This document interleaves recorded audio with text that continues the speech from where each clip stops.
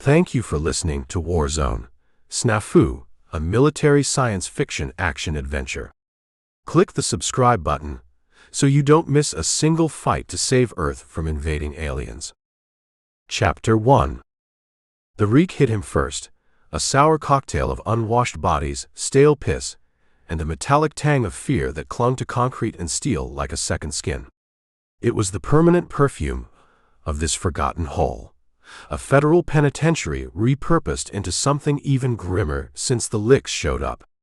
Archie Warren levered himself up on the thin, lumpy mattress that did little to cushion the unforgiving concrete bunk beneath. Each movement sent a jolt through stiff muscles, a dull ache that had become as familiar as the taste of despair in his mouth. He blinked, his eyes adjusting to the dim gray light that filtered through the narrow barred window high on the far wall. A constant, mocking reminder of a world outside he'd likely never see again. Dust motes danced in the weak rays, oblivious to the tension coiling in the stagnant air. Through the rusted bars of his cell, a familiar, unwelcome shadow fell. "You look like shit." Archie squinted, the words scraping across his ears like cell doors grinding shut. He knew that voice, knew the bulk that came with it. He sat up straighter, the effort a small act of defiance, and stared through the bars at the man on the other side. The man's silhouette was wide, solid, a human bulwark against the bleakness of the corridor beyond. "SGT. Hammer," Archie rasped, his voice rough from disuse. He managed to crack a grin, or what passed for one on a face that hadn't seen a reason to smile in what felt like a lifetime. It probably looked more like a grimace, stretched tight across his gaunt features. "Didn't they tell you not to speak to a superior officer like that?" Hammer grinned back, a flash of teeth in the gloom, though it didn't quite reach the wary hardness in his eyes. He was a wide man, built like a repurposed battering ram. Broad shoulders stretched the seams of his cobbled-together uniform, a patchwork of pre-war fatigues and scavenged gear that spoke volumes about the state of their so-called military. His thighs were thick, powerful, remnants of a time when they might have been at home on a football field, back when football fields still mattered. Now, they just looked like they could crush a lick's skull, provided he could get close enough without getting eviscerated. The air around Hammer always seemed to carry the faint scent of cordite and stale sweat, the aroma of a man who'd seen too much and slept too little. "What I hear is you isn't so superior anymore. What did they bust you to this time? You make it back to butter bars?" Hammer's voice was a low rumble, edged with a familiar, weary sarcasm. He leaned closer to the bars, his bulk seeming to suck the already thin light from Archie's cell. Archie shook his head, a slow, tired movement. He gestured with a flick of his wrist to the narrow 6x8 concrete cage that penned him, a space so small he could almost touch opposite walls if he stretched. "Home. If home was a place you went to die." The walls sweated a damp chill, even in what passed for summer in this part of the country. Scratched into the concrete near his bunk were the names and dates of previous occupants, a morbid guest register. He'd added his own just because. Archie Warren. No date. Yet. "I think I'm looking at home for now," he said, his voice flat, devoid of the humor he'd attempted moments before. The effort was too much. At least until the licks get here. Or until the powers that be decided to finally punch his ticket. Whichever came first. The waiting was its own kind of torture. Hammer turned his broad face, the lines etched around his eyes and mouth deeper than Archie remembered, and spat a thick gob onto the grimy corridor floor. It landed with a wet smack, a small punctuation mark in their grim conversation. "Fucking licks," he snarled, the venom in his voice raw and potent. "You think we got enough to fight without fucking fighting each other?" His gaze swept the corridor, lingering for a moment on the closed doors of other cells, other forgotten men. The silence from those cells was heavy, oppressive. Archie shrugged, the movement pulling at the thin fabric of his prison shirt. The gesture felt heavy, weighted down by the sheer pointlessness of it all. "I think we're always going to fight each other," he said, his eyes drifting to the peeling paint on the ceiling, a landscape of decay. "It's in the goddamn human blueprint. Trouble is who is still standing after the first punch is thrown. And these days, the punches were planet killers." Hammer glanced further up the hall, his posture stiffening almost imperceptibly. A beat of silence, then the distinct rhythmic echo of boot steps on the concrete floor. Heavy boots. Purposeful. 2 sets of boots from the sound of it, Archie thought. His senses, honed by years in the service and sharpened by confinement, cataloging the details. His gut tightened. Unscheduled visitors in this shithole usually meant one thing, and it wasn't a pardon. Hammer moved back from the bars, his casual demeanor evaporating as he snapped to a rigid semblance of attention. A white-haired gentleman, immaculate in a uniform that looked like it belonged to a different, cleaner war, stopped in front of the cell and peered inside. The man's face was a mask of stern disapproval, his eyes cold, assessing. They swept over Archie like he was a particularly distasteful piece of garbage that needed to be disposed of. Archie glanced at the silver bird glinting on the newcomer's collar. Colonel. He instinctively snapped to attention himself, the ingrained military discipline overriding the prisoner's lethargy. Old habits died hard, even on death row. "As you were," the colonel answered, his voice crisp, precise like shards of ice. It held no warmth, no hint of humanity. Just a chilling efficiency. Archie went to what passed for at ease in his cramped quarters, letting his eyes go slightly out of focus. It was a trick he'd picked up years ago, a way to take in his entire field of vision without seeming to focus on any one thing, making him appear attentive while his mind raced. He'd learned it speed reading for officer candidate school, and found it surprisingly useful during a droning general's mind-numbing lecture on field logistics, back when logistics involved bullets and beans, not just managing the slow decay of hope. He was happy to find it did 2 things: made him look like he was hanging on every word, and kept him aware of his entire surroundings, a useful skill when those surroundings were often trying to kill him. At the moment, those surroundings were 2 damp concrete walls he could stretch out his arms to touch and still have room to move his elbows, and the unyielding steel bars that separated him from the ice-eyed man glaring at him. The colonel's uniform was perfectly pressed, a stark contrast to Hammer's make-do attire and Archie's own threadbare prison grays. The man radiated an aura of authority that even the stench of the prison couldn't quite diminish. "I told them we should kill all the prisoners," the colonel said, his voice flat, devoid of emotion, as if discussing crop yields or weather patterns. He wasn't looking at Archie, but past him, as if the man in the cell was already a ghost. Waste of time and resources that should be put into the fight. Archie didn't answer. His jaw tightened, a muscle twitching beneath the stubble on his cheek. What was there to say to a man who wanted him dead, who spoke of his execution as a matter of simple resource management?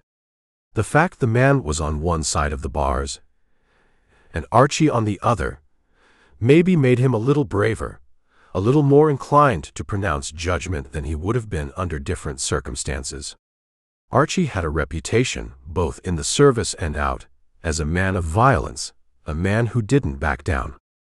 Inside these walls, he hadn't had a chance to prove anything yet, or perhaps more accurately, he hadn't had the inclination. The fight had mostly gone out of him, replaced by a gnawing emptiness. "High Command has sent me to make you an offer, Warren," the colonel stated, finally deigning to meet Archie's gaze.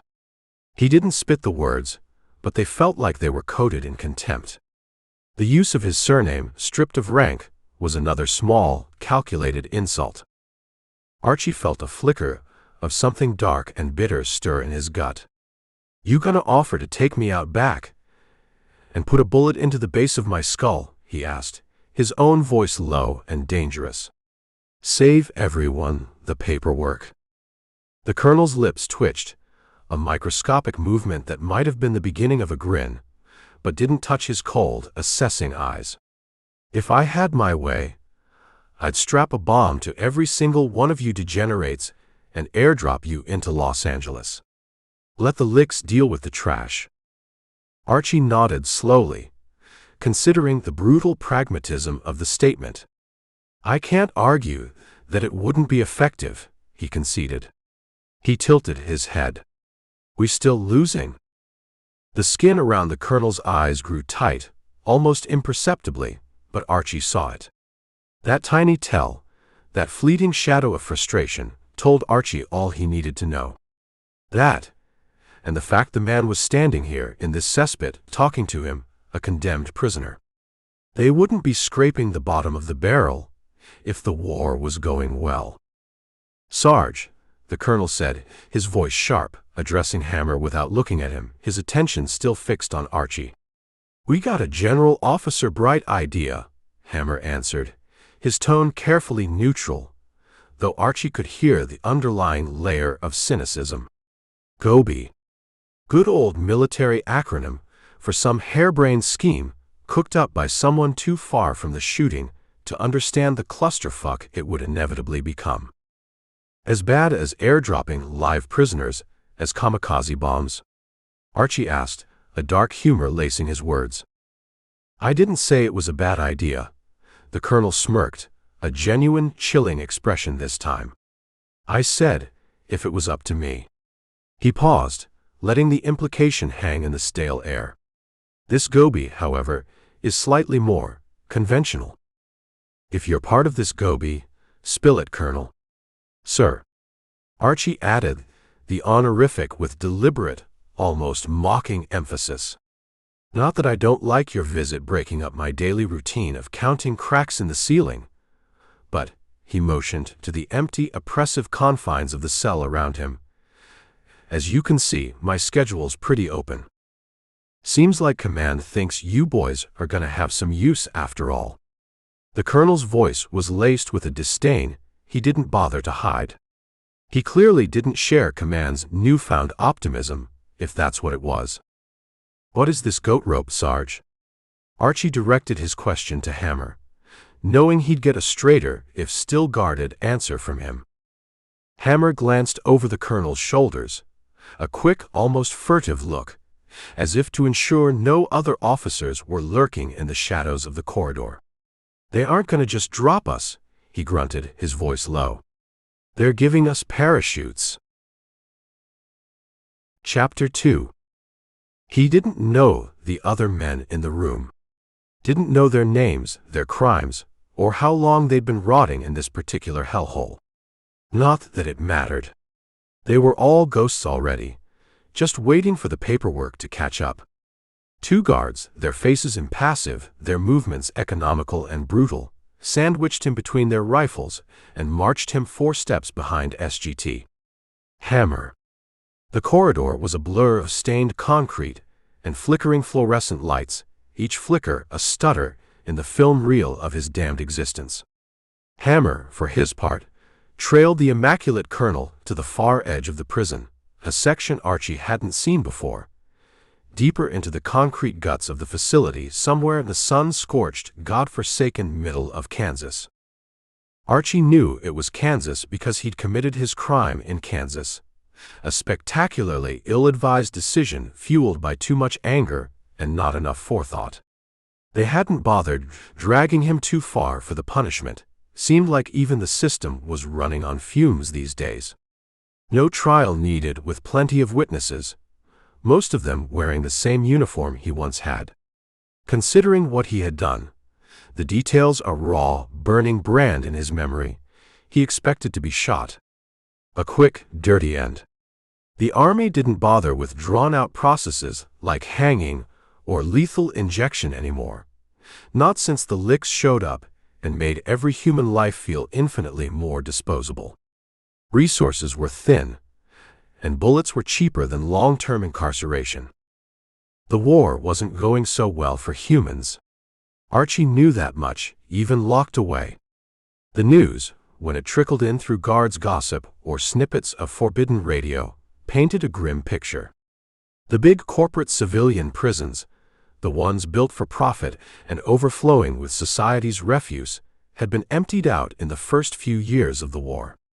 Their populations, tens of thousands of souls, had been shipped to Mars ostensibly to build new colonies, new bastions of humanity. In reality, they were sent to die by the millions, thrown into the meat grinder of a failing off-world defense. Gulag, concentration camp, hell. Archie had even heard hushed, desperate rumors that refugees, displaced by the Lick advance, were being loaded onto repurposed freighters and shipped across the dark space lanes to fight as cannon fodder against the advancing alien armada. Cannon fodder with no training, no hope, just another wave of flesh to briefly slow the tide. None of them came back. Mars was a death sentence, plain and simple. And if he had been in this prison a few years ago, it likely would have been his fate too. He might last longer than some, due to his training, his ingrained combat instincts. But so far, Mars was a one-way ticket to oblivion. None of the remaining space fleet, battered and shrinking, ever brought anyone back. He glanced up through a grime-streaked window as they crossed a small, barren courtyard, leading him from one anonymous concrete block to the next. The brilliant, impossibly blue Kansas sky mocked him, a vast expanse of freedom he couldn't touch. Everything looked empty, desolate. No other prisoners shuffling in line. No guards manning watchtowers that were probably automated now anyway. Just the wind, whistling a mournful tune through broken panes of glass, and the crunch of their boots on gravel. Not anymore. The place felt hollowed out, a husk. The steel door at the end of a short, shadowy corridor was guarded by one man, his face young, his eyes old, rifle held with a practiced weariness. He didn't meet their eyes, just pulled the door open with a clang of metal on metal. Archie followed hammer and the colonel through. It closed behind him with a metallic bang, heavy and final, like a coffin lid sealing. The room was cold, the air stale with the scent of old paper and something vaguely chemical. The colonel was in the room alone with him. With them, he corrected himself, his eyes scanning the space. A short man with lank black hair that hung over his collar, longer than regulation, Archie noted with a flicker of disdain, sat in one of the mismatched chairs, one leg casually crossed over the other.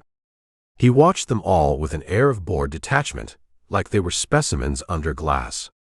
Archie didn't like him on sight. Didn't like his vibe, the way his eyes seemed to strip you bare without giving anything away, or the superior smug set of his thin lips. He looked like a weasel in a cheap suit, even though he wasn't wearing one. The other three were almost as bad, though they at least looked vaguely like soldiers or some desperate, last-ditch variation thereof. Thin, hollow-eyed, their uniforms ill-fitting, they stood awkwardly against one wall, looking like they'd been dragged from the same dark holes Archie inhabited. He knew, with the war going the way it was, that pickings were slim, and it was a take-what-you-could-get recruiting effort, but those three looked like they had at least survived basic training, even if it had sucked the marrow from their bones. Not like the man in the chair. He was the only one sitting, an inspoken assertion of status that grated on Archie's nerves. One more strike against him, Archie thought. Just sitting there, looking calm and shit, while the rest of them stood like condemned cattle. The colonel turned around, his polished boots clicking on the bare concrete floor. "I would tell you I'm glad you could make it, but it's not like you had any choice," he addressed the men in the room, his voice echoing slightly in the sparse space. "You can stand, you can sit, this won't take long." His eyes, chips of ice, moved over the assembled men, lingering on each one for a beat, a silent, contemptuous assessment. Archie stood next to SGT. Hammer, their shoulders almost touching, a small, inspoken solidarity in the face of whatever fresh hell was about to unfold. They were opposite the man in the chair. Two of the other prisoners stood on his left, one on his right. They all looked pale, thin, their skin stretched tight over their bones, like they had been in their cells on low rations for as long as he had been. Which meant the army hadn't decided what to do with criminals in the ranks, the ones who'd crossed lines even in wartime. Until now. "You've got a chance to do some good," the colonel said, the words falling flat, devoid of any real conviction. "A chance to die for a cause that had already chewed them up and spit them out." "What's your name?" Archie asked, his voice cutting through the colonel's pronouncement. He wasn't asking the colonel. He was looking at the man in the chair. If they were going to be on some suicide squad together, he wanted to know who he was dying next to, or who might put a knife in his back. "My name is Colonel. None of your fucking business, shit for brains," the colonel answered, his face flushing a dull red. "Does this look like a Q&A to you?" "Numbnuts," Hammer muttered out of the side of his mouth, just loud enough for Archie to hear. "This is all A, and the only answer you're going to get is what I say. Lima Charlie." The colonel's voice was tight with fury, loud and clear. The man on Archie's right, a wiry scarecrow of a man with haunted eyes, grunted a barely audible "hoo-ah." At least someone was still playing the game. "I'd tell you that you had a choice," the colonel continued, his composure regained, though his eyes still held a dangerous glint. "But you won't like your options. Command has decided you're more valuable to us alive than dropping you out of a plane with a backpack bomb or taking you into the field and putting a .45 in the back of your head." He let that sink in. The unspoken threat. The illusion of a choice that was no choice at all. Archie nodded slowly. This was a one-choice mission, all right. Join or die. Stay or die. No difference, really. Just a change of scenery for the inevitable. The Licks have built up an FOB in Santa Monica. You six are going to destroy it. The colonel dropped the words like grenades into the quiet room. The Licks have landed. Archie gulped, the casual pronouncement hitting him like a physical blow. Santa Monica. California. Not some distant rock in space. Here. Home. How much had happened in the few weeks, months? Time was a blur. He had been behind bars. He knew they were coming. Hell, everyone knew they were coming. It had been the boogeyman story for years. But no one knew when or where the main thrust would be. Communications with Mars had gone dark almost a year ago, a chilling silence that spoke volumes. Fleet communication was spotty at best, unreliable, as satellites were systematically knocked from the sky by Lick scout ships. Archie had fought several of those scout parties before his incident. Small crews, 2 or 4 aliens, fast and deadly, but manageable in small numbers. But a forward operating base in Los Angeles. That meant they weren't scouting anymore. That meant they were serious about a Western push, a full-scale invasion. He wondered if there were other locations, other beachheads on the East Coast or in Texas swallowing up the heartland. The thought sent a cold dread through him. "Is this a part of a concentrated effort?" he asked, the old officer instincts kicking in, trying to see the bigger picture, the strategic implication. This squad, this handful of condemned men, could be one of many, a desperate gamble across multiple fronts. Or they could be the only fucking thing standing between the Licks and whatever was left. "Need to know," said the seated man, his voice smooth, almost silky, and utterly devoid of interest. He hadn't moved, hadn't even blinked. Archie shot him a look, pure venom. "You're telling me I've got one option. To go fight Licks in the streets of L.A., and I don't need to know if he's got backup." He sneered at the dark-haired man, the weasel in the chair. "Where's the map? Where's the roster and mission plan?" He turned toward the colonel, ignoring the seated man. "You're going to drop us strapped up, but with chutes, right?" That little detail Hammer had let slip. The colonel glared at Hammer for a brief, incandescent moment before he composed his face back into its stoic, hard-ass expression. "We can't get you close to the base," he said, his voice clipped. "We need boots on the ground to deliver the packages. With redundancies in place." Packages. Plural. Redundancies. This was sounding worse by the second. 4. Archie pointed to the line of broken men he stood in. 4 condemned souls to take out an alien fob. The definition of a suicide mission. 6. Hammer corrected, his voice a low rumble. The broad man tapped himself on the chest and then nodded, almost imperceptibly, to the weasel still lounging in the chair. Him. That pencil pusher was part of the assault team. This Gobi was looking more like a clusterfuck by the minute. "What do they have on you?" Archie asked Hammer, keeping his voice low. Hammer wasn't a prisoner. He didn't have to be here. "Chance for glory and honor," Hammer offered, a ghost of his old grin playing on his lips. "Stow the gung-ho bullshit, Hammer. You can sit this one out. They can't make you do it." Hammer shrugged, a heavy, resigned movement of his massive shoulders. "People have lots of reasons, Arch. Not all of us need a gun to the head to do the right thing. Or what passed for it in these fucked up times." Archie sniffed, unconvinced. He turned his attention back to the man in the chair. "And you?" The man spread both hands in a wide, placating gesture, a smile playing on his lips that didn't reach his cold eyes.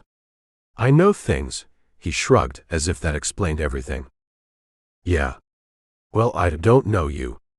I don't know any of these soldiers, except the one man who shouldn't be doing this," Archie said, his voice rising, the frustration, the sheer insanity of it all boiling over. "This wasn't a mission. It was a goddamn sacrifice." "Guards?" snapped the colonel, his patience already thin, finally snapping. The door crashed open, and the 2 soldiers that had escorted him from his cell pounded back into the room, their movements swift and brutal. Archie tried to get in a punch or two, a last futile act of defiance, but they were on him too fast, too practiced. They snagged his arms, wrenching them behind his back with painful efficiency, the familiar click of restraints echoing in the small room. "Back to his cell?" the guard on his left asked, his voice bored, as if this was just another Tuesday. The colonel shook his head, a small, vicious smile playing on his lips. "Shoot him." The words hung in the air, cold and final. The guards didn't hesitate. They lifted on his arms, hauling him from the room, his boots scraping on the concrete.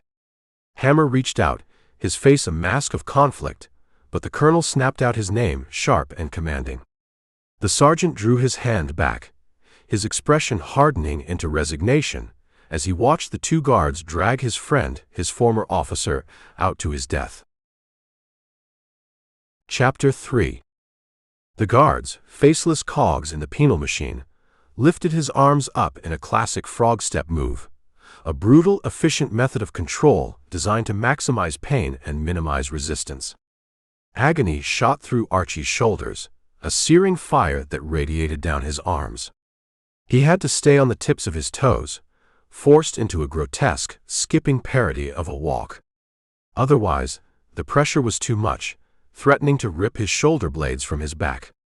Each jolt, as they manhandled him, sent fresh waves of nausea and white-hot pain through his already abused body. Everything felt like it was about to come out of socket, from elbow to shoulder, right down to his wrists, which were still chafed raw from the earlier restraints. He could feel the ligaments stretching, screaming in protest. The right guard, the larger of the 2, a beefy brute with a neck like a tree stump and eyes as dull as lead, seemed to be adding a little extra twist to his grip, a sadistic flourish that ratcheted the pain up another excruciating notch. Archie clamped his teeth together, a low growl rumbling in his chest, but the awkward, lung-searing frog walk skip kept him from saying anything coherent. Probably for the best. Words wouldn't help him now. Only action. If he could only find the goddamn opening. They weren't gentle. They slammed him into the heavy steel door leading to the outside, twice, his head cracking against the cold metal with a dull thud that reverberated through his skull, before one of them fumbled with the latch. He could feel a warm, sticky fountain of blood gush from his nose, coating his upper lip with the coppery taste of his own mortality. Wouldn't matter in a minute, he thought, a strange, detached calm settling over him. Not the screaming pain in his arms, not the throbbing in his broken nose, not the goddamn licks supposedly turning Los Angeles into an alien hellscape. They would carry him, or drag him if he resisted too much, to the execution yard or the edge of some forgotten field, and Archie Warren would cease to care about much of anything at all. It pissed him off. Profoundly. He didn't expect to care about dying, not anymore. As soon as he'd committed his crime, the one that had landed him here, stripped of rank, honor, and future, he figured death was on his immediate horizon. And in this new, brutal world, it was always a short horizon.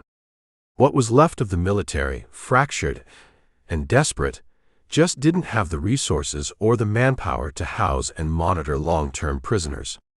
Wartime footing meant wartime solutions, which were often harsh, final, and deeply unsatisfying for the condemned. No trials, no appeals, just a bullet and a shallow grave. The guards dragged and fumbled him across the dead, patchy grass of the prison yard. It was smaller than he remembered from his initial processing, or maybe his current perspective, inches from the dirt, made it seem so. It certainly wasn't a regulation baseball field, more like a forgotten patch of ground where hope went to die, surrounded on three sides by four-story squat brick buildings. Their walls were smooth, featureless brick, pockmarked with narrow barred windows that stared out like vacant eyes. The architecture of despair. The fourth side, the west side, was open, or rather, it offered a view of the famous endless fields of Kansas that stretched forever, a vast rolling ocean of green and gold under a sky too big, too blue for a man about to die. Far in the distance, almost invisible in the haze, he imagined the land crumpling up into the continental divide, the spine of a continent that was now fighting for its very existence. A cruel irony, to be offered such a vista in his final moments. A 15-foot chain-link fence, topped with triple coils of gleaming, vicious razor wire, separated him from that view, from that illusion of freedom. The wire glinted in the midday sun, a cruel silver tiara on the head of his executioner. He was right. They were going to kill him in the yard, like a dog. And these two looked like the kind of unimaginative bastards who would leave his body for the crows and the prairie heat. Just another piece of meat for the ecosystem. It pissed him off even more. The sheer indignity of it. The waste. He waited, every nerve ending screaming, every muscle coiled tight despite the agony in his shoulders. He let his body go limp for a fraction of a second, a dead weight, then timed his move as they slowed near the fence, their pace becoming less urgent, more perfunctory now that the end was in sight. The one on the left, the smaller, wirier one with shifty eyes, loosened his grip slightly, his attention drifting, perhaps already thinking about his lunch, as he moved to retrieve his sidearm from its holster. A rookie mistake. Or just a lazy one. That was all Archie needed. He lifted his feet, tucked his chin, and threw his weight forward, a sudden, unexpected shift. The guard, his mind clearly elsewhere, didn't anticipate the change in weight distribution. His hand, slick with sweat, came loose. Archie rolled, a fluid, practiced motion honed in countless training exercises and a few real-world brawls. He spun around on the parched earth, his legs scissoring in a jiu-jitsu takedown that swept the right guard's legs out from under him. The big man grunted in surprise, his eyes wide with shock as he crashed heavily to the ground. The violent maneuver ripped Archie's other arm free with a searing tear of muscle and sinew, and simultaneously slammed the guard face first into the unforgiving dirt. There was a sickening crunch. Archie hoped it was just the man's nose, not his neck. He wasn't trying to kill them. Not yet. The other guard, the wiry one, hopped back, his hand now frantically scratching for his pistol, his face a mask of surprise and dawning fear. He was fumbling, his movements clumsy and coordinated. Archie didn't give him time to recover. He yanked on the downed right guard's belt, his fingers searching, finding a cylinder holster. He popped out not the .45 he craved, but a can of military-grade pepper spray. Not ideal, but it would have to do. He settled for the stream of stinging orange chemical hell that jetted between him and the guard now standing over him, pistol half drawn. The man screamed, a high-pitched panicked sound, and dropped his weapon as if it had suddenly become white-hot. His hands pawed frantically at his face, trying to claw the fire away from his eyes, his body convulsing. Archie grabbed the right guard, the one still on the ground trying to push himself up by the hair, yanking his head back, exposing his contorted face. No, the man tried to turn away, squeezing his eyes tight against the anticipated spray, his words a choked plea. Archie showed no mercy. He jammed the nozzle of the pepper spray into the guard's open, gasping mouth and pulled the trigger, emptying a good portion of the can down his throat. The guard couldn't scream. He couldn't even choke properly. His body reacted with violent, uncontrollable spasms, vomiting everything in his stomach, and then some. A disgusting, acidic mess splattered onto the dead grass. Maybe everything he had ever eaten, Archie thought with grim satisfaction, looking at the sheer volume of it. He scooped up both discarded pistols, heavy, reassuring .45s, old but reliable, and 2 extra magazines from their belt pouches. Cold steel felt good in his hands, familiar. He debated shooting them, a quick double tap each just to protect his 6, to ensure they wouldn't raise an alarm too quickly. But he decided against it. The 2 men were writhing on the ground, their agony obvious, their faces contorted in masks of pure misery, temporarily neutralized.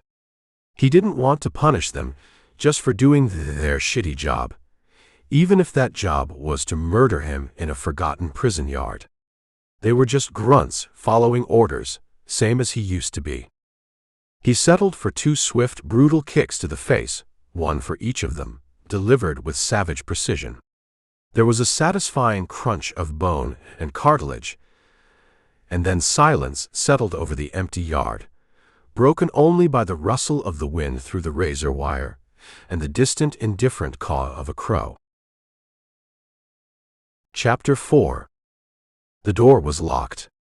Of course it was. He rattled the handle. The metallic clatter echoed mockingly in the sudden stillness of the yard. He shook it again, as if the damn thing would magically spring open. His shoulder throbbed. His nose felt twice its normal size. He didn't know what he would do if another guard opened it from the inside. Maybe he'd shoot that one. The thought was cold. It was clinical. Archie glanced back at the 2 still forms in the yard. They were curled up like discarded dolls. One of them must have the keys. He hoped they hadn't swallowed them. His breath came in ragged gasps. Adrenaline still sang a wild, high-pitched tune in his veins. He jogged over. His boots crunched on the parched grass. He did a quick, practiced search of the first guard. The one he'd pepper-sprayed in the mouth. Nothing in his pockets but lint and a half-eaten ration bar. He rolled the man over. The guard groaned. His face was a mess of vomit and tears. Archie felt a flicker of something. It might have been pity. It vanished quickly. He moved to the second guard. The big one.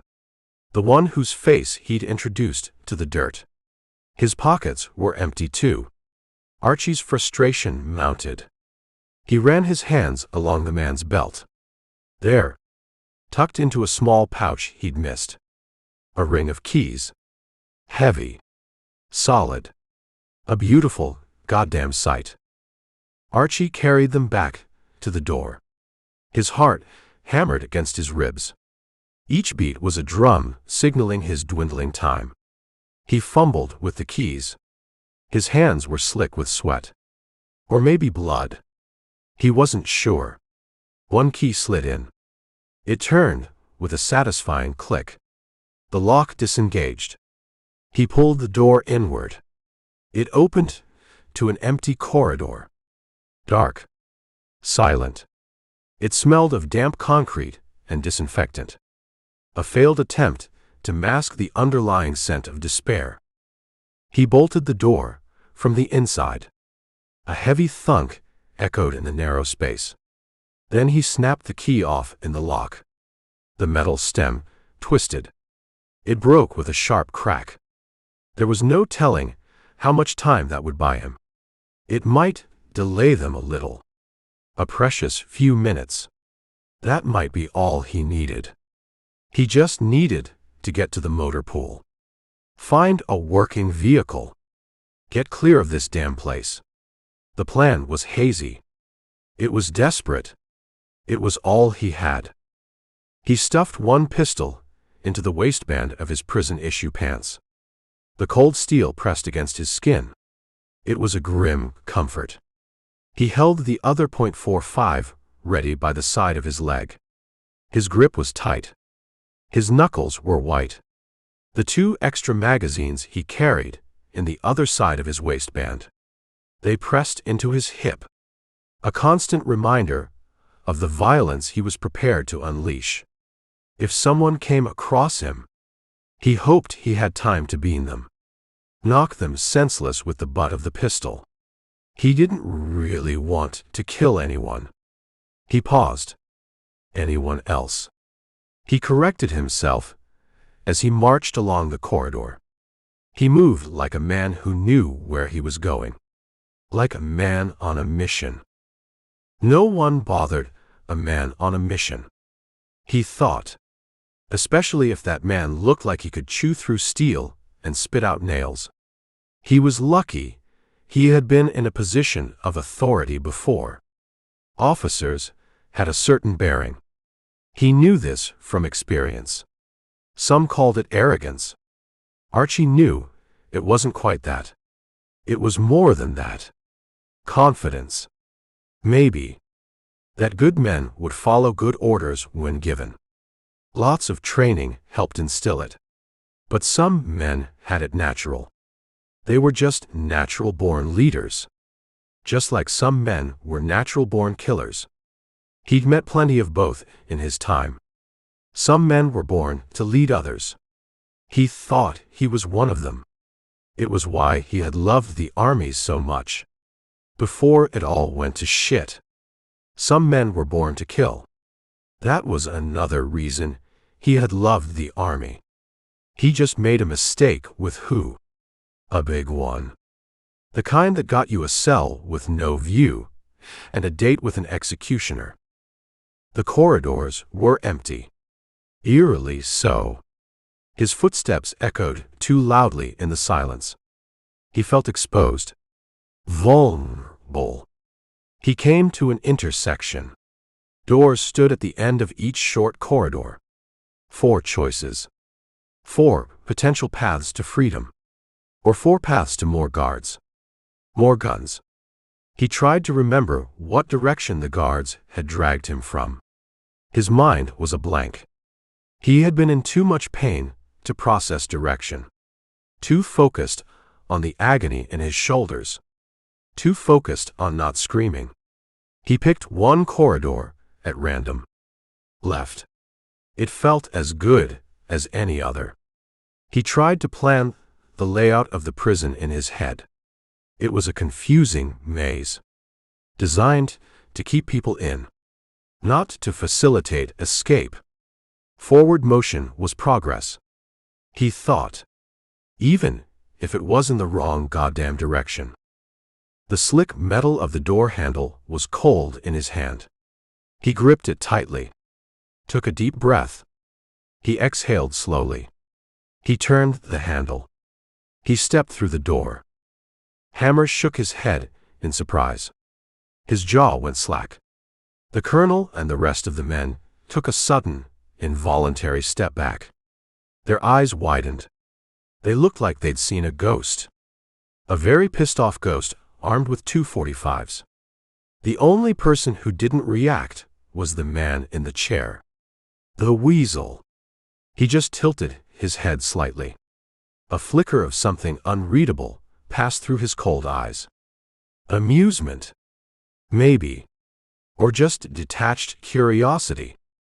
Archie held up one of the pistols. He waggled it slightly. A casual gesture. Meant to show the white-haired colonel he wasn't fucking around. "Sorry about your men," he said. His voice was calm. Too calm. It was the kind of calm that came before a storm. They were incooperative. He let a small, humorless smile touch his lips. "Now, if you could just point me the way out." He let his gaze sweep over the other prisoners. They looked terrified. And maybe, just maybe, a little bit hopeful. The man in the chair chuckled. A low, dry sound, like dead leaves skittering across concrete. Archie glared at him. The weasel's amusement pricked at his already frayed nerves. "You think this is funny?" he snarled. "No," the man shook his head. The smile remained. "I applaud your ingenuity." His voice was smooth. Too smooth. Like oil on water. "Save your fucking applause," said Archie. His patience was gone. Completely gone. "I'm getting out of here." He raised the pistol a little higher. He leveled it toward the colonel's chest. The old man didn't flinch. His eyes were still like chips of ice. "And you're going to help." It was the colonel's turn to smile. A thin, predatory smile. "Don't do this, Arch," Hammer said. His voice was a low warning. A plea. He took a step forward. "You can come with me," Archie said. He addressed Hammer. Then he glanced at the other prisoners. "All of you. We can walk out of here." He jerked his chin towards the weasel in the chair. "Except him. I don't like him." The man seated in the chair still didn't move. He didn't even blink. He just watched. Like this was all some mildly interesting stage play. "Arch," said Hammer again. His voice was tight. Strained. "This isn't going to work." "I can get us out of here," Archie insisted. He believed it. He had to believe it. It was the only thing keeping him going. "No," said the colonel. His voice was flat. Final. "The only way you can leave this room alive is my way. Through that Gobi mission." He paused. His eyes glittered. "I'll open the option back up to you. For your ingenuity." He spat the last word out. Like it tasted foul. Archie shook his head. Slowly. Deliberately. "Die here. Die there." He shrugged. "I've got a third option. The one where I walk out that door. You don't." The colonel's certainty was absolute. It was chilling. Archie lifted his pistol higher. He sighted down the barrel. Right at the colonel's chest. "Don't expect me to ask again." His finger tightened on the trigger. "I don't expect you to ask," the colonel answered. His voice was soft now. Almost a whisper. "I expect you to die." A wasp stung the back of his neck. Near the base of his skull. That's what it felt like. A sudden, searing pain. Archie felt his muscles seize up. His body went rigid. His vision blurred. He watched the heavy .45 tumble from his lifeless fingers. It hit the concrete floor with a loud clatter. Then darkness jumped up from the floor. It swallowed him whole. Chapter 5. "Wake up, gorgeous," a voice intruded on the suffocating darkness. It was rough. Amused. Far too cheerful. "Foo you," Archie answered. Or tried to. His tongue felt thick. Swollen. His mouth tasted like burnt wiring and old pennies. Whatever the Colonel's pet wasp had in its stinger, it was brutally effective. Every single muscle in his body ached. A deep, resonating throb. It pulsed from the tip of his head, where his hair follicles felt individually electrocuted, right down to his little toe, which was probably broken from when he'd kicked that guard. Archie swore that even the hairs on his head hurt. Each one was a tiny nerve ending screaming in protest. "OWW," he groaned. He forced himself to sit up. The movement sent a fresh wave of agony through his neck and shoulders. The world swam back into a blurry, unwelcome focus. They were in an airplane hangar. It was vast. Easily as large as a football field. Maybe larger. It looked old. Unused. Decades of neglect were caked onto every surface. The air was thick with the smell of stale oil, dust, and something else. Something like decay. Or maybe just forgotten dreams. He blinked, trying to clear the fog from his vision. He glanced around the shadowed interior. 2 massive double doors stood open at one end of the hangar. They admitted a weak, hesitant square of sunlight onto the cracked concrete floor. It was a pathetic imitation of daylight. Plastic skylights were embedded in the arched ceiling every 10 yards or so. They were opaque with accumulated dust. Grime. Bird shit. Probably detritus from some long-dead Lick scout ship. They cast a weak, diffused light inside the cavernous space. It was just enough to see the ghosts of past activity. Faded markings on the floor. Rusted tools hanging on shadowy walls. Hammer reached out a thick, calloused hand. He offered it to help Archie off a nest of greasy, stained burlap bags. They were scrunched up on the concrete floor. Apparently, that was his 5-star accommodation after being tasered. Archie grunted. He ignored the offered hand. He pushed himself up on his own. A point of pride. Or just stubborn stupidity. "Guess we're going to do this," Archie muttered. He massaged the back of his sore neck. The spot where the taser had hit him felt like a raw burn. "What did they get me with?" "Taser," Hammer nodded. His face was unreadable in the gloom. Just another day at the office for him. Dealing with insubordinate prisoners. Or leading them on suicide missions. Thought those things were supposed to click. You know. Give you a warning before they fry your goddamn nervous system. Archie flexed his fingers. They still tingled. Unpleasantly. Hammer shrugged. His usual, eloquent response. Never been hit by one. He didn't sound eager to try. "It's not high on my list of things to do again," Archie answered. He looked around at the other men. The rest of the lambs for the slaughter. Though I guess not much is on that list anymore. Survival was pretty much the only item. And even that was looking like a long shot. The dark-haired man, the weasel from the prison meeting room, stood up from where he'd been perched on an overturned crate. He held out a hand. His movements were fluid. Economical. Like a snake's. "Norman," he introduced himself. His voice was still smooth. Still detached.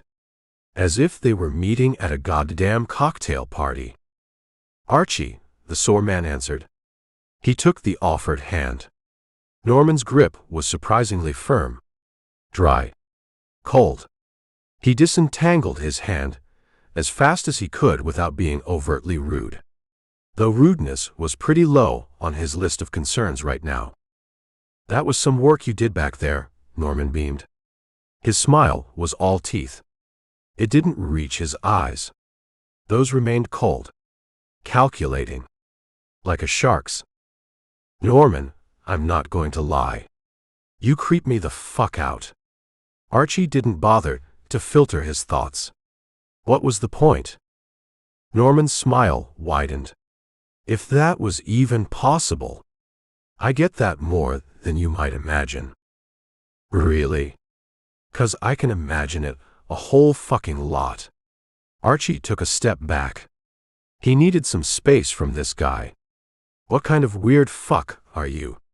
'Cause you isn't army weird. Army weird is loud. And stupid. You're something else. He's another alphabet weird. Hammer supplied the information. His voice was flat. Matter of fact. Spook. Archie raised an eyebrow. That explained a lot. The quiet confidence. The unnerving stare. The general air of someone who knew where all the bodies were buried, because he'd probably put some of them there himself. Norman nodded. Almost proudly. Operations, he grinned. Not analyst. He made it sound like there was a significant difference. Like one got his hands dirtier than the other. And nobody noticed you in the field? Archie was skeptical. Norman didn't exactly blend in. He looked like a tax collector. Or an undertaker. Not someone you'd expect to find crawling through mud and guts. Norman shrugged again. That damn infuriating shrug. My knowledge is specialized.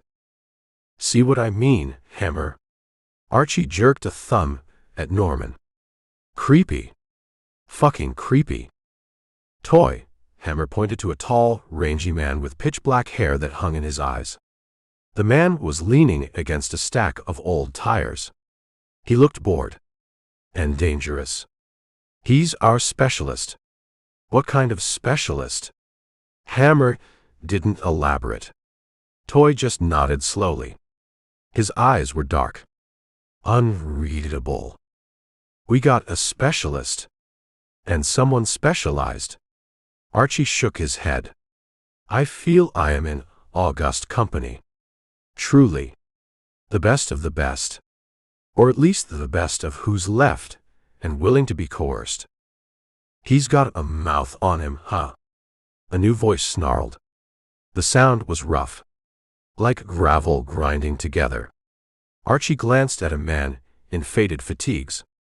They'd gone from green to a washed-out depressing gray. His hair was so blonde it was almost white. It contrasted sharply with his sun-darkened skin. He had the look of a predator. Lean. Mean. And probably crazy. Got 2 fists to back it up, Archie growled back. He wasn't going to be intimidated by this hard ass. He'd dealt with plenty of them before. Snow, Hammer introduced the blonde. Succinctly. No further details needed. The name fit. Cold. And probably likely to cause an avalanche of trouble. And the last one is Boyd. Hammer gestured to the final member of their little suicide club. Boyd sat hunkered on a wooden trunk. He watched the whole interchange with wide, nervous eyes. He looked young. Too young. And scared shitless. He had the pale, haunted look of someone who'd seen too much horror and not nearly enough daylight. He looked like he was about to break. What is this shit? Boyd asked. His voice was barely a whisper. He looked from face to face, searching for an answer. Any answer. That wasn't the one he probably already knew. Same as it ever was, Snow shot back. His voice was full of bitter resignation. Just a different day. SSDD, Hammer agreed. Same shit, different day. The unofficial motto of soldiers everywhere. Especially the ones on the losing side. Helo packs in the cargo trunks. Orders are to put them on. He indicated a row of large, olive-drab footlockers lined up against one wall.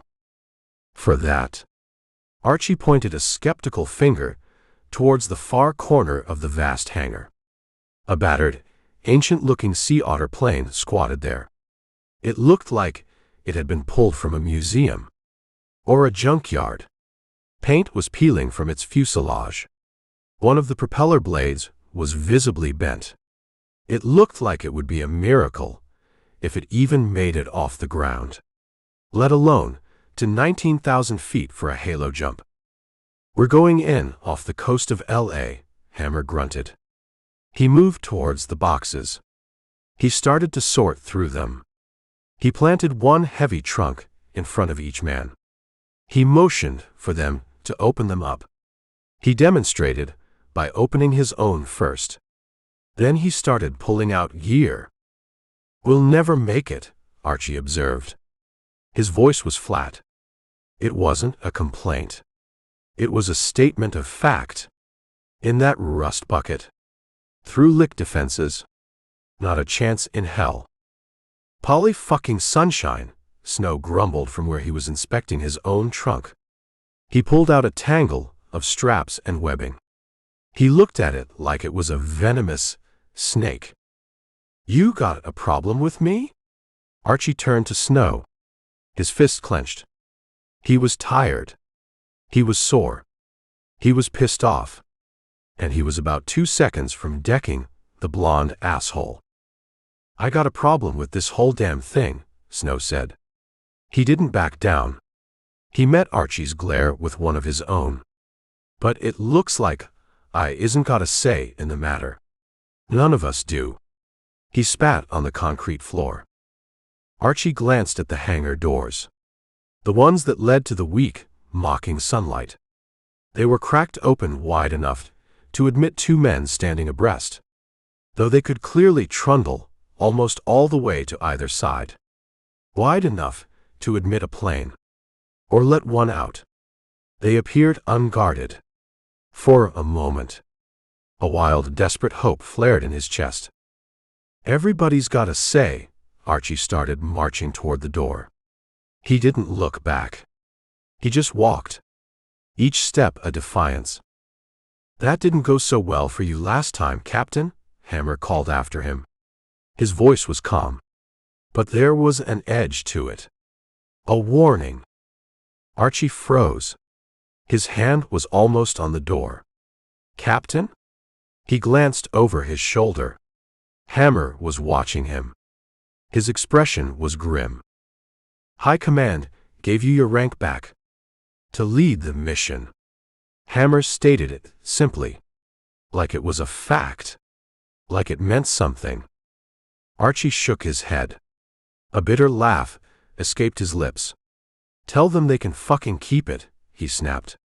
He turned back to the door. He resumed his pace. He was going to walk out of here, or die trying. Right here.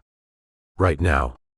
Better than dying in some lick-infested hellhole on a mission that was doomed from the start. Just before he reached the opening, the blessed sunlight, 2 men in full battle fatigues swung inside the opening. They blocked the path. They moved with swift, professional efficiency. Their rifles were already shouldered, muzzles pointed unwaveringly at his chest. One raised his rifle slightly. A clear, unmistakable gesture. "Stand back, sir," the other one called. His voice was polite, but firm. The "sir" was an insult. A mockery. "That's not a taser, Archie boy," Norman yelled across the hangar to him. His voice was laced with that same infuriating amusement. "No shit." Archie stared down the barrels of the rifles. He could see the dark circles of the muzzles. He could smell the gun oil. These guys weren't prison guards. They were soldiers. And they looked like they knew how to use their weapons. "Yeah, they shoot you with that. It's gonna hurt a hell of a lot more than a little tickle from your friendly neighborhood colonel," Norman continued. He sounded like he was enjoying this. "You ever been shot with 10,000 volts before, spook?" Archie tried to stare down the 2 guards.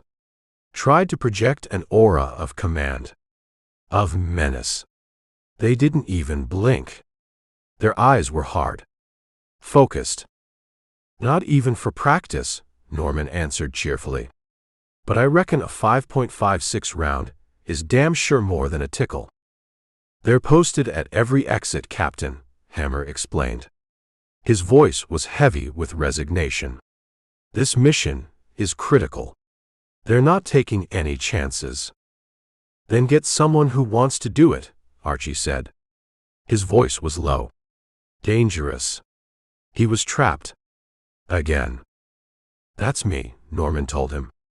He actually sounded eager. The crazy bastard. And me, another voice added. A new voice. Feminine. Confident. A tiny woman stepped through the small gap between the two guards. She wore a full-body flight suit. A greasy ball cap was pulled low over her eyes. Aviator shades hid half of her diminutive face. She moved with a swagger that belied her size. It took Archie a moment to realize the pilot he thought was a small man was in fact a woman. A very determined-looking woman. She didn't even glance at him. She just sauntered past. She began a pre-flight check on the ancient sea otter, completely unfazed by the armed standoff. That's 2 volunteers, Archie told Hammer. He gestured towards Norman and the pilot. What the hell do they need me for? It's a 6-man mission, Captain. Hammer's voice was flat. Unyielding. She's not a man, Archie jammed a thumb in the pilot's direction. She was now thumping one of the plane's tires with the heel of her boot. She's not on the mission, said Norman. He shrugged himself into the bulky halo suit. It was a modified flight suit, fitted with an oversized pack. That pack held the extra-large parachute needed for the high-altitude, low-open insertion. The kind of jump that usually got you killed, one way or another. Boyd, Hammer, and the others followed Norman's example. They began to reluctantly wrestle with their own suits and packs. The metallic click of buckles and the rustle of heavy canvas filled the hangar. Archie watched the men get prepped for a moment. The reality of his situation crashed down on him. Again. There was no escape. Not this time. He glared over his shoulder at the 2 men still standing in the doorway. Their rifles were still trained on him. Put it away, he told the one with the rifle held ready. His voice was tired. Defeated. You're not getting lucky with me tonight. Or today. Whatever the hell it was. Archie trudged back to the prep area. He walked past Hammer. Past Norman. He stopped in front of his own trunk. He stared at it for a long moment. Then, with a savage curse, he slammed the lid open. Chapter 6. You know I've never done this before, Boyd said. His voice was thin, almost a squeak. He was fumbling with the complex array of straps and buckles on his helo, high-altitude, low-opening pack. His hands trembled. His face was pale. He looked like he was about to throw up. Or pass out. Maybe both. The pack itself was a monster. A bulky, olive-drab monstrosity of canvas and webbing. It promised a fast descent from a very high place, with a very low chance of a soft landing. None of us have, Hammer grunted. He was already halfway into his own gear. He moved with a practiced efficiency. Even though the equipment was likely as new and terrifying to him as it was to everyone else. He paused. He jerked his chin towards Norman. Except him. Norman, the spook. He was already suited up. He looked almost comfortable in the damn thing. Like he'd been born wearing a parachute designed for suicidal insertions into hostile territory. He offered a small, knowing smile in response to their questioning looks. China, he answered. The single word hung in the air. It was laden with unspoken implications. Black Ops. Ghost missions. Things the official record would never acknowledge. Twice. He added the qualifier, as if that made it all perfectly normal. You fit in pretty well in China, do you? Archie asked. Sarcasm dripped from his words. He looked Norman up and down. The man was wiry, but he was also undeniably Caucasian, with dark hair and those unsettling eyes. Easy to pass as a local, I imagine. Norman's smile didn't touch his face. It was a rictus, a death's head grin. They built 24 ghost cities that needed exploring, said Norman. His voice was smooth, unperturbed. Cities built for millions, completely empty, waiting for occupants who never came. He paused. He let the image settle. I'm pretty good at finding my way around. In the dark, where things are empty. Archie shivered, despite the stuffy air in the hangar. This guy was beyond creepy. He was a walking, talking nightmare. Did you set up a couple of these in those ghost cities? Archie hefted one of the backpacks, or tried to. He hooked his fingers under a strap. He gave it a yank. It barely moved. The thing weighed over 80 pounds. Easily. Maybe more. It was packed solid. Dense. With God knows what kind of explosive payload. He couldn't lift it properly with one hand. Not without risking a hernia. Or dropping the damn thing and blowing them all to kingdom come right here in the hangar. That would be ironic. Killed by their own Gobi before they even got off the ground. He settled for yanking the strap up just enough to indicate to the rest of the men what he was talking about. The packages the colonel had mentioned. The ones with redundancies. Norman just shrugged. That same damn infuriating, all-knowing shrug. You never know when a well-timed diversion can save your ass. Or end a lot of other asses. Archie thought. Who did you piss off to get stuck with us, Norman? Archie asked. A crew of condemned men. A busted sergeant. And a mission that's got no survivors written all over it in big bloody letters. The dark-haired spook shrugged again. His composure was absolute. Unshakable. Everyone else stepped back, he said. Simply. As if it was the most natural explanation in the world. What the fuck does that mean? Snow grumbled. He was struggling with a buckle on his own pack. His face was red with exertion. And frustration. Nobody's stepping back from this shit show. We're being frog-marched into it. He voluntold, Hammer explained. His voice was dry. He offered no further elaboration. He didn't need to. Every man there knew what that meant. Volunteered by someone else. Someone with more rank. And less inclination to get their own hands dirty. Like us then, said Snow. He finally got the buckle to click. He let out a grunt of satisfaction. Or maybe just resignation. Easy as fuck enough to just say that. Instead of all this cloak and dagger bullshit. I thought I did, said Norman. He maintained his air of serene detachment. He lifted one of the monstrous backpacks. He did it with an ease that belied its weight. He placed it onto a low-leveled dolly. Archie hadn't even seen the dolly before. It was tucked away in the shadows.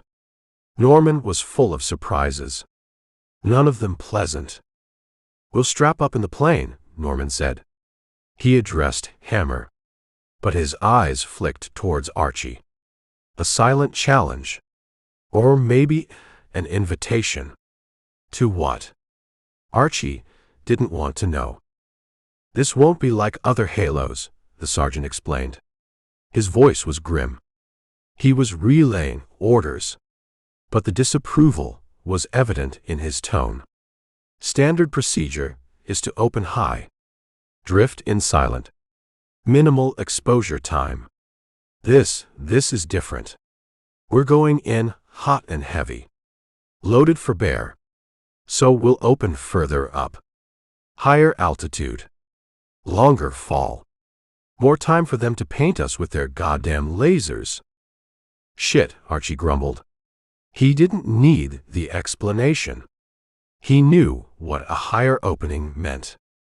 More time in the air. More time as a slow-moving target. A clay pigeon for every lick gunner with an itchy trigger finger. Shit, what? Snow asked. He was looking even paler than usual. If that was possible. Makes us easy to target. For longer, Archie spelled it out. He didn't bother to keep the bitterness from his voice. This wasn't a mission. It was a slaughter, and they were the cattle. Shit, Snow agreed. His voice was hollow. The bravado had finally cracked. Just a little. Just for the record, I think this is a shit plan, said Toy. He finally spoke. His voice was low, guttural. He'd been silent up until now, just watching, assessing, like a predator sizing up its prey, or its packmates. A real first-class, gold-plated, diamond-encrusted shit plan. Since when has the head shed come up with anything better? Hammer countered. He wasn't defending the plan. He was just stating a fact. High Command was notorious for its Gobi operations. Ideas that looked good on paper. In some air-conditioned briefing room 1,000 miles from the front. But translated into unmitigated disasters on the ground. Hammer settled the last strap on his own pack. He did a quick, professional check on the rest of the squad. He moved from man to man. He yanked on straps. He adjusted buckles. He modified harnesses. He double-checked every connection. He made sure they were squared away. As ready as they could ever be for what was coming. His movements were efficient, economical. He was all business now. The gruff sergeant, trying to keep his men alive, even if the mission was designed to do the exact opposite. They tried throwing everything they had at it, Hammer explained as he worked. His voice was low, meant for their ears only. The lick fob in Santa Monica. They hit it with airstrikes, drone swarms. Even tried a small tactical nuke. Nothing touched it. The licks are dug in too deep. Their defenses are too strong. We're the last resort. The Hail Mary pass. The guys you send in when you've got nothing left to lose. He didn't say, because you've got nothing left to lose. He didn't have to. It was understood. Ain't it fun being the last one picked for a dance, Norman said. He was still loading the other packs onto the dolly. He did it with that same unnerving, effortless strength. He hauled on the handle. The dolly's wheels rumbled across the uneven concrete floor. He seemed completely unfazed by the weight, or the implications of their mission. He reached the bottom of the Sea Otter's open cargo door. He began to transfer the packs inside. One by one, he arranged them carefully, securing them with tie-down straps that looked almost as old as the plane itself. Get a move on, Hammer said. His voice was sharper now. The time for preparation was over. The time for action was here. Whether they liked it or not. Sunlight's burning. And we've got a date with destiny. Or a lick disembowelment squad. Whichever comes first. I thought you were in charge of this shit show, Captain, Snow smirked at Archie. The captain was sarcastic. But there was a hint of something else there too. A question. Maybe even a desperate plea for leadership. For someone. Anyone. To make sense of this madness. Archie shrugged. The newly reinstated rank felt like a lead weight on his shoulders. Another burden. Another cruel joke. "We're all dead men walking, Snow," he said. His voice was tired. Resigned. "So does it really matter who tells us what direction to walk in?" "You're getting philosophical in your twilight moments, Archie." Hammer checked the magazine in his rifle. He was the only one carrying a personal weapon, besides the sidearms he'd acquired, and then lost. The rest of them were supposed to rely on the 80-pound bombs strapped to their backs. And maybe their harsh language. He racked the bolt. The sound was loud. Definitive. In the echoing hangar. "Figure what's the point of spending my last few moments on Earth, dog-tired from arguing the inevitable," said Archie. He looked at the waiting plane. It looked even worse up close. Patches of rust showed through the peeling paint. The windows were crazed. Scratched. He could see daylight through a gap in the fuselage near the tail. This wasn't an aircraft. It was a flying coffin. The twin engines on the plane suddenly whirred to life. They coughed. Sputtered. Then caught. With a protesting shriek of tortured metal. The pilot, the tiny woman with the big attitude, had completed her pre-flight inspection. Apparently, the rust bucket had passed. Or she was just as crazy as the rest of them. The propellers began to turn. Slowly at first. Then faster. Stirring up clouds of dust from the hangar floor. The noise was deafening. Vibrating through Archie's bones. "That's the spirit." Hammer screamed over the roar of the engines. He had to shout to be heard. He made a wild, sweeping motion with his hand. Towards the waiting plane. Towards their doom. Who's ready to die? His grin was wide. Manic. The grin of a man who had stared into the abyss so long. The abyss was starting to look like home. Chapter 7. The inside of the plane was a metal coffin. Stripped of everything non-essential. Including seats. And any semblance of comfort. Or safety. The squad sat on the bare, thin metal floor. It vibrated alarmingly with the thrum of the idling engines.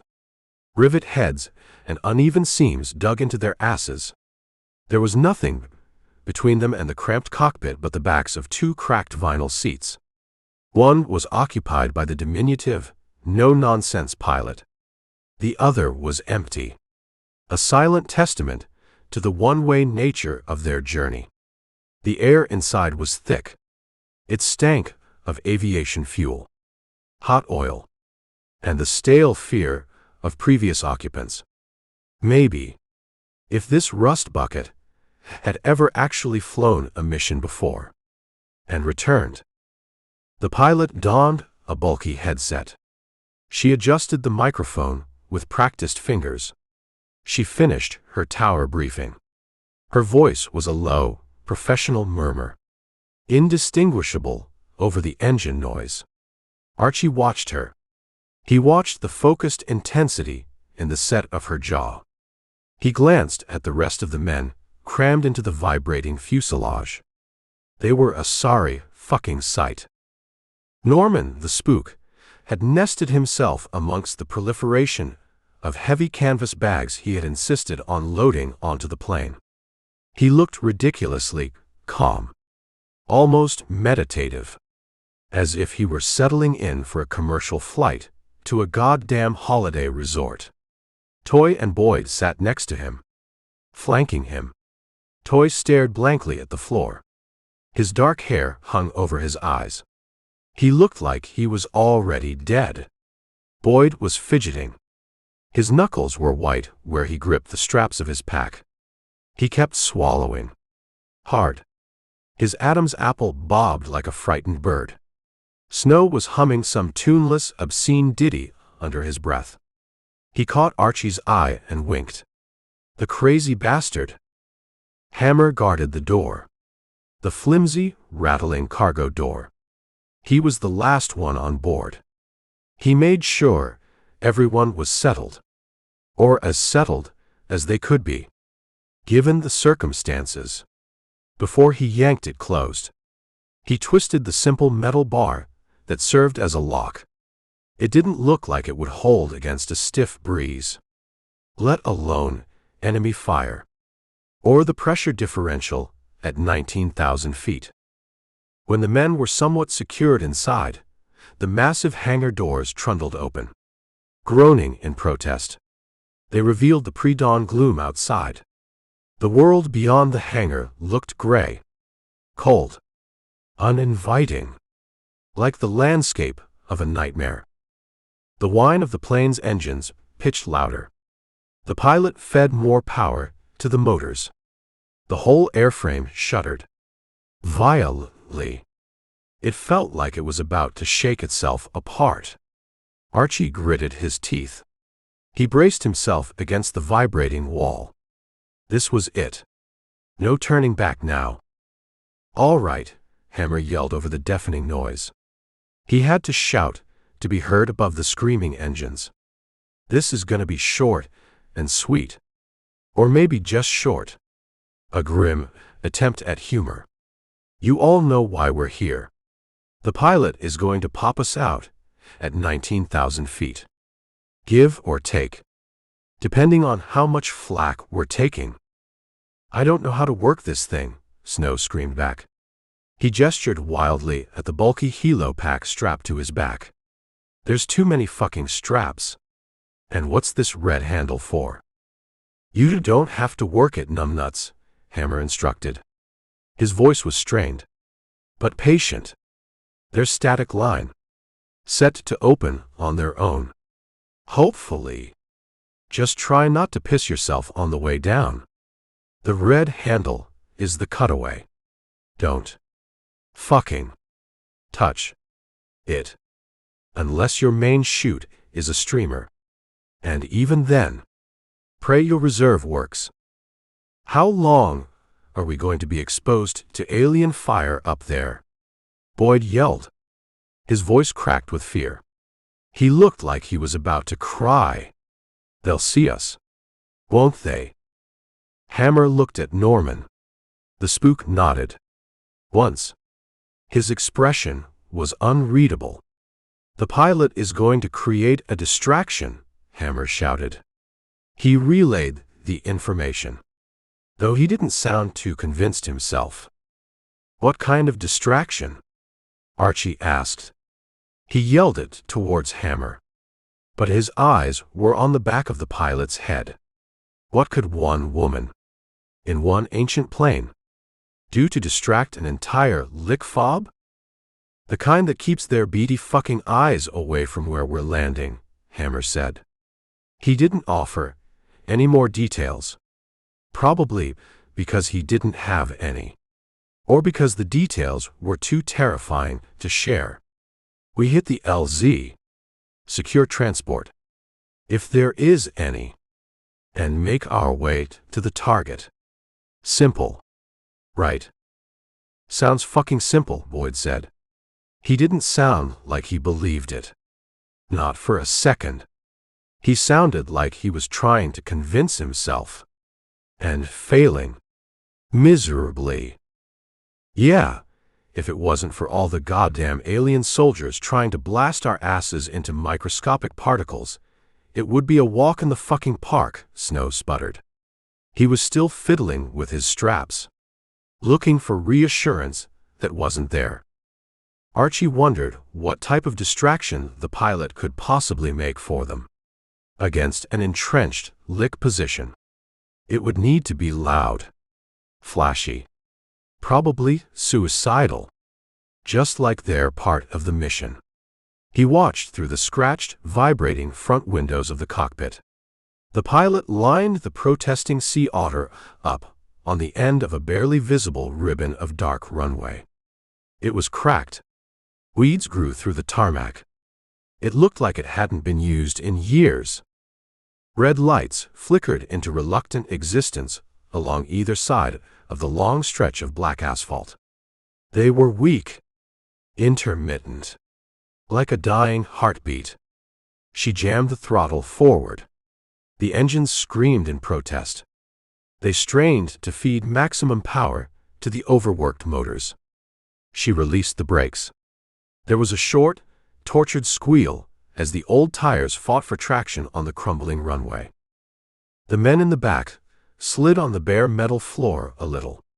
The acceleration pressed them back against their bulky packs. The plane raced along the runway, bouncing, shuddering.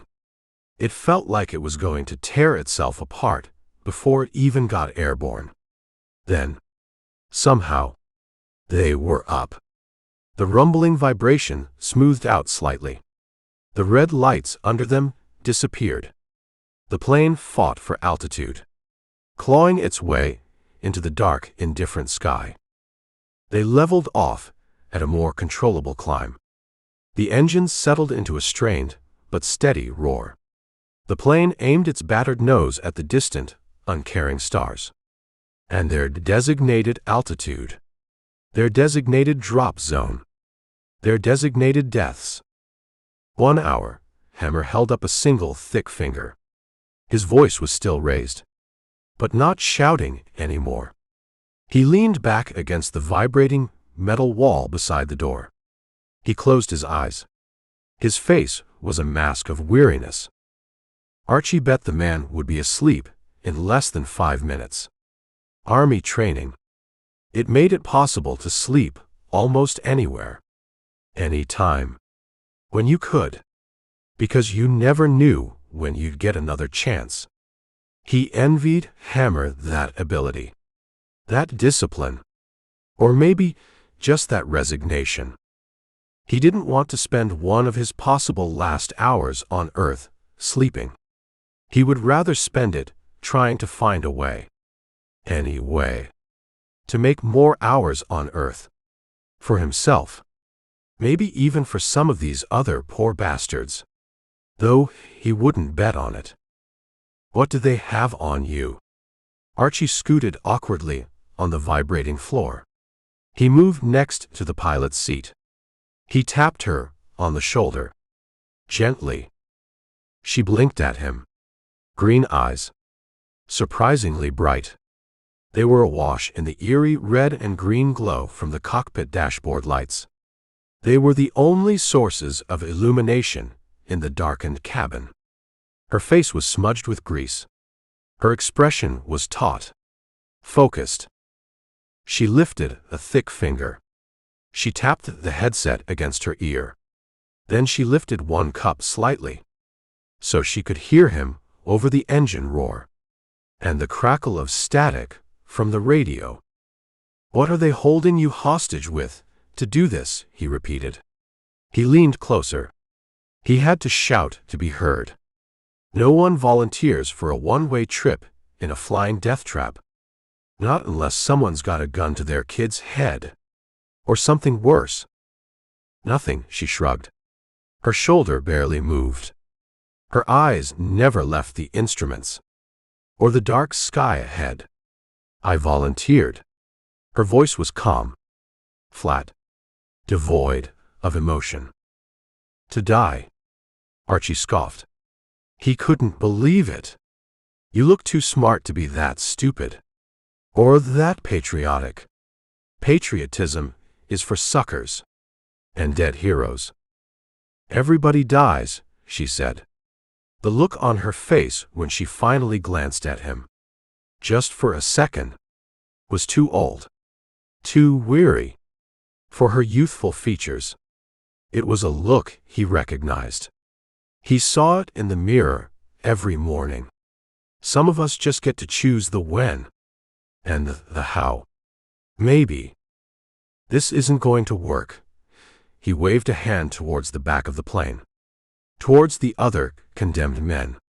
"This whole mission is a goat rope. A suicide run. You know it. I know it. Even those poor bastards back there probably know it. Deep down.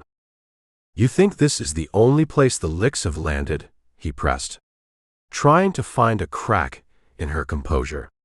You think taking out one fob is going to change anything? It's pissing in the ocean. Not my problem, she said. Her voice was still flat. But there was an edge to it now. A warning. My problem is getting you to the LZ. I need to concentrate to do that. You could land somewhere else. Archie leaned even closer. He dropped his voice, so only she could hear. Anywhere else. Put this piece of shit down in a field. We can take our chances on the ground.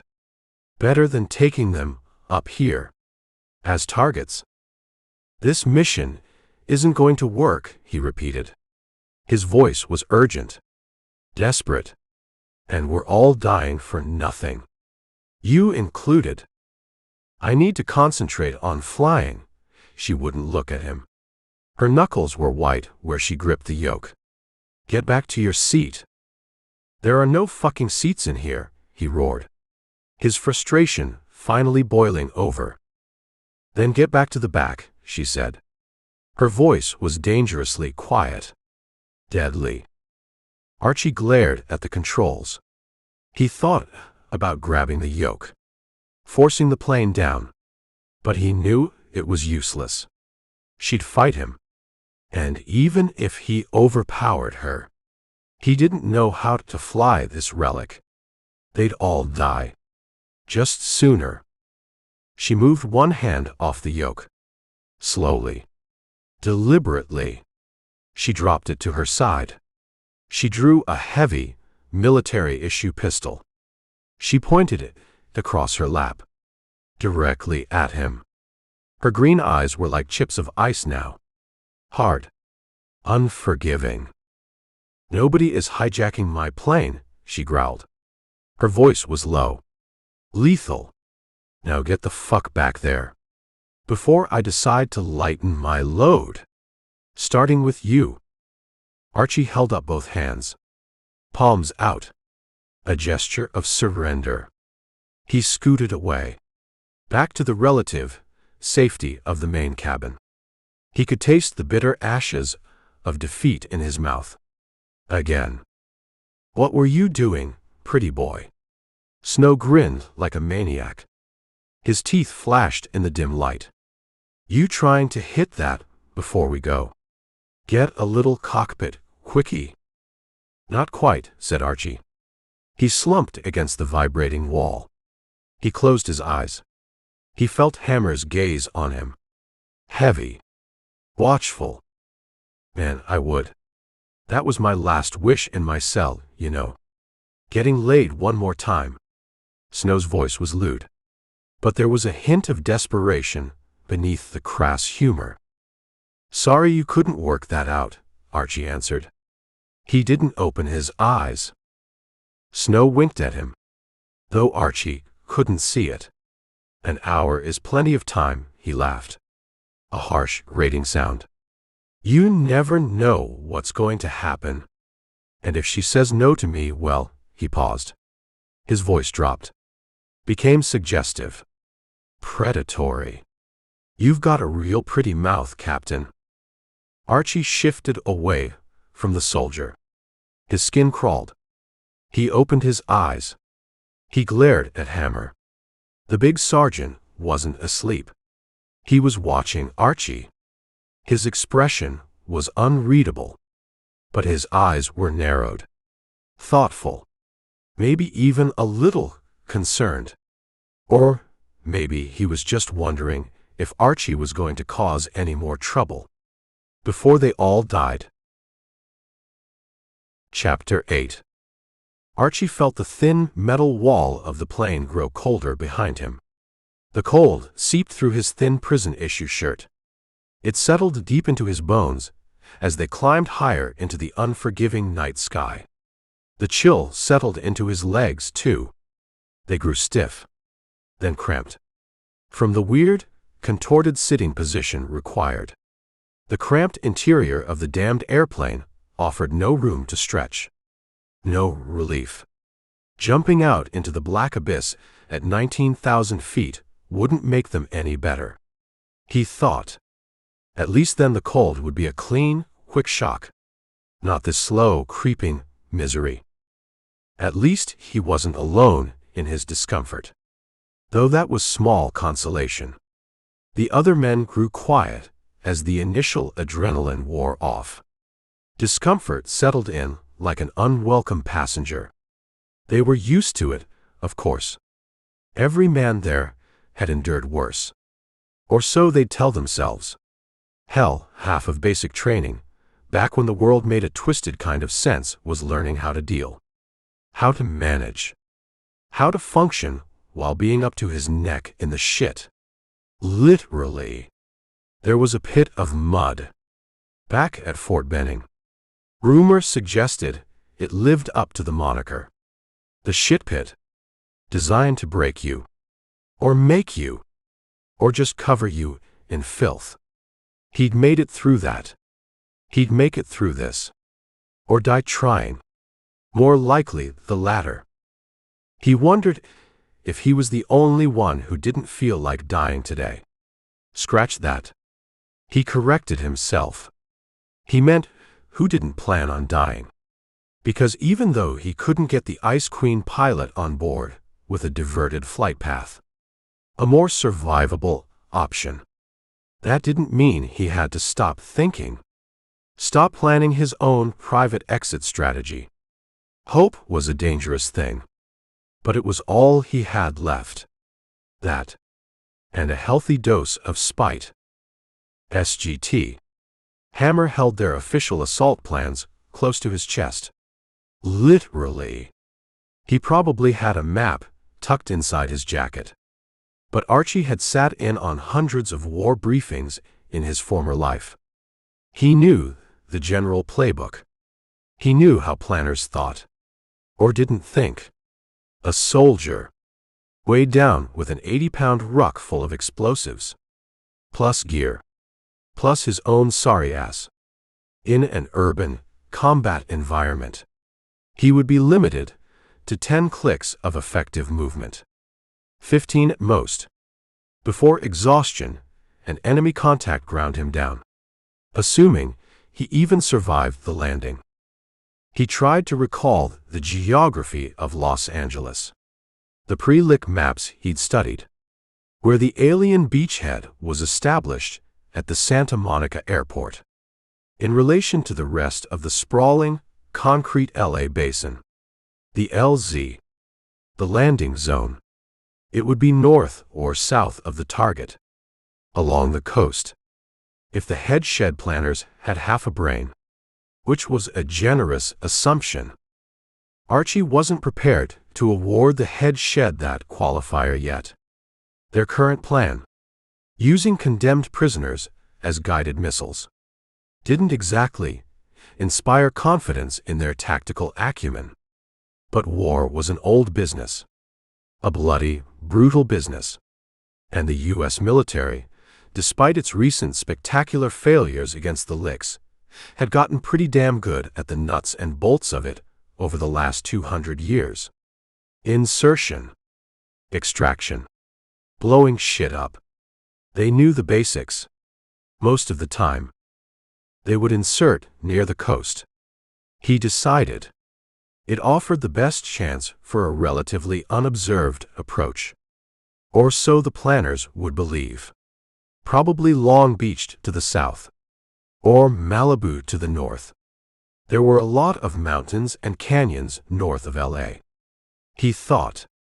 Malibu was full of them. Rugged terrain. Good for hiding. But also good for ambushes. And difficult to navigate with heavy packs. Especially in the dark. He would put his money on Long Beach. He thought. Or somewhere close. The massive port of Los Angeles would provide good places for cover. Docks. Warehouses. Shipping containers. Miles of urban sprawl. and there were long stretches of public beach, hidden by the curve of the bay, as the land jutted out into the dark Pacific. Plenty of places for a small team to go to ground, or to disappear. The more he thought about it, the more confident he was that Long Beach or somewhere nearby would be the insertion point, which put a lot of room between them and the Santa Monica target. A lot of hostile territory. A lot of places where a man, a desperate man, could get lost, could make a new plan. A plan that involved surviving past the next few hours. "What the hell you smiling at, Chief?" Snow leaned closer to him. Too close. Archie could smell his stale, sour breath in the darkness of the vibrating fuselage. He could feel the uncomfortable pressure of Snow's shoulder bearing into his own. The man had no concept of personal space. Or maybe he just enjoyed making other people uncomfortable. "Captain," Archie corrected automatically. The reply was reflexive, ingrained. He marveled for a moment at how easily the old habits resurfaced. Even now. Even here. "Got you, Cap," Snow gurgled. His voice was thick with a leering amusement. He bumped Archie's shoulder again. Harder this time. "I figure, if I see a man smiling on the way to his execution, I got to ask him what the big joke is, so he can let me in on it before the licks turn us all into alien chow." "No joke," Archie answered. He shifted away from Snow, trying to create some distance, just thinking pleasant thoughts of escape, of survival, of putting as much distance as possible between himself and this flying death trap, and lunatics like Snow. "That pilot wrapped around your waist." "Yeah, me too," Snow leered. His voice was wet, suggestive. Archie couldn't see his face clearly in the dim bouncing light from the cockpit, but by the shape the words made in the dark, by the crude hunger in his tone, he knew that's exactly what the man was doing. Picturing it, salivating over it. "That what you were in for?" Archie asked without thinking, his curiosity getting the better of him. What kind of crime landed a man like Snow on death row? Though, thinking about it, he could make a few educated guesses. "Nah, man, I'm innocent." "Simple case of mistaken identity," Snow answered fast. Too fast. The words were rehearsed, rote. The standard denial of every experienced convict who ever drew breath. He probably had a bridge to sell Archie too. "Besides," he continued, his voice dropped conspiratorially, "they only pick the killers for this mission. The real hard cases. If I was guilty, I mean. Which I isn't. Obviously." He chuckled. A dry, humorless sound. "We're still here, Snow," Archie reminded him. "Killer or not. Innocent or guilty. They were all sharing the same shitty ride to the same shitty end." "I said I was innocent, Cap," Snow said. "Not lucky." Two red lights suddenly flashed into life on the ceiling of the plane. They bathed the cramped cabin in a pulsing, ominous crimson glow. Hammer, who had seemed asleep, stirred instantly. Norman, the spook, who probably never slept, was already moving. "Asses in gear," Hammer shouted over the roar of the engines. His voice was urgent. "All business. Final checks. 5 minutes to drop." Norman passed out the heavy packs. He moved on his knees from man to man. In the cramped, vibrating space, he checked each harness, each buckle, each connection. He ensured they were strapped in tight. Before he cinched up his own, Archie noted he parked himself at the end of the line, near the cargo door, so he could be the last one out, or the first one to push anyone who hesitated. There would be no way a straggler, a coward, could hang back to catch a ride home, or wherever the hell the pilot planned to ditch this flying wreck. If she even survived her distraction. A third red light flashed on. Brighter. More insistent. Hammer reached for the cargo door handle. He flipped it open. Wind roared into the narrow opening. It was a physical blast. Icy cold. It snatched the breath from their lungs. It tore at their clothes. It howled like a banshee, promising a long, cold fall. Hammer held up a single finger against the screaming wind. 1 minute. Then, through the cockpit windows, Archie saw it. A red bolt of energy, lancing across the black sky. It lit up the windows of the cockpit. It was impossibly fast, impossibly bright. It sliced through the thin metal skin of the aging plane. Just behind the cockpit, it separated the front of the aircraft from the tail section. In a shower of sparks and shrieking, tearing metal, it missed Norman by less than a foot. The front of the plane, with the pilot still presumably at the controls, tumbled away from the fuselage. Both sections were spinning wildly. Out of control. Archie felt himself sliding along the slick metal floor, towards the now open front of the plane, towards the screaming wind, and the endless, terrifying blackness beyond. He lost sight of the others in the chaos, in the sudden, violent, heart-stopping plunge. Chapter 9. The night sky was a chaotic canvas of stars. They provided no comfort, no light, other than to let him see the blurred shape of his own arm flailing in the darkness. He spun out of control, head dizzy, thoughts jumbled, a sickening lurch in his stomach. He tried to process what the hell had just happened. One moment, they were in a vibrating metal tube. The next, torn open, sucked into the freezing void. The wind shrieked past his ears. A primal scream. It stole his breath. It clawed at his exposed skin. His body tumbled end over end, disoriented, powerless. A ragdoll thrown from a speeding train. A sudden, violent pop behind him. It was followed by an even more violent jerk. His chute deployed. The spinning stopped with a hard, teeth-jarring yank. He bit back a scream. The harness straps dug viciously into his crotch. They squished some very important bits between the unyielding fabric and his leg. Agony shot through him. Sharp. Intense. For a moment, he thought he might pass out. Son of a bitch, he muttered through clenched teeth. The world finally stopped its wild gyration. He hung suspended between the indifferent stars above and the unseen hostile earth far below. He saw the burning fuselage of the plane. What was left of it? It crashed into the ground in the distance. A brief, intense orange fireball erupted. It illuminated the landscape for a fleeting second, then winked out, leaving only a smudge of smoke against the dark sky.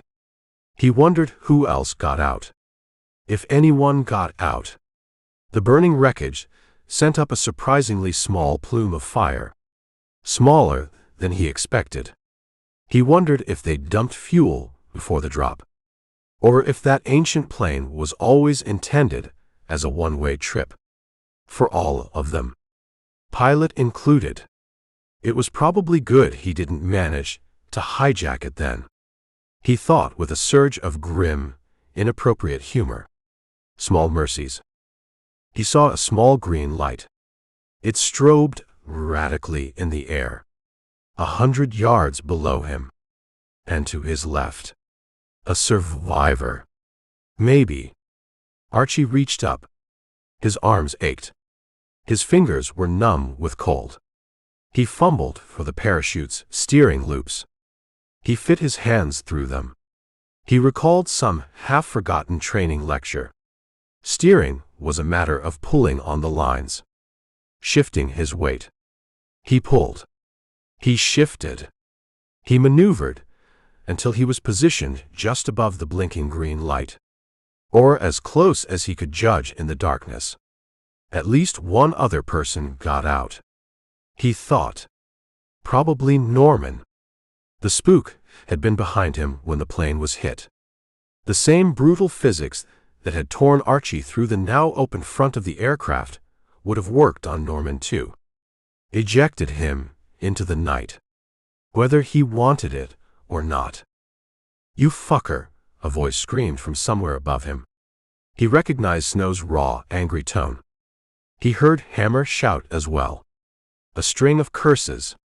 Then a sharp command. "Quiet, you goddamn idiots." Hammer's voice cut through the wind. Even in free fall, the sergeant was trying to maintain some semblance of order.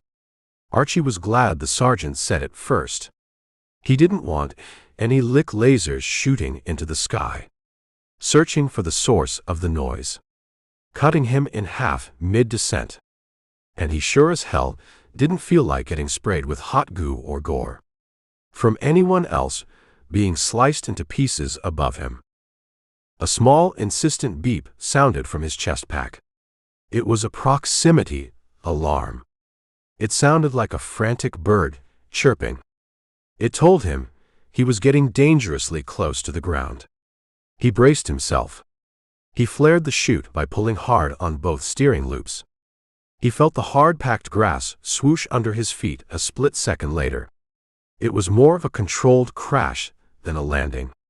Archie tried to roll as he landed. He remembered he was toting an 80-pound bomb on his back at the last possible second. He turned the roll into a rough, bone-jarring tumble.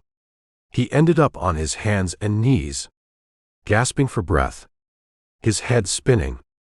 He sat up. He felt the cords of the parachute tug at his pack. He fumbled with the quick-release buckles. His fingers were clumsy, shaking. The adrenaline was starting to wear off, leaving him feeling cold and exposed. Snow walked in out of the darkness. Or rather, he landed, almost gracefully. Hammer was right behind him. Both of them touched down like they were stepping onto a goddamn runway, not plummeting from a disintegrating aircraft. Show-offs. Norman materialized silently beside Archie. He bent in front of him. He began to expertly undo the tangled parachute harness. His movements were quick, efficient. He didn't say a word. "You hurt, Captain?" Norman finally asked. His voice was calm, almost bored. Archie shook his head, more to shake off the daze and the ringing in his ears than to actually answer the question. He accepted Norman's offered hand this time. He allowed the spook to pull him to his feet. He adjusted the heavy ruck on his back. It settled into a marginally more comfortable position. "Can you believe that shit?" Snow grinned next to Boyd. The kid looked even greener than before, like he'd seen a ghost, or become one. Snow, on the other hand, looked exhilarated. His eyes were wide, manic. He was probably enjoying this. The crazy fucker. "Do you think they know we're here?" Boyd stammered. He looked around wildly, as if expecting licks to pour out of the darkness at any second. Archie turned to Hammer. The sergeant was already scanning their surroundings. His face was a grim mask. "We should have tried a low insert," Hammer grumbled. He spat on the ground. "I told them coming in high was the wrong way. Too much exposure. Too much risk." "We're here now, Sarge," Norman answered. His voice was flat, final. "Complaining won't change it. We need to assess and move." "We need to get moving, all right," Archie interrupted. Every second they spent standing here, arguing, was a second wasted. A second closer to discovery. Where the hell are we? Where's Toy? Boyd asked suddenly. His voice was anxious. He looked around, as if expecting their missing specialist to appear. Magically. Gone, Elvis, Snow giggled. Left the building. Or maybe just the plane. Without his chute. They all glanced around where they had landed. It was a long stretch of dark, coarse grass, perched precariously on a cliff, overlooking a black, churning ocean. The sound of waves crashing against rocks below was a low, constant roar. All they could make out in the pre-dawn gloom were indistinct shapes in the darkness.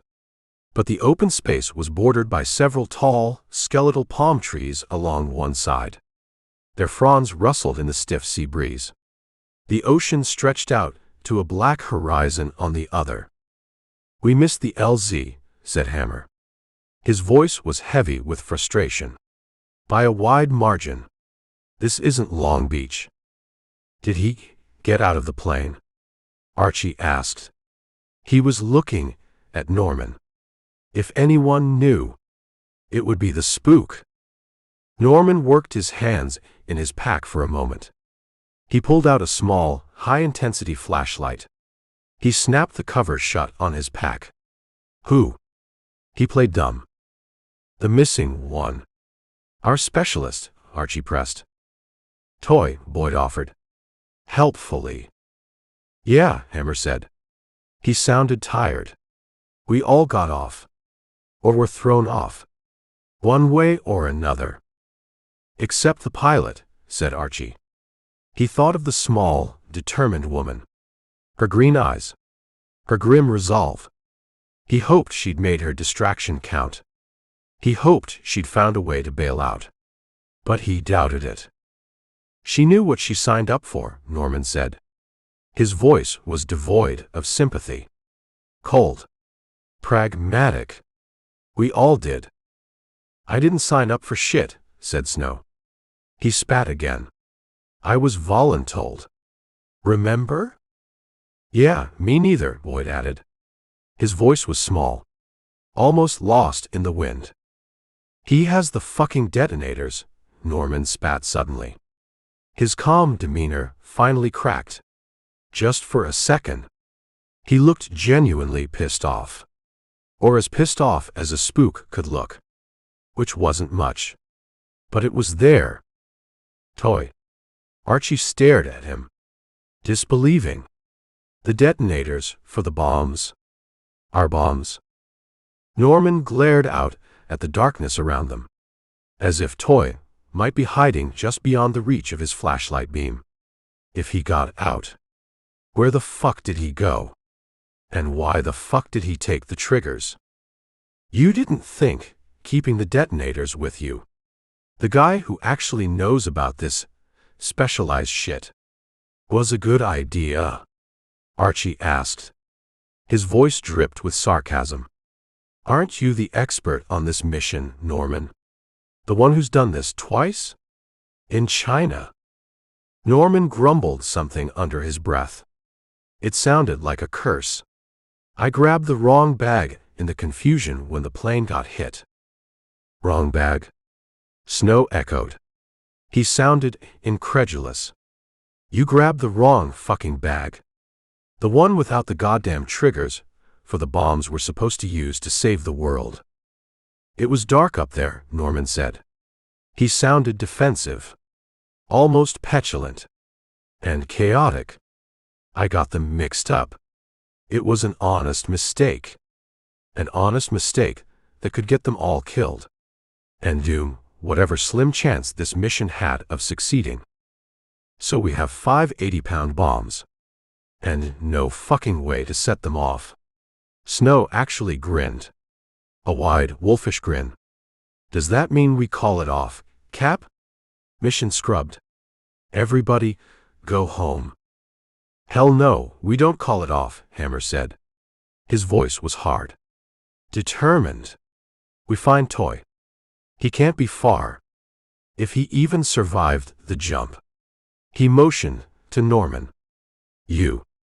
Pull rearguard. And don't let anyone wander off into the goddamn ocean. He turned. He motioned the other men to follow him. Into the darkness. Along the cliff edge. They fell in step behind him. Though Archie wondered for a moment. Just a fleeting moment. If he could make a run for the cliffs. Take his chances with the rocks and the waves below. Swim for it.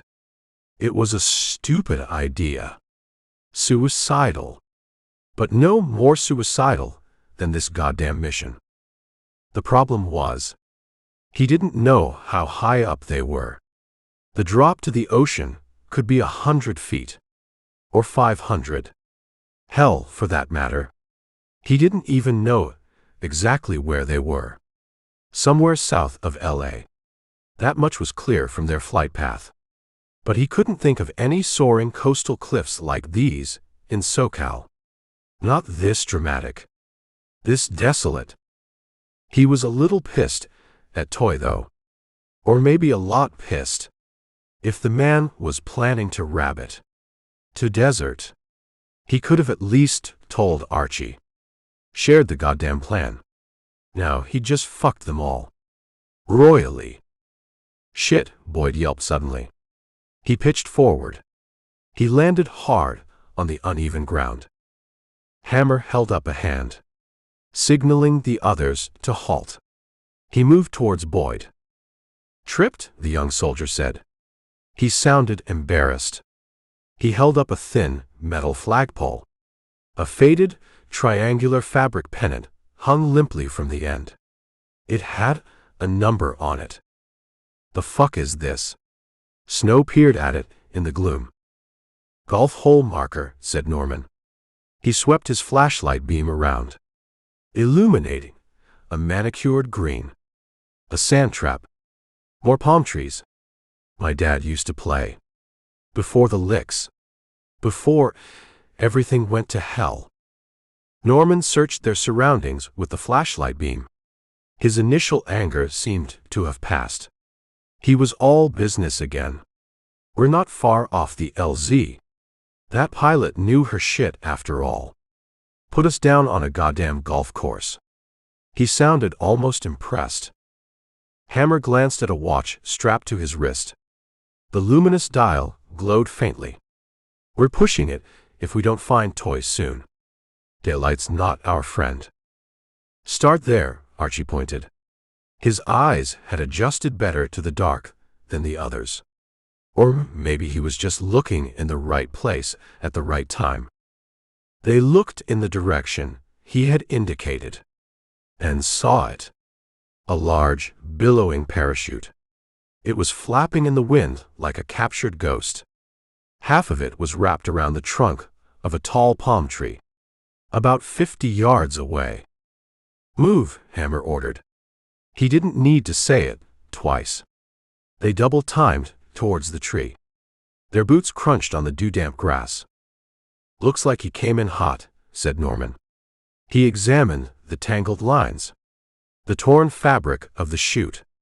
Probably hit the tree. Hard.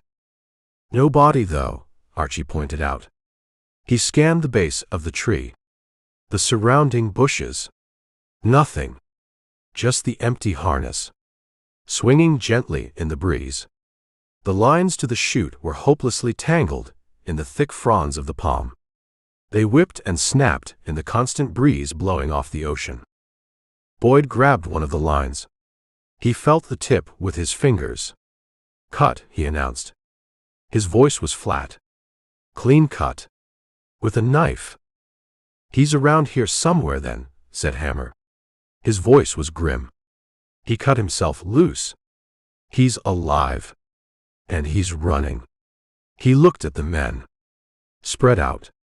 Search pattern. Alpha. Stay within visual. I don't want to lose anyone else.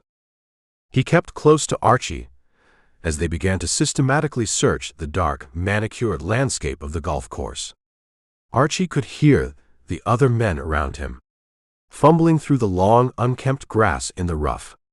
The rustle of their movements. Their occasional, muttered curses. He wondered about snakes in California. They had to have them, right? Rattlesnakes. Probably. Bears, he was sure about. Those were on the goddamn state flag. Or what used to be the state flag. Before the Licks redesigned it. With fire and screaming. Snakes, though. He couldn't remember for sure. He made a mental note to watch where he put his feet. And his hands. He took a deep breath. He let it out slowly. Trying to calm the racing in his chest. Here he was. Worried about fucking snakes. And Toy. The bastard. Had just walked away from the group. From the mission. With the only means they had of completing it. Or dying in a blaze of semi-useful glory. Archie slowed his pace. Deliberately. The man had it figured out. Toy. He'd just waited for a window of opportunity. A moment of chaos. And when it did. When the plane broke apart. He disappeared. He took the detonators with him. Which put the whole goddamn mission in jeopardy. And Archie figured that meant they didn't necessarily have to die. Not today. Not for this clusterfuck. He glanced in the direction where Norman and Hammer were crashing through the thick brush. Their flashlight beams bounced erratically. Their eyes were searching the dark ground. For any sign of their deserter. They weren't focused on him. Not right now. He could do it. He thought. As he slowed his pace even more. He could just melt into the shadows. Disappear. Just a few more steps. Towards the cliff edge. Or into the deeper darkness beneath the palm trees. He could take his chances. Alone. His foot encountered nothing but air. He pitched forward. Unexpectedly. Violently. Into some unseen depression in the ground. A sand trap. Or a freshly dug grave. Archie had time to let out a startled gasp. A choked cry of surprise. Before something slick. And strong. Slithered around his face. It clamped down hard over his mouth. Cutting off his air. Panic flared. Hot. Primal. Another snake. Or something like it. Grabbed his wrists. It yanked them painfully behind his back. Something burned his skin, as whatever held him started to bite. Or constrict. He twisted. He bucked. He rolled to the side. He swung with both elbows. Blindly. Savagely. Trying to connect with his unseen attacker. He tried to dislodge the giant python. Or whatever the hell it was. That was crushing the life out of him. The stinky, rough skin of it burned his nose. He struggled to breathe. To think. His lungs were on fire. Hot, fetid breath exploded across his ear. As his elbow connected. Solidly. With something that felt like bone. He heard the snake moan. A human sound. It loosened its grip on him. Slightly. Did snakes moan? Archie fought harder. More desperately. He twisted around. He punched. He shoved. He kicked. It felt like the snake was wearing denim. Or heavy canvas. The moment the bizarre realization hit him. That it wasn't a goddamn snake at all. Hammer was there. He yanked the person off him. He slammed the long-haired, bearded man into the opposite side of the sand trap.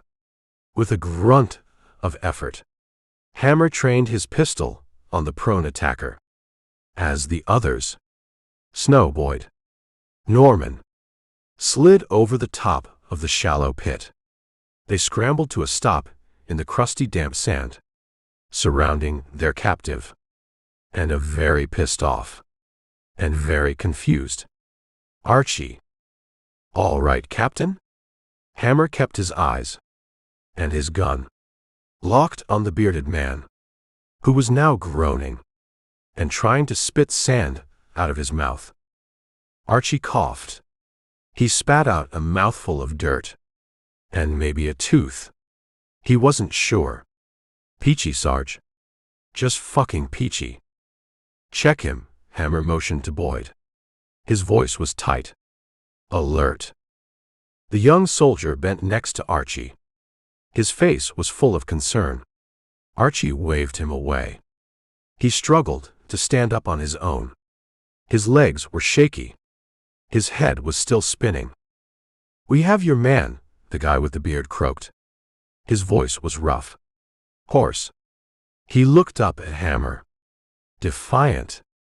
Despite the gun pointed at his head. Think that won't stop me from shooting you right here? And saving the state the cost of a trial?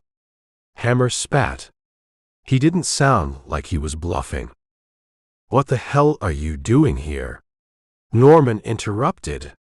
He stepped forward. He peered down at the captured man. His flashlight beam illuminated a wild, desperate face. Eyes that burned with a fanatic zeal. Or maybe just hunger. What are you doing here? The bearded man shot back. He didn't seem intimidated by Norman. Or by the situation. Are they finally sending in the army again? Are you a scout party? For the relief force? His voice was suddenly hopeful. Eager.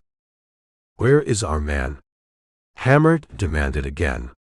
He ignored the questions. He wasn't here to chat. I can take you to him, the bearded man said. He tried to sit up. Hammer shoved him back down with the muzzle of his pistol. Norman squatted next to the man. He cowered in the sand. His bravado seemed to have evaporated. Where did you take him?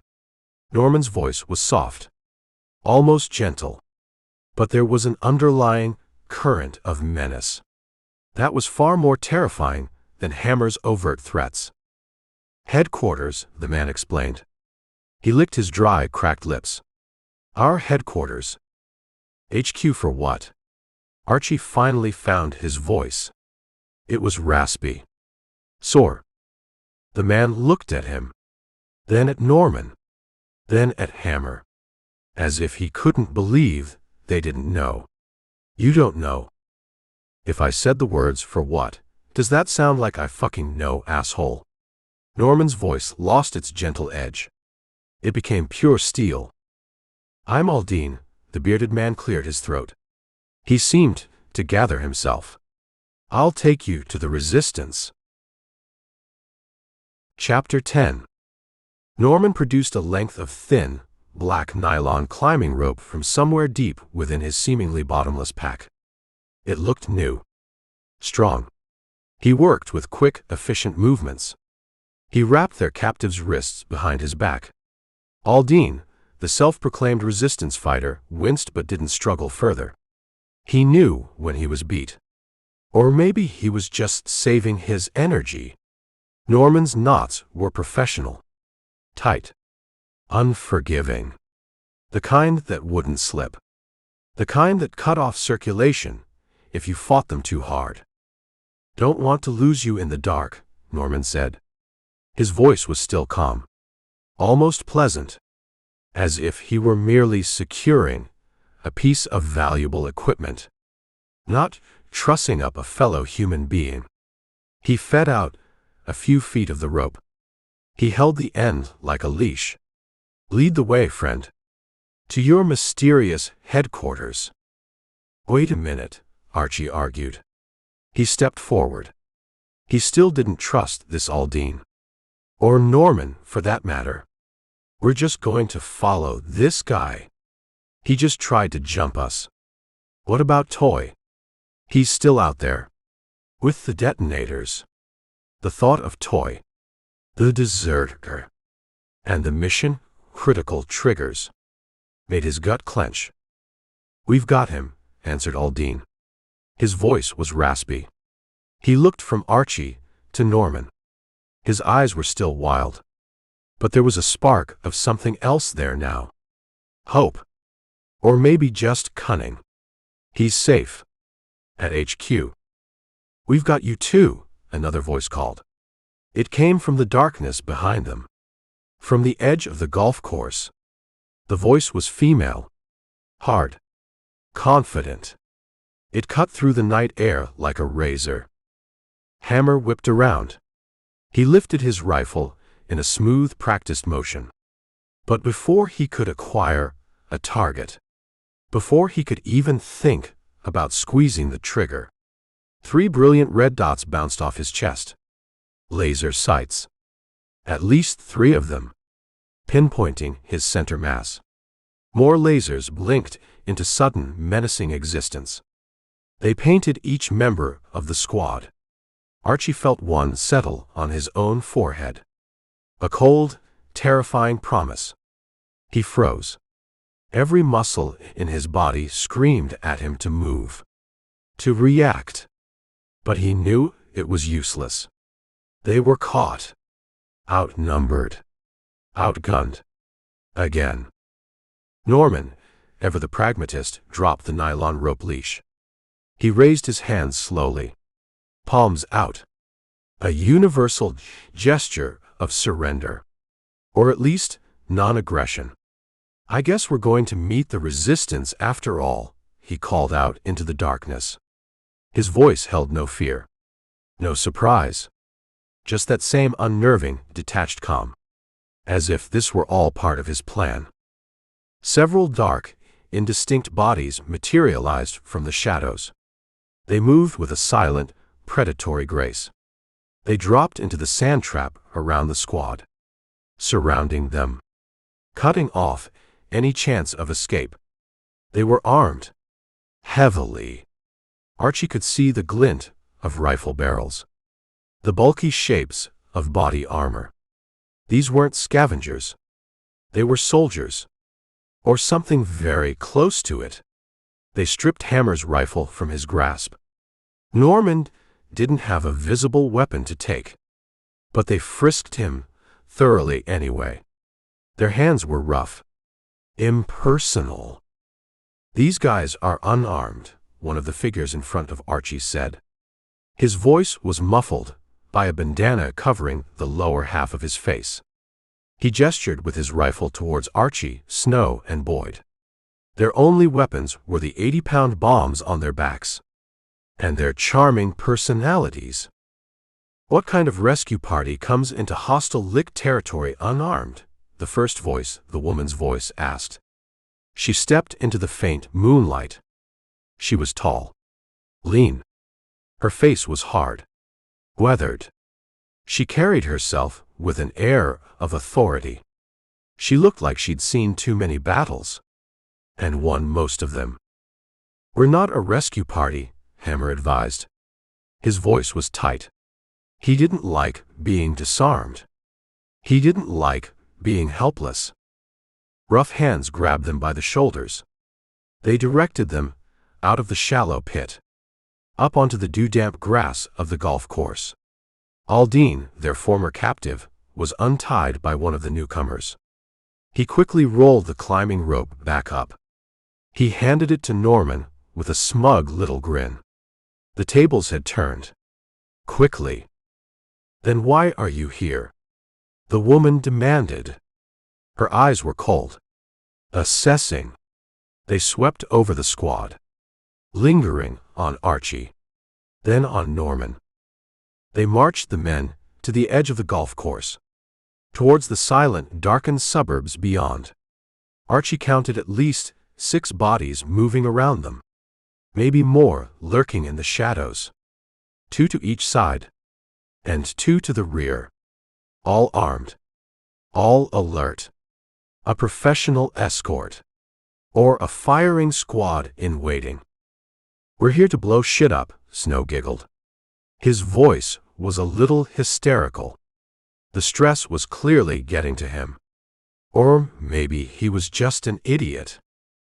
That right? The woman's voice was skeptical.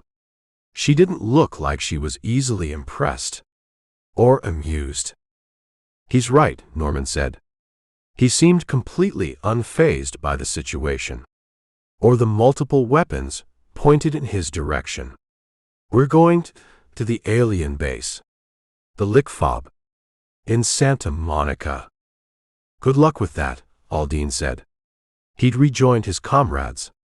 He walked beside the woman. He looked much more confident now that he wasn't on the wrong end of a gun and a nylon rope. "You've seen it then?" "The fob?" Norman asked. His voice was casual, as if they were discussing the weather. "The resistance fighter," Aldine nodded. "Up close and personal. Too damn close." "What can you share about its defenses?" Norman pressed. "Always the spook. Always gathering intel. Even with a gun to his head."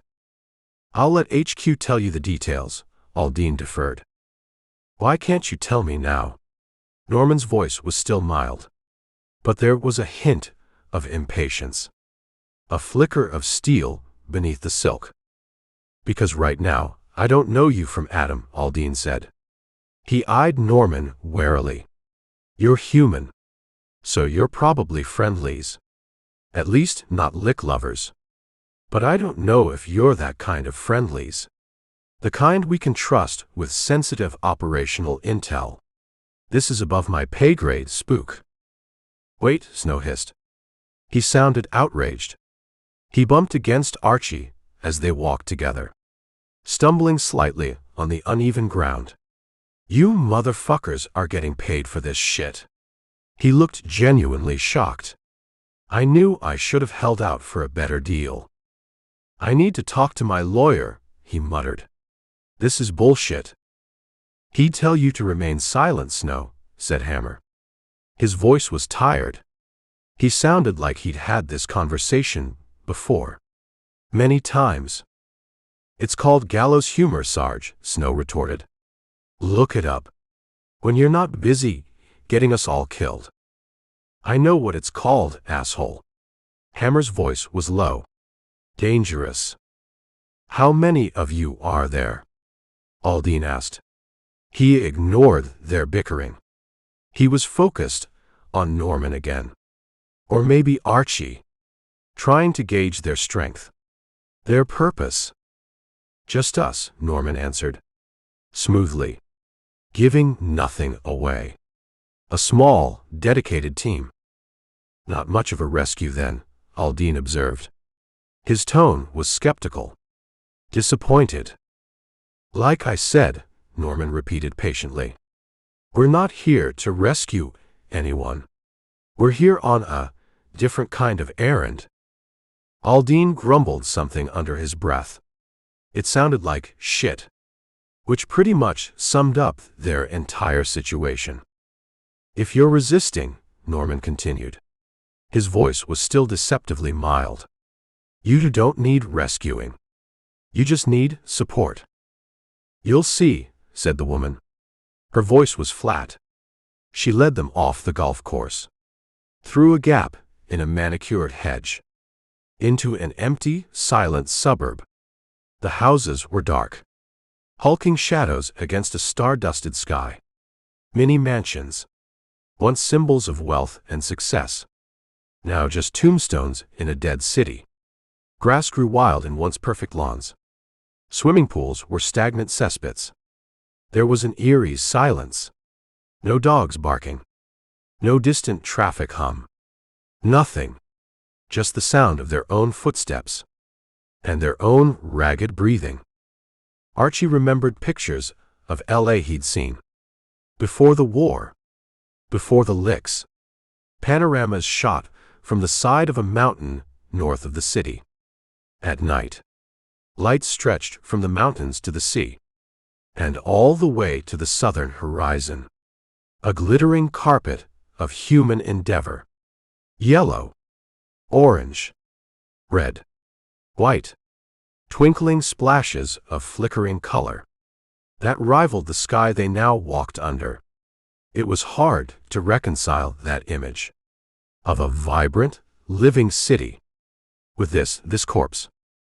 It was disconcerting to think he was walking where it had once been like that, pulsing with millions of lives, millions of dreams.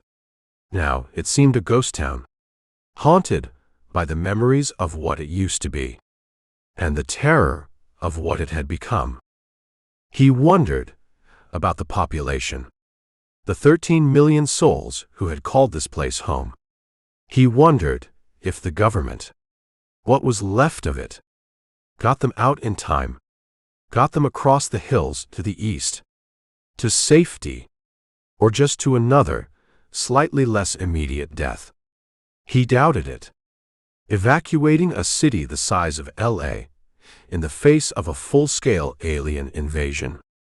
Impossible. Most of them were probably dead. Or worse. He got the answer to that unspoken question when they left the relative order of the suburb and entered the main thoroughfares. Cars. Thousands of them. They lined the streets. They clogged the intersections. They were abandoned where they stood. For as far as he could see, in the dim starlight, a metal graveyard, stretching into the darkness. It was too dark to make out specific models or styles, but they were an effective roadblock, a testament to the panic, the chaos of the final days. The resistance fighters led them over and around the silent vehicles. They stepped as quietly as they could on the dented and crimped metal hoods, on shattered windshields that crunched under their boots. They dropped onto the asphalt on the other side of the choke points. They continued down a side street. It was equally full of cars, trapped by the sheer volume of vehicles. There was no place for them to go, no escape. 2 long, grueling miles inland, they reached a vast, empty parking lot. It was almost completely devoid of vehicles. It looked strangely out of place, after the gridlock of the city streets, like an oasis of order in a desert of chaos.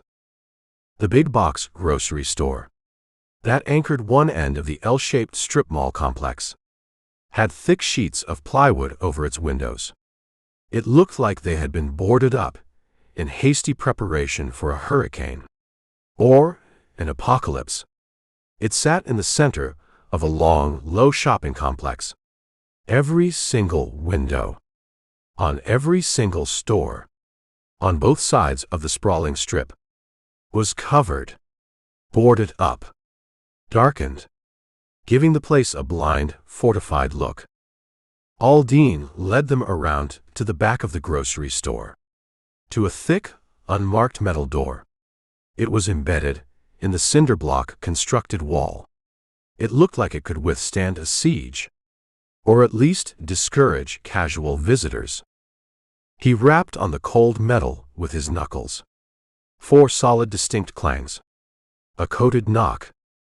It opened a moment later, revealing an armed guard. The man was huge, a giant. His shaved skull gleamed in the faint light spilling from within. Glittering gold rings adorned his ears. He held a massive sawed-off shotgun. He looked like he knew how to use it. He stepped aside, wordlessly. He allowed them to enter the dim, narrow corridor beyond the door. "Welcome to HQ," Aldine said. His voice was a strange mix of pride and weariness. "Home sweet goddamn home." Chapter 11. It stank. The moment the heavy metal door closed behind them, sealing them into the Resistance HQ, the stench hit Archie like a physical blow.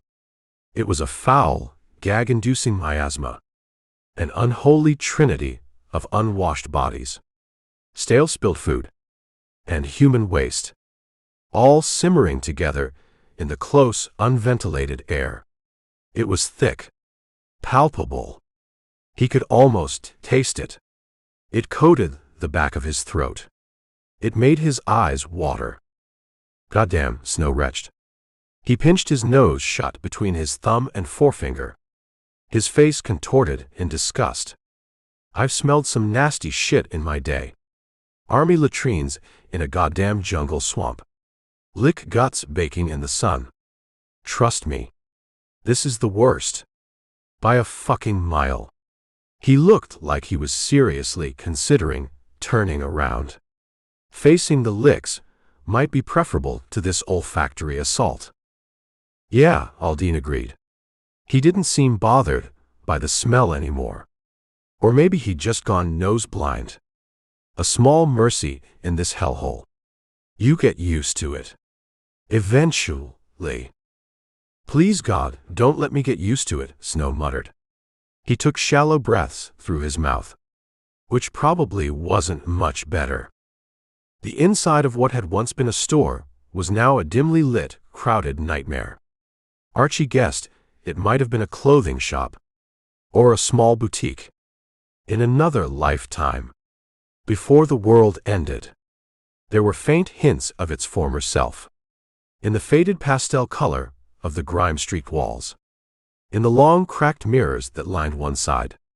They were smudged with months of fire smoke. And desperation. Reflecting distorted, ghostly images of the suffering within. Now, it was an entryway. A defensive choke point. It was lined on both sides with two long, hastily constructed fences. They were made of scavenged chain link and sharpened wooden stakes. They ran almost the entire length of the narrow store, then made a hard left toward a back wall they couldn't yet see. A crude but effective barbican, designed to funnel any attackers into a killing zone. Barbican, Hammer said. His voice held an appreciative, professional note. He recognized the desperate ingenuity of the defense. Even in this shithole. Smart.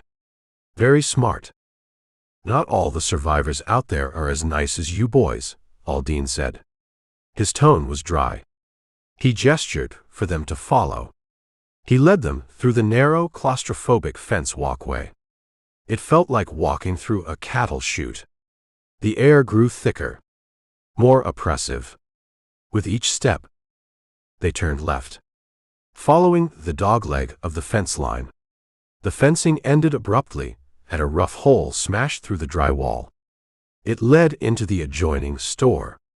Another armed guard stood watch here. A second bald black guy. If he wasn't the first guard's brother, he was a close goddamn cousin, at least. He looked just as big, just as mean, and just as ready to use the .50 caliber machine gun mounted behind a makeshift metal plate. The heavy weapon was aimed directly down the length of the dog-legged fence, ready to shred whatever unfortunate bastards might try to breach their sanctuary. Aldine bumped fists with the big guard as they passed. A silent greeting. A gesture of camaraderie in this shared hell. But the guard's other hand never left the trigger mechanism of the .50 calories. His eyes never stopped scanning the approach. He was a statue of lethal vigilance. On the far side of the hole in the wall, there were people. Hundreds of them. Too many to count. And besides, it was too dark. Too smoky. To do any accurate counting. Small flickering fires burned in half-cut metal barrels. They were scattered throughout the vast, open space of what had once been another retail store. Probably a department store. Or a discount mart. The fires cast long, dancing shadows. They illuminated small, makeshift tents. Lean-tos, constructed from salvaged tarps and cardboard. And dirty sheets tacked to the bare concrete walls. Creating pitiful pockets of privacy. Or despair. There were bodies everywhere. Lying on threadbare blankets. Huddled in small, silent groups. Moving like ghosts through the smoky haze. The sense of desperation. Of raw, gnawing hunger. And of palpable, suffocating fear. It was almost as strong an odor as the overwhelming smell of unwashed bodies, and human waste, and sickness. "Jesus," Boyd whispered. His voice was barely audible. He looked around, his eyes wide with a mixture of horror and pity. He'd clearly never seen anything like this. Most soldiers hadn't. This wasn't war. This was something else. Something worse. He must have forgot about this place a long, long time ago, Aldine said. His voice was flat, devoid of inflection. He didn't look at Boyd. He just kept moving. "Come on." He led them down another cleared walkway. It snaked through the crowded chaos to the far side of the second store, where another rough hole in the wall led them into a third. This one was just as bad, if not worse. It was set up as another indoor refugee camp, just like the first. More people, more fires, more stench, more despair. It was a vision of hell. Dante couldn't have imagined anything more horrific. There were 8 interconnected stores in this section of the strip mall, all of them packed to bursting with survivors, all of them dark, smoky, filthy, before they finally reached the corner store and turned towards the relative light and space of the big box grocer at the end of the complex. "How many people are here?" Hammer asked. His voice was low, subdued. He could feel hundreds of eyes on them as they passed. Hungry eyes, desperate eyes, searching their faces for food, for answers, for some sliver of respite from their unending nightmare. It made him want to walk faster, to get away from the crushing weight of their silent pleas. "Thousands," Aldine answered. He didn't elaborate. He didn't need to. The sheer scale of the suffering was overwhelming. More arrive every day. Or try to, if the licks don't get them first.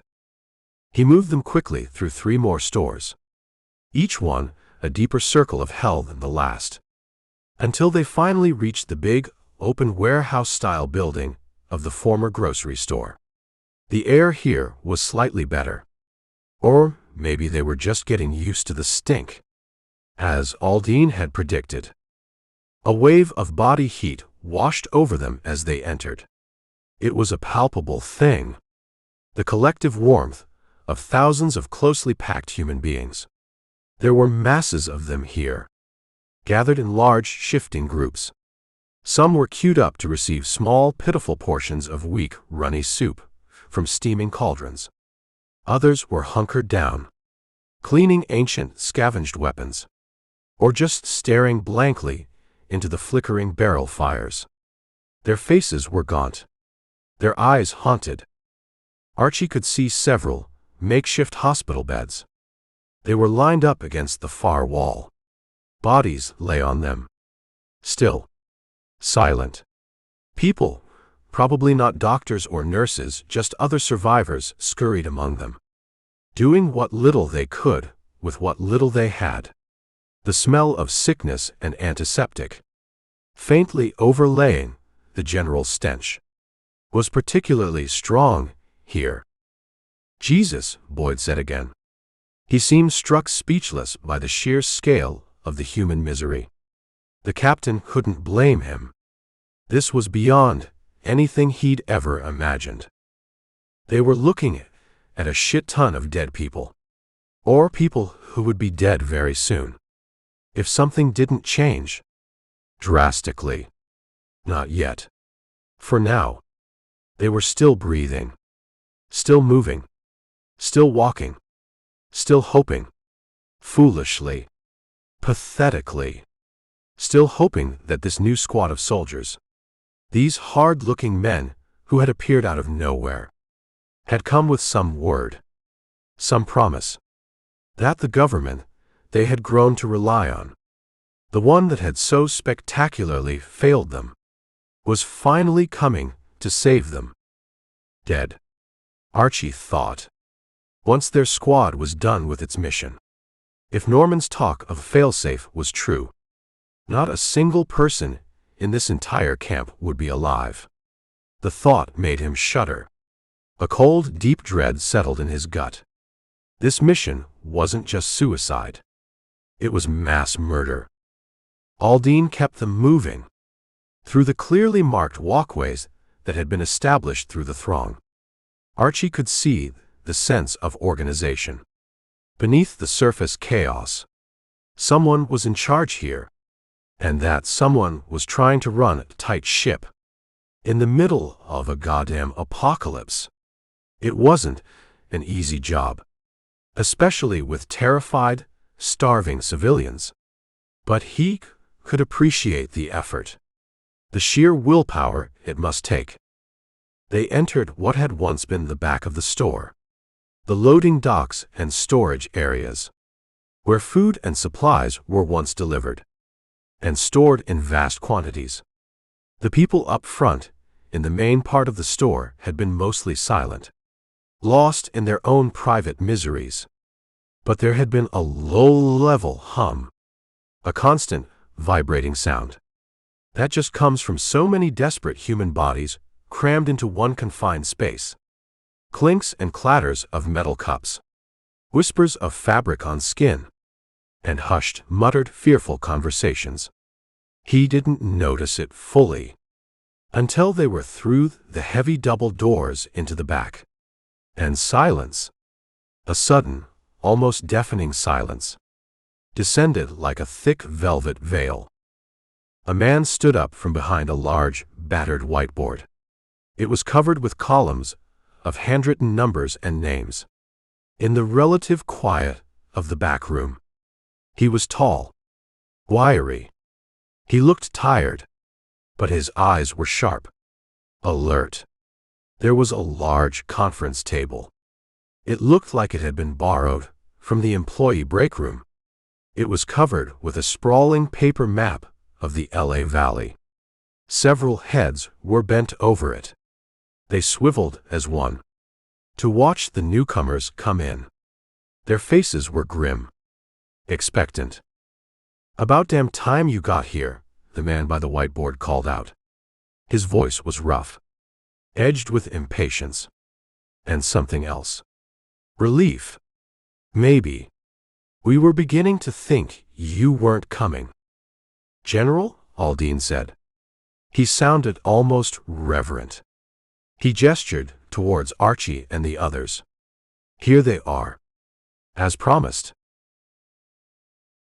Chapter 12. He didn't look like a general. Not any kind of general Archie had ever served under, or read about, in the history books. The man who turned from the whiteboard was tall, lean, almost gaunt. But he moved with a wiry energy that belied the exhaustion etched around his eyes. Long sun-bleached hair, streaked with strands of premature gray, was pulled back in a tight ponytail. It lay starkly between his prominent shoulder blades. He was tanned, deeply, though the tan was starting to fade now, to match the network of fine crinkles around his ice-blue eyes. Those eyes were startling, piercing. They seemed to see right through you, to weigh your soul in a single assessing glance. He wore faded jeans and a ragged, sleeveless t-shirt. His arms were ropey with muscle, corded, like a man who did hard physical labor, not a man who commanded troops from behind a desk. There was no insignia of rank, no polished brass, no pretense, just a quiet, commanding presence that filled the small, cluttered room. "You're not here to help?" The man's voice was a low rumble. Disappointment resonated in the simple question. He looked past Aldine. His gaze settled on Hammer first, then Archie, then lingered on Norman. His eyes narrowed slightly when they landed on the spook. Hammer, ever the NCO, stepped forward. He snapped a salute. It was crisp, textbook. Despite the dirt, The exhaustion. The sheer fucking insanity of their situation. "Sergeant Hammer, General," he announced. His voice was rough, but steady. The man in front of him waved a calloused hand. He dismissed the salute. "And the honorific." "It's an honorific, son," he said. His voice was tired, but kind. Surprisingly kind. "I was a cop. LAPD. Before all of this started. Before the sky fell in." He gestured vaguely towards the map-covered table. Towards the chaos beyond their makeshift command post. Norman, never one for military protocol, glanced over the man they called General's shoulder. He assessed the others gathered beyond him. Around the table, there were 3 men and 1 woman. All of them looked hard, worn down. Their faces were grim. Their eyes held the same hunted look Archie had seen on every survivor in this godforsaken city. They wore a mismatched collection of civilian clothes and scavenged military gear. They were all armed. Pistols. Rifles. One man even had a crossbow slung over his shoulder. They looked like a dangerous, desperate bunch. "How many military personnel do you command, General?" Norman asked. His voice was polite, but probing. Always probing. "Not many of those survived the initial landings," the general said. A shadow passed over his face. A fleeting glimpse of old pain. Old losses. "Most of us in here are just normal folks. Or what's left of normal." He looked directly at Archie. His ice-blue eyes held a weary understanding. Teachers. Accountants. Construction workers. People who just wanted to live their lives. Before the licks decided otherwise. "Tight ship you're running here," Archie admired. He looked around the relatively organized command room. The whiteboard with its neat columns. The maps.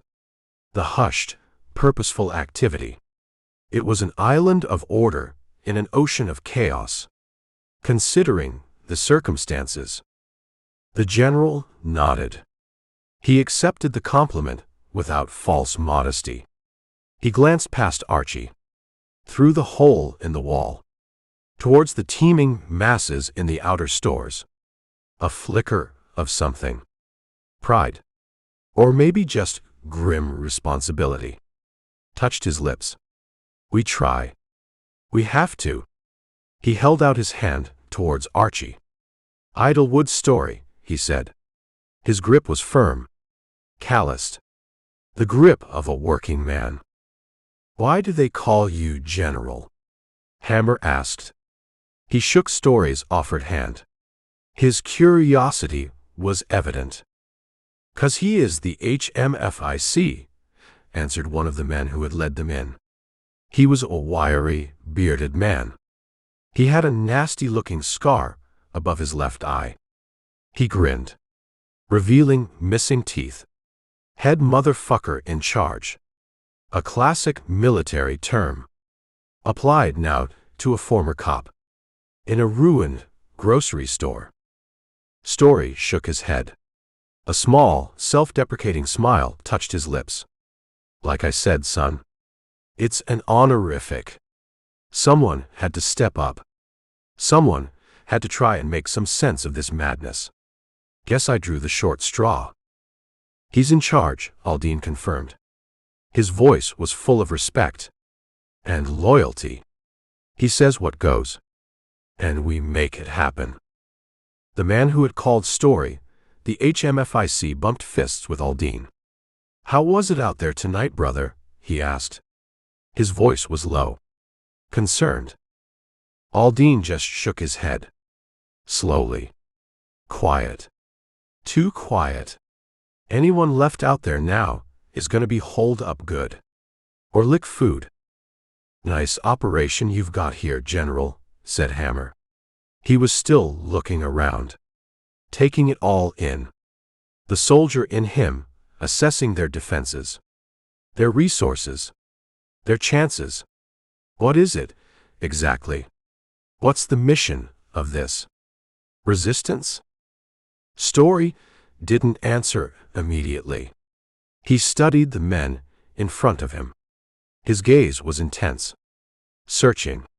He looked at their faces, their gear, the 80-pound packs on their backs. "What's in the backpack, Sergeant?" he asked. His voice was soft, but it cut through the low hum of activity in the room. "You boys on a mercy mission? Bringing supplies for my people?" There was a faint, hopeful note in his voice, a note that Archie knew was about to be brutally extinguished. A man who answers a question with a question is usually trying to hide something, said Archie. He couldn't help himself. The words were out before he could stop them. Old habits. Challenging authority. It was what had landed him on death row in the first place. "You think I have something to hide, son?" Story grinned. It was a genuine grin this time. It transformed his tired face, made him look younger, more approachable, but his eyes remained sharp, wary. He made a small, almost imperceptible motion with his finger towards the back of the room. "Bring him out, Trit." The man next to Aldine, the one with the scarred ballistic armor, nodded. The nameplate on the front of his vest was hard to discern in the dim light, but it looked like Trit. He was built like a brick shithouse. His arms were thick as tree trunks. His face was a mask of grim determination. He stepped aside. He revealed Toy, their missing specialist, their goddamn deserter. He was sitting casually in a folding chair, looking remarkably unharmed, and not at all repentant. "Let him go," Hammer growled. His hand instinctively went to where his rifle should have been. He looked ready to tear Trit apart with his bare hands. Toy leaned back in the chair. He put his hands behind his head. He looked completely relaxed. Smug, even. "I'm not going anywhere, Sarge," Toy told him. His voice was calm, almost defiant. "I'm good right here." "He's not a prisoner, Sergeant," said Story. His voice was still mild, but there was an underlying firmness now. "He asked for amnesty. Sanctuary. We granted it." "Amnesty?" Hammer repeated the word, like he couldn't believe what he was hearing. Amnesty from what? From his duty? From his goddamn squad? "Said you boys were here to blow shit up," Trit said. His voice was a low rumble.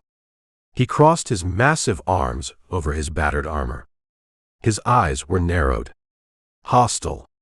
He looked at Archie and the others, like they were something he'd scraped off the bottom of his boot. "Blow us all to hell, along with the licks." "We're here to kill the aliens," Norman said. His voice was flat, devoid of emotion. He stated it like a simple, undeniable fact. "And everyone left here in this city," Story countered. His voice was quiet, but it resonated with a deep, unshakable conviction.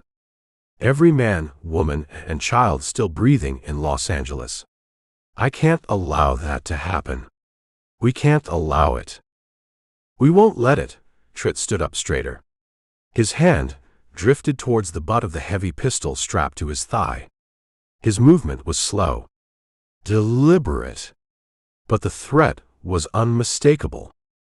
Archie held up both hands, palms out, a gesture of surrender, or at least a plea for calm. "You won't get an argument from me on that score," he said. He meant it. After seeing the thousands of desperate souls in the outer stores, the thought of what their mission entailed made him sick to his stomach. "I'm with that guy." He pointed at Toy, who still looked infuriatingly smug. "Don't listen to him," Toy said quickly. He unlaced his fingers from behind his head. He sat up straighter. He looked suddenly nervous. He's an officer. Or he used to be. He'll say anything to save his own skin. No shit? Trit asked. He looked at Archie with new interest and increased suspicion. An officer? What branch? What rank? It's not honorific, friend, Archie said. He met Trit's hostile gaze without flinching. And yeah, I earned it. The hard way. Busted down to it more like, Snow added from the back. He'd been quiet until now. Too quiet. If Toy's out, then I'm out too. This whole fucking mission is a goat rope. Let's just all stay calm. Norman held up his hands again. He tried to placate everyone.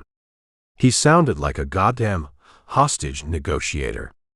Which Archie supposed in a way he was. There's no need for anyone to get hurt. Who the fuck is he anyway?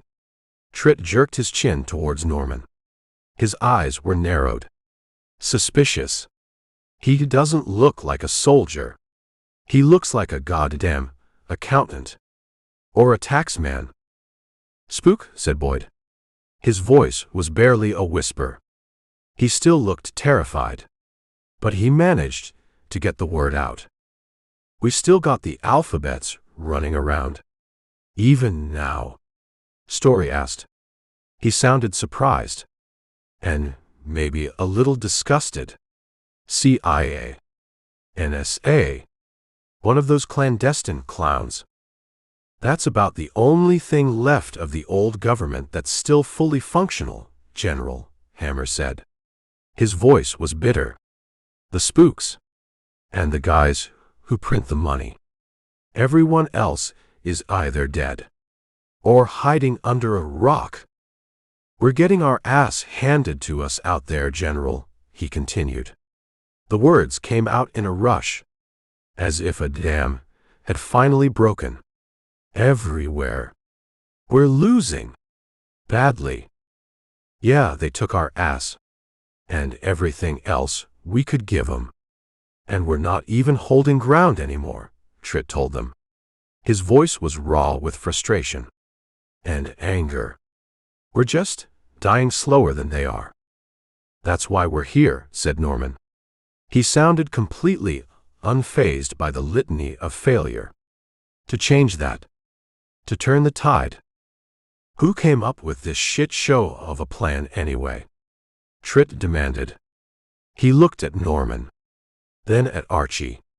Some REMF paper pusher in a bunker 1,000 miles from here. Someone who's never seen a lick up close. Never smelled one burn. General? Aldine interjected. He looked at Story. You got something you want to say to these fellas? About their plan? Story glanced around at the men huddled in their small makeshift command post. He looked at his own hardened fighters. He looked at Archie's battered, desperate squad. He sighed. A deep, weary sound. You know, he said slowly. His voice was thoughtful. When tensions get high like this, when good men are on opposite sides of a bad situation, I think breaking bread together is usually a good way. To hear what each side has to say. To find some common ground. There is no goddamn side here, General. Hammer argued. His voice was tight with frustration. There's us. Humans. And there's them. The licks. And they are trying to kill every single one of us. Systematically. Efficiently. Without mercy. They isn't trying to kill us, Sergeant, said Trit. His voice was cold. Deadly. They are killing us. Fast. And messy. Which is why we don't have time for any hippy-dippy bullshit campfire songs and kumbaya moments. Norman snapped. His calm finally broke. His voice was sharp. Edged with urgency. The longer we wait. The longer we argue. the harder this job becomes. Just give us his gear. And the detonators he stole. And we'll get out of your way. And out of your hair. Did you just ask us to let you go? So you can go out there. And kill us all? Aldine asked. He sounded incredulous. He looked at Norman like he'd grown a second head. I'm not asking, Norman said. His voice was flat again. Cold. All traces of his earlier agitation gone. He was back to being the detached, calculating spook. Trit shifted the heavy assault rifle strapped across his chest. The movement was casual, but purposeful. I don't know that you're in a position to ask much of anything, Spook Boy, he said. His voice was a low growl. Story stepped between the two hostile groups. He raised his hands, palms out, a gesture of peace. I think you need to hear us out, Story said. He looked directly at Archie, then at Hammer. His ice blue eyes were compelling, honest. Before you make any irreversible decisions. He doesn't want to be part of this, General, said Hammer. He jerked his head towards Archie. None of us really do. We were encouraged. Damn right I don't, said Archie. He met Story's gaze. This whole thing stinks worse than that refugee camp out there. None of us want to be a part of this, son, said Story. His voice was a low, soothing rumble. It projected patience and calm and a deep, weary understanding that resonated with Archie, despite himself. But we are. We're all in it together now, whether we like it or not. If we need to eat your goddamn beans and rice to get the detonators back, then let's chow down, Norman interjected. He sounded impatient again. He clearly wasn't interested in diplomacy or understanding. He just wanted to get on with his mission. You're not getting anything back, Spook, said Trit. His voice was flat. Final. We worked too damn hard. Sacrificed too damn much. To build this place. To save these people. We're not going to let you just blow it all up. On the say-so of some faceless bastards in a bunker somewhere.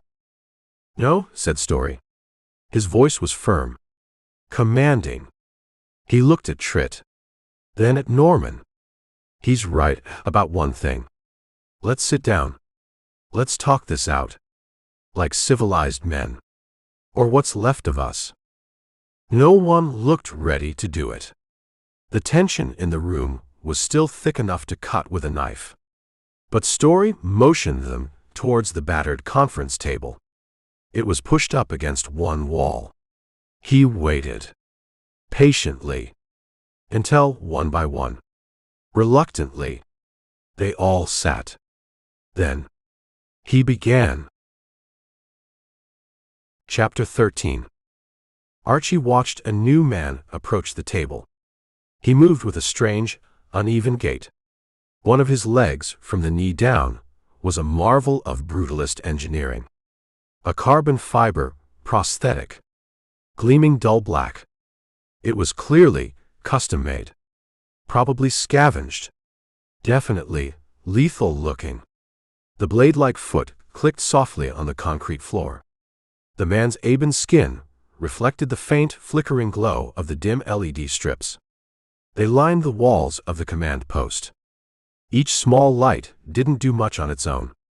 But combined, they created just enough illumination to see the hunger and the hardness in the eyes of the men gathered here. The newcomer swaggered over to the table. He sat down without waiting for an invitation. He looked like he didn't ask permission for much. Story moved to the head of the scarred metal table. He moved with a sense of weary familiarity. This was his domain. His burden. He waited for the others to join him. For Archie's squad to settle. Uneasily. amongst his own hardened fighters. There wasn't much on the tabletop. No feast. No bounty. Just a few dented metal platters. One held a steaming pile of what looked like pinto beans. Another held plain white rice. A third contained a stack of rough, uneven flatbread, probably made from whatever scavenged flour they could find. It was survival rations. Nothing more. A few people brought out the meager offerings. Their movements were slow, listless, as if the effort was almost too much. "We don't get much variety anymore," said Story. He offered a small, apologetic smile. It didn't quite reach his tired eyes. "Hope you boys aren't expecting a steak dinner." "You get used to it," said Trit. He was already scooping a pile of beans onto his own plate. He didn't wait for ceremony or an invitation. Hunger was a powerful motivator. Story served up a small scoop of beans and an equally small scoop of rice onto each dented tin plate. He passed them down his left-hand side. The plates made their way slowly around the table. Each man took his share. Silently, they tucked in. The only sounds were the scrape of spoons against metal and the occasional, tired sigh. The food was bland, starchy, but it was hot, and it filled a gnawing emptiness in Archie's gut, an emptiness that had been there for too long. "We've been here, in this grocery store, since just about the beginning of the LA occupation," Story told them. He spoke softly. His voice was gravelly, as if he hadn't slept in days or weeks. "These three here." He gestured with his spoon towards Trit, Aldine, and the silent man with the carbon fiber leg. "They saved my life that first week. Pulled me out from under a collapsed freeway overpass. Licks were swarming everywhere." The black man with the prosthetic leg nodded once, slowly. But Trit and Aldine just kept eating. Their faces were grim. Their eyes were distant, lost in memories Archie didn't want to imagine. "I had 27 people with me that day," Story said. His voice dropped lower, softer. "My neighbors. Friends from my old precinct. Just ordinary folks. Trying to get out of the city. We brought 26 of them into this building. Lost one on the way. A kid. No older than my own boy." He paused. He stared down at his half-eaten plate of beans and rice. He didn't seem to see it. "And he," Story continued. He looked up. He fixed his gaze on Trit. "He sacrificed almost 24 of his own soldiers. Good men. To get us civvies through the lick lines. To secure this place." "Not quite that high, General." Trit finally spoke.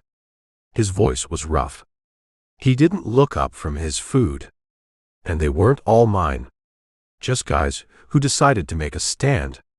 Instead of running. Felt like it to me, son." Story's voice was heavy with old grief. It was a high price to pay. Too damn high. Especially since they were supposed to be in a fight on the beach. Not babysitting a bunch of scared civilians.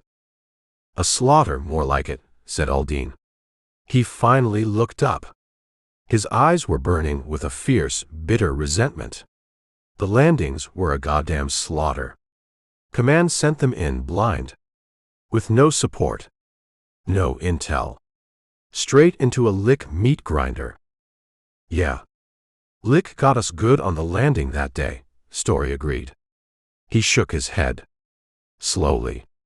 "We lost 12 good soldiers for every one that managed to touch sand. I bet. Maybe more."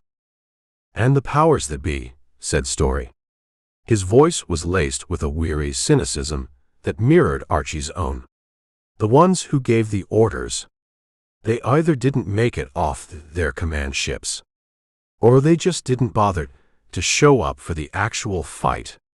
Too busy saving their own asses, I reckon. Didn't bother to answer any goddamn calls for evac or support after either, Trit reminded him. His voice was harsh.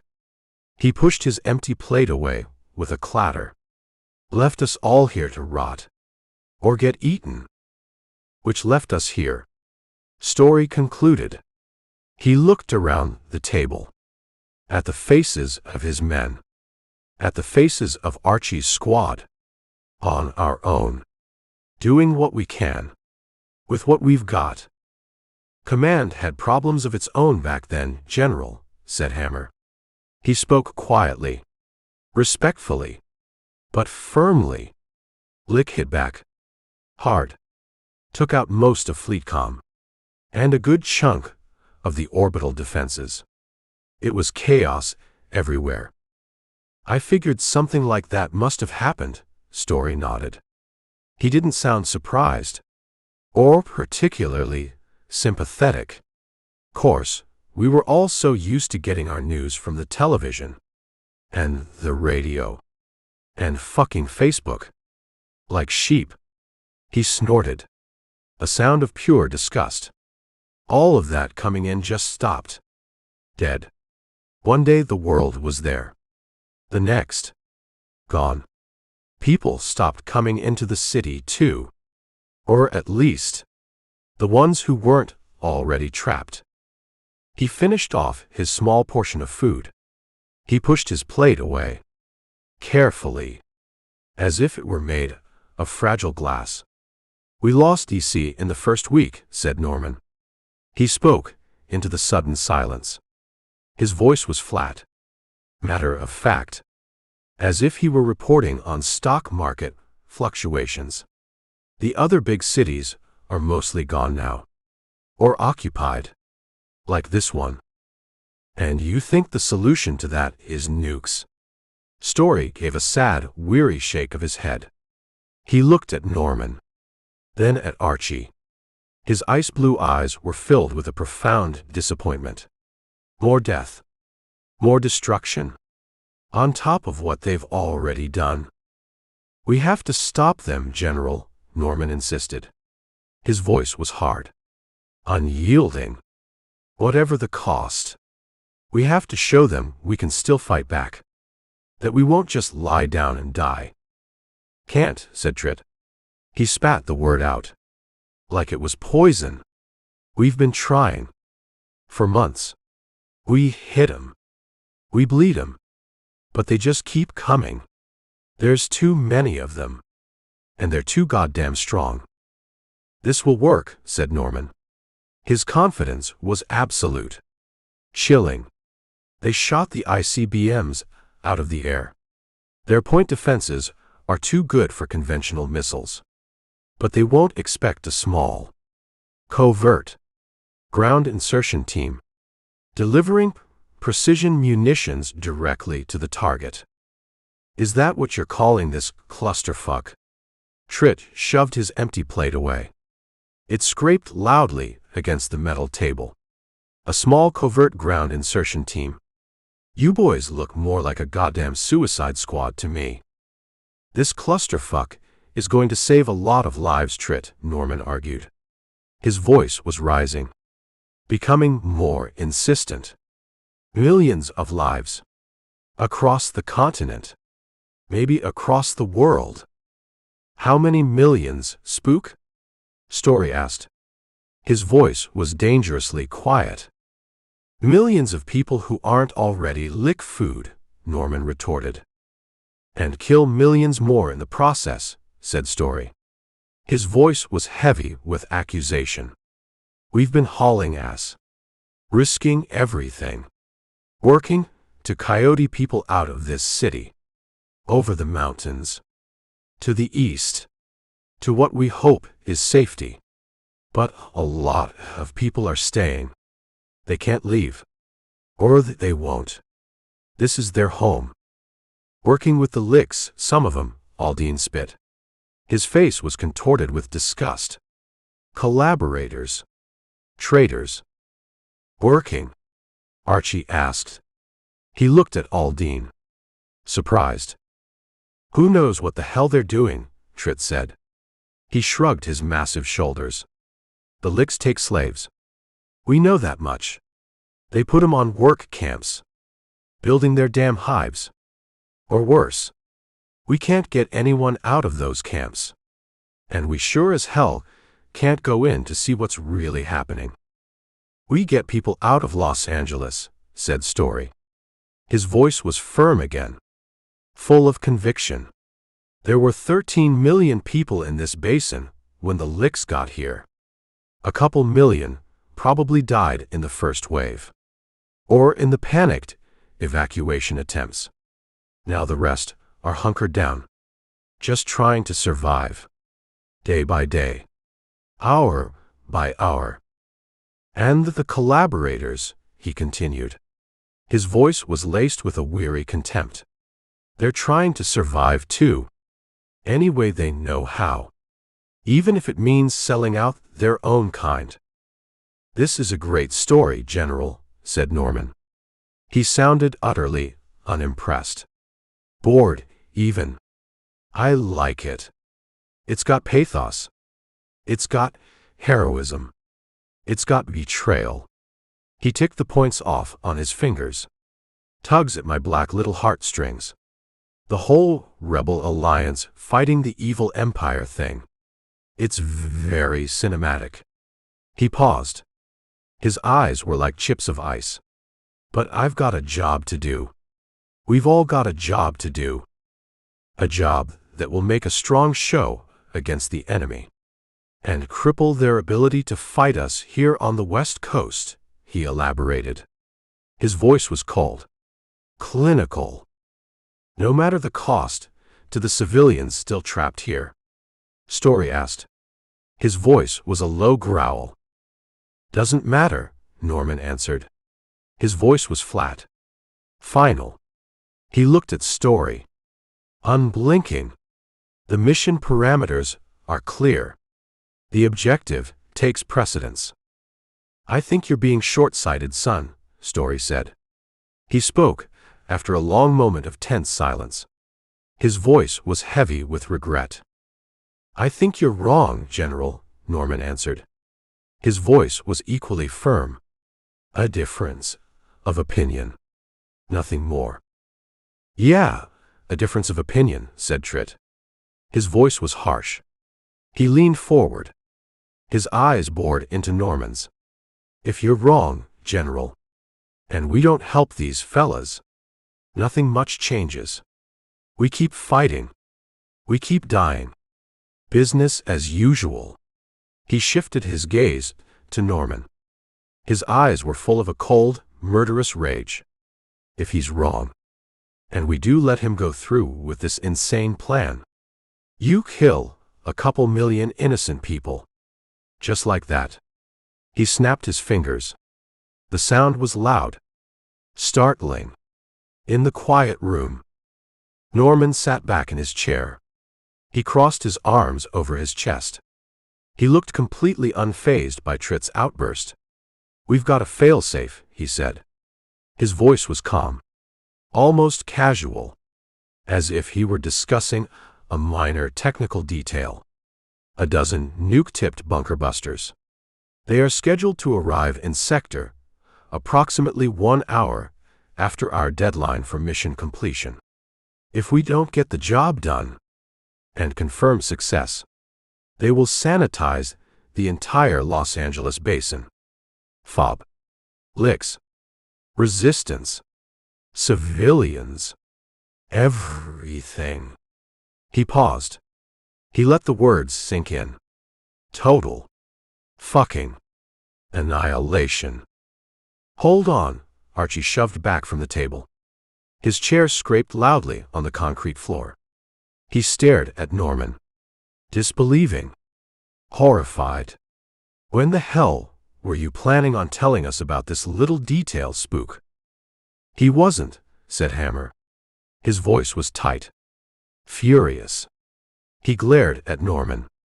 His fists were clenched so tight his knuckles were white. Orders were to play that information close to the vest. Need to know only. And, apparently, we didn't need to fucking know. Norman just shrugged. That infuriating, indifferent shrug. He sent a quick, almost imperceptible glance at his watch. 30 hours, he said. He looked at Story. His eyes were cold. Challenging. How many people can you get out of the blast radius by then, General? He's bluffing, said Trit. His voice was rough. But there was a note of uncertainty in it now. A flicker of fear in his eyes. If they were going to fucking do something like that, nuke a whole American city, they would have done it by now. They wouldn't send us in first. Story locked eyes with Norman. The two men measured each other in silence. The former cop versus the government spook. Norman sat with a stoic, unreadable look on his face. Impassive. Immobile. A stone wall of official denial. And lethal intent. Fuck this noise, said Trit suddenly. He'd had enough. He shoved back violently from the table. He turned his rifle on Norman. His movements were fast. Fluid. Deadly. You can die first, you lying government bastard. Story held up a hand. He didn't say anything. He just held it up. A silent command for restraint. Trit kept his rifle leveled directly at the spook's impassive face. His finger was tight on the trigger. Evacuate, Story said. His voice was quiet. But it carried the weight of command. The weight of defeat. Muir. He looked at the man with the carbon fiber leg. Get these people moving. Now. General, Aldine leaned over. His face was pale. His eyes wide with disbelief. We can't just send runners to the other outposts immediately, Story continued. He ignored Aldine's protest. His voice was stronger now. More decisive. We fall back to the contingency outpost at Arrowhead. Full evacuation protocol. Go. It won't work, General, said Muir. His voice was a low rumble. He got up from the table. He moved away. Already barking orders into a handheld radio. Executing the evacuation plan. Despite his reservations. How many can we take with us on such short notice? Aldine grumbled. He looked devastated. Not enough, son, Story said. His voice was heavy with a terrible, weary sadness. Never enough. You know. When Lick sees all this sudden activity, their patrols are going to increase tenfold, Aldine said. Then he stopped. His head snapped up. He smiled. A slow, cunning, wolfish smile. He glanced between Norman and the man they called the General. How active do you think they'll get, General? Hammer caught it first. Archie saw the flicker of understanding in the sergeant's eyes. Who knows, said Story. He shrugged. But his eyes were glinting with a new, dangerous light. They get stirred up like hornets. They pop up all over the goddamn place. Sometimes it's like stepping on an ant pile. 1 minute, there's just a couple of worker ants wandering around. Then the next thing you know, 1,000 of them are swarming up your leg, biting the hell out of you. Shit, Norman cursed. He finally looked worried. Just for a second. His carefully constructed composure slipped. Just a little. Shit is right, Spook Boy, Trit said. He lowered his rifle slightly. But he still looked ready to use it. You fuck with the bull. You're gonna get the horns shoved right up your ass. You just made my job harder, General, Norman bitched. He sounded genuinely annoyed. You gave yourself 30 hours, son, Story reminded him. His voice was calm again, but there was an edge of steel in it now. I'll have every post in the LA basin in the loop in less than an hour. And people on the move 20 minutes after that. I can't save them all. God knows I can't. But I can get a lot of the fast movers. The young, the healthy, out in a day. Maybe more, if the licks are busy chasing their own tails. He glanced at Trit. You know anything about nuclear fallout patterns, Trit? Trit shrugged his massive shoulders. Enough. We can hit a designated safe zone in about 10 miles from here. If we move fast, we can worry about the fallout after that. If we're still breathing. Santa Ana winds are blowing west today, Story added. That's gonna take most of the immediate crap out over the bay. So we've got that going for us. Which is nice. He didn't sound like he thought it was very nice at all. Fuck though, General, Trit continued. His face was grim. If he's talking 12 big bombs, 12 goddamn bunker busters, it's gonna get real bad. Real fast. No matter which way the wind is blowing. And that's just if the fuckers in those planes can aim straight this time, he added. His voice was full of bitter contempt. Meaning? Archie asked. Meaning our flyboys aren't the most accurate motherfuckers in the sky. Especially when lick lasers are cutting their multi-million-dollar planes in half around them, Trit explained. He spat on the floor. And bunker busters aren't timed munitions, Captain. They don't have a delay. They go off when they hit. Where they hit. Could be on target. Could be 10 miles off. Could be right on top of our goddamn heads. We were doomed from the start then, Archie said. His voice was flat. He felt a cold, hollow despair settle in his gut. What part of suicide mission did you not understand, genius? Snow snapped.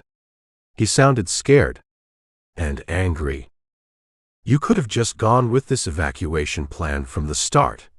Archie slapped the table in front of Norman. He glared at the spook. Instead of this Gobi insanity. He's right, you know, Norman nodded. He gestured towards Trit. There's no guarantee any of those big bombs will actually get in where we need them to. Past the lick defenses. Or hit the primary target. He looked at Archie. His eyes were cold.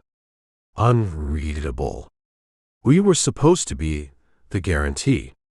The human-guided smart bombs. Now everybody's fucked, said Trit. He sounded resigned. Defeated. Behind them, in the main part of the store, the building had started to hum with a new, urgent activity. Folks were grabbing hastily packed bags. They moved in a quick, surprisingly orderly fashion. Towards the designated exits. There was no panic. Just a grim, focused determination. Runners are out, General, Muir called to Story from across the room. They could see him moving among the people. Giving quiet instructions. Then leaving with a quick, reassuring word. Or maybe just a lie. You expected this, Hammer said. He was watching the evacuation. His expression was a mixture of admiration and disbelief. They're trained to move like this. To bug out on a moment's notice. Never know when Lick might find your little hidey hole, said Story. He shrugged. Or when your own goddamn government might decide to nuke you off the map. Always pays to have a plan B and C and D. What about them? Trit asked. He jerked his chin towards Archie's squad. His eyes were still hard. Suspicious. Story shoved back from the table. He stood up. He looked suddenly older. More tired than Archie had ever seen a man look. Cut them loose, he said. His voice was flat. Devoid of emotion. He started to storm away. Towards the chaos of the evacuation. "What about my detonators, General?" Norman called out after him. His voice was sharp, demanding. Story stopped. He didn't turn around. He just stood there, his back to them. He watched the activity around them for a long moment. There was a palpable tension in the air, a sense of impending doom.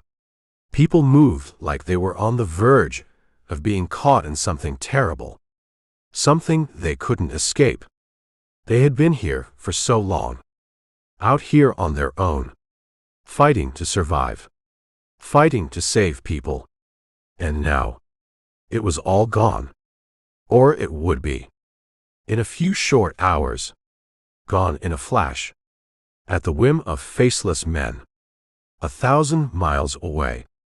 A plan made by people who had no idea of the stakes. The real stakes. The human consequences of their arrogant, deadly actions. "Fuck your detonators, spook," Story said. His voice was low, savage. He spoke over his shoulder. He didn't look back. He nodded once, sharply, to Trit. "Off your asses, shitbirds," the big soldier grunted. He hefted his rifle. He gestured towards the door with the muzzle. "You are fucking out of here. Now."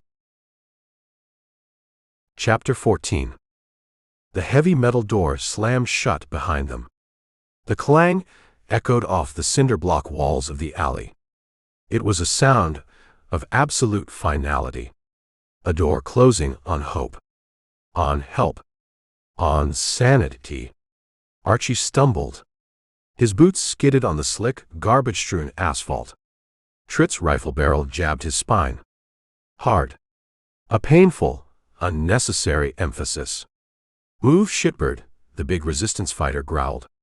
His voice was full of contempt and a weary anger. Aldine shoved Snow out next.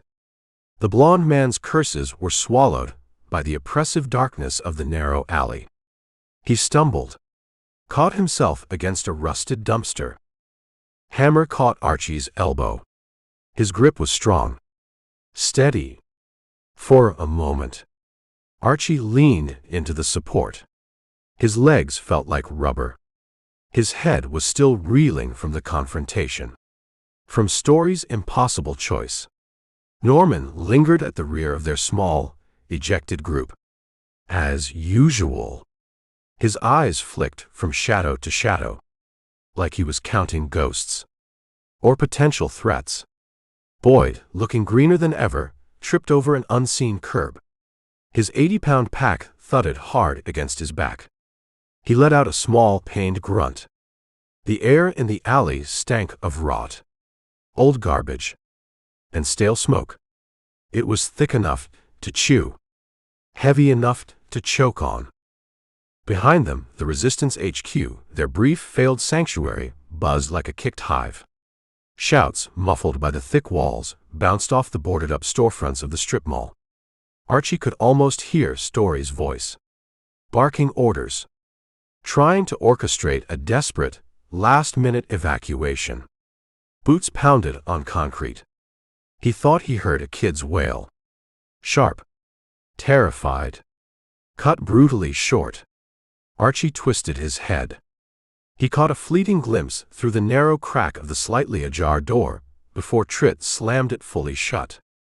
Story at the whiteboard, slashing bold lines across the map of LA with a thick black marker. His face carved from stone. Grim. Resolute. Then nothing. Just the oppressive darkness of the alley. And the squad. Alone. Again. Cast out. With no weapons. No detonators. And no goddamn plan. Hammer took point by unspoken consent. His broad shoulders seemed to slice through the clinging shadows. He moved with a weary, practiced caution. "Keep tight," he rasped. His voice was low, barely audible, above the scuttling of unseen rats in the overflowing dumpsters. "And keep your goddamn eyes open. We're in Lick Central now." No backup. No cavalry. Just us. Snow, recovered from his initial stumble, kicked a rusted empty can. The clatter rang off the brick walls. It sounded as loud as a gunshot in the tense silence. Archie flinched. "Fucking shit deal, Sarge." Snow's voice was a low, angry growl. "They take our guns. They keep the detonators. And then, they boot our asses out into the middle of lick-fucking Central. That's gratitude for you." Hammer didn't turn. He didn't break stride. "Stow it, Snow." His voice was flat, devoid of sympathy. "Complaining won't change a damn thing. Just makes you sound like a whiny bitch. Focus on staying alive." Archie's fingers flexed on the straps of his pack. The heavy canvas dug into his shoulders. 80 pounds of high explosives. A city killer. And no way to light the goddamn fuse. It was the ultimate cosmic joke. And he was the punchline. Again. The alley eventually spat them out into a wider street. It was choked with abandoned cars. Thousands of them. Hoods were dented. Windows smashed.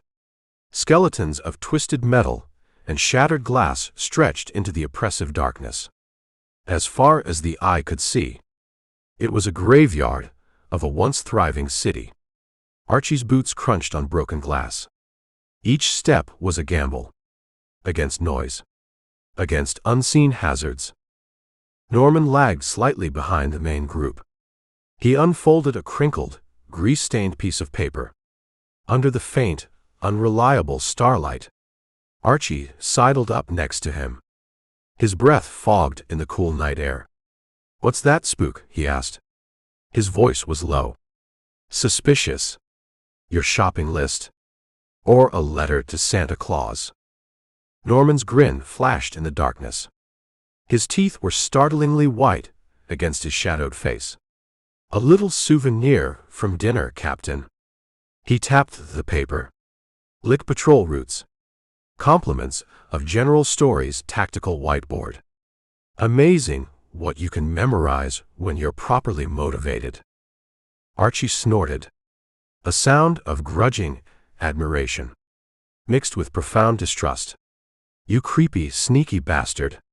Why didn't you say so back there? Could have saved us some grief." Norman just tapped his temple with a knowing finger. "Timing, Archie. It's all about the timing. And maintaining plausible deniability." A high-pitched whine suddenly sliced the still night air. It was mechanical, alien, and growing louder. Fast. Hammer, his senses still sharp despite everything, dropped to a crouch. He waved them down frantically. "Patrol craft," he hissed. "Get down. Now." Archie didn't need to be told twice. He dove under the grimy, rusted belly of a semi-trailer. Loose flakes of rust showered onto his palms. His cheek pressed against the cold, oil-stained asphalt. Snow belly crawled beside him. He was muttering a stream of curses. "Fuck me sideways with a rusty lick claw." Boyd wedged himself in tight against a massive tire. His breath hitched in his throat. He was trembling like a leaf. Norman slid in last. Smooth. Unhurried. The map crunched softly in his fist. Above them, a sleek black V-shaped craft skimmed the jagged skyline. Angry red lights pulsed along its belly. It moved with an unnatural, silent grace. A predator searching for prey. The beams came fast. With no warning. Crimson lances of pure energy.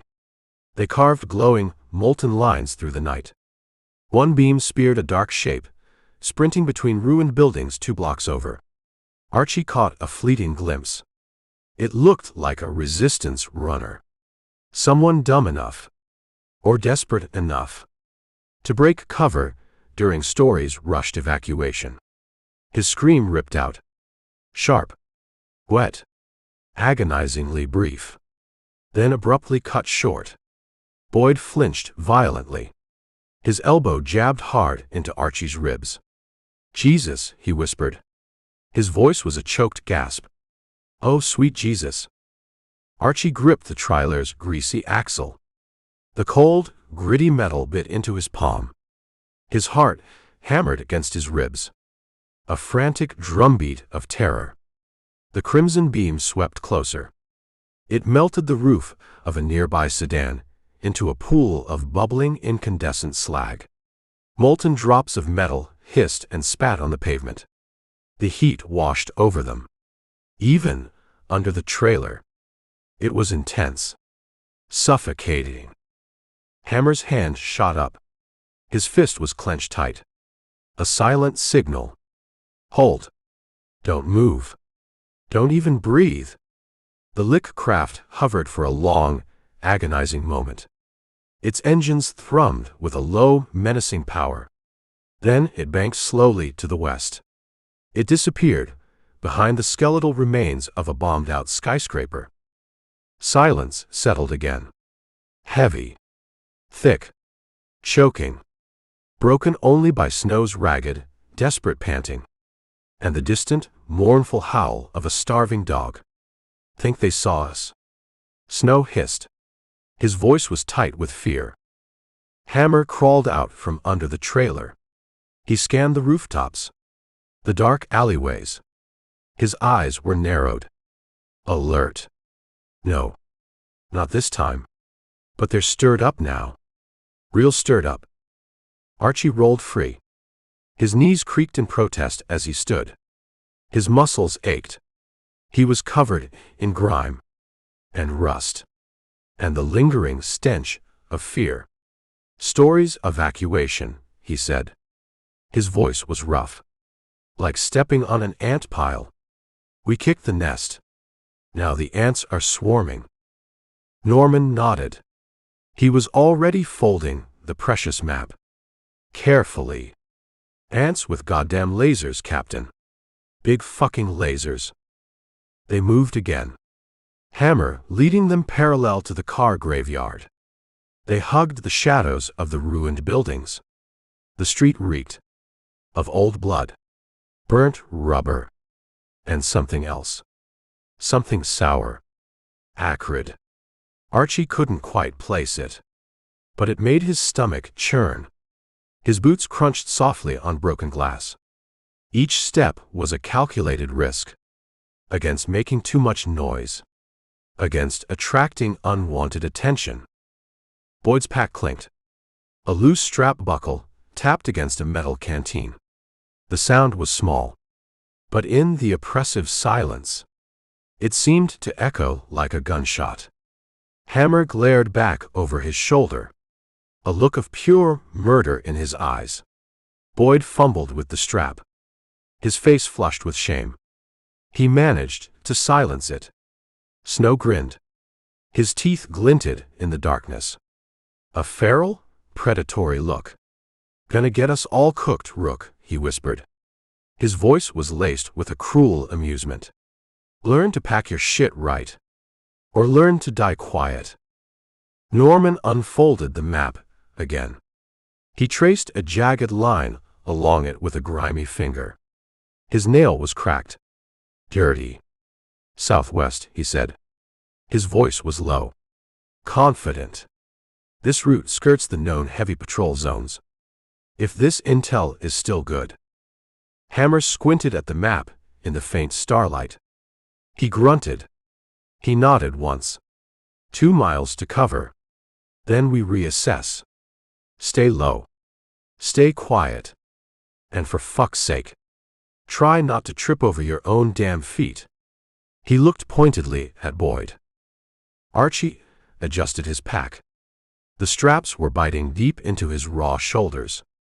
His prison-issue shirt was thin. Useless. It offered no padding. No protection. "No choice now, huh?" he muttered. To himself as much as to anyone else.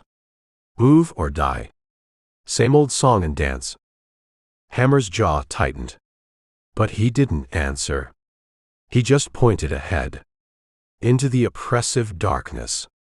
And started walking. His boots crunched on the debris-strewn pavement. A steady, relentless rhythm, leading them deeper into the lick-infested nightmare. The ground trembled. Not from a distant explosion this time. It was a low, rolling thud. From the direction of Santa Monica. From the lick fob. Archie froze. One foot was lifted mid-stride. He felt it through the soles of his worn-out boots. A deep, resonant vibration. As if something huge was moving out there. Snow, not paying attention, bumped into him from behind. He cursed under his breath. The hell was that now? Boyd's head tilted. He was listening intently. His young face was pale. Drawn. Another thud. Deeper this time. More powerful. It shook loose pebbles from a cracked curb nearby. They skittered across the pavement. Hammer's eyes narrowed. He was staring west. Towards the faint, angry red glow that stained the night sky over Santa Monica. Something big, he said. His voice was grim. Something very fucking big. Norman's usual smirk faded. Just for a second. A flicker of something. Concern? Or just recalculation? Crossed his face. Bigger than us, Sergeant. Much bigger than us. They pressed on, weaving through the silent metallic corpses of the abandoned cars. Archie ducked under the sagging, rusted bumper of a pickup truck. Rough metal scraped his scalp. He ignored the sting. Hammer climbed onto the hood of a burned-out sedan. His boots dented the scorched metal with a soft, dull thunk. Snow followed. He was still muttering under his breath. Like rats in a goddamn junkyard. That's what we are. Boyd slipped on a patch of oil. He caught himself on a shattered doorframe. His bones rattled inside his thin frame. Archie grabbed his arm. He hauled him upright. You good, kid? He asked. His voice was rougher than he intended. Boyd nodded. His face was tight. Pale. He didn't meet Archie's eyes. The thuds grew more rhythmic now. Boom. Boom. Boom. Like the footsteps of some colossal unseen giant. Shaking the very earth beneath their feet. Archie's gut twisted into a cold knot. He glanced west again, where the sky glowed a faint, pulsating red. Over the distant silhouette of Santa Monica. That's the fob, he said. His voice was low. Tight. That's where we're headed. Hammer grunted in affirmation. Yeah. And it's waking up. Looks like the party's starting without us. Norman tapped the map. We're still a good click out from the primary target area. Patrols will thicken up soon. Considerably. Snow spat into the darkness. A glob of saliva sizzled on a piece of hot metal. Fucking perfect. Just fucking perfect. A shadow shifted ahead of them. Quick. Human-sized. It detached itself from the deeper darkness of a narrow alleyway. Archie's hand instinctively dropped to his waist. For the pistol that wasn't there anymore. The phantom weight of it was a bitter ache. Hammer raised a clenched fist. A silent command. They sank down behind the bulk of a large overturned van. The shadow moved closer. Boots scraped softly on the broken pavement. A voice called out. It was thin. Cracked. Desperate. Hey. You guys. You got food. Water. A scavenger. He stepped into the faint, hazy light filtering down from the star-dusted sky. He was all sharp angles. Hollow cheeks. His eyes glittered with a wild, feral hunger. A crudely fashioned shiv, made from a sharpened piece of scrap metal, glinted in his hand. Hammer waved him off. Dismissively. Beat it, ghoul. We got nothing for you. The scavenger didn't move. He just stared at them, his eyes fixed on their bulky packs. He licked his chapped lips. Then, with a desperate animalistic snarl, he lunged at Boyd. The shiv flashed in the dim light, aiming for the kid's exposed throat. Archie moved without thinking. Pure reflex. He slammed his shoulder hard into the scavenger's side. He drove the man into the van's cold, unyielding metal. The scavenger's head bounced off the steel panel with a sickening wet crunch. He crumpled to the ground, twitching. A low moan escaped his lips. The shiv clattered onto the pavement. Snow loomed over the downed man. His fist was cocked, ready to deliver a final, brutal blow. "Let me finish him, Sarge. One less mouth to feed." Hammer grabbed Snow's arm. His grip was like iron. "No time. He's not a threat anymore. Move. Now." Archie stepped back. He wiped a smear of something wet from his knuckles. Not his blood. He hoped. Boyd stared at him. His eyes were wide, full of a dawning gratitude and terror. "Thanks," he muttered. His voice was shaky. Archie just shrugged. He didn't look at Boyd. He didn't want to see the kid's fear or his thanks. "Don't mention it." He turned away. He scanned the street. His senses were on high alert. The rhythmic thuds from the fob rolled closer, shaking the street, shaking their resolve. Norman folded his map. His voice was steady, unnervingly calm. "We're running out of dark, gentlemen. The lick equivalent of the morning commute is about to begin." Hammer nodded. His eyes were hard, cold. Double time. Now. He broke into a shambling trot, heading west, towards the pulsing red glow, towards the growing lick menace. Archie fell in behind him. The surviving members of their doomed squad formed a ragged, desperate line, threading their way through the silent, chaotic ruins of a dead city. The licks were stirring. The fob was awake. And somewhere, in the not-too-distant darkness, a new, more immediate threat emerged. 3 lick hunters, sleek and deadly, detached themselves from the shadows of a ruined building, their multifaceted eyes instantly locking onto the fleeing humans.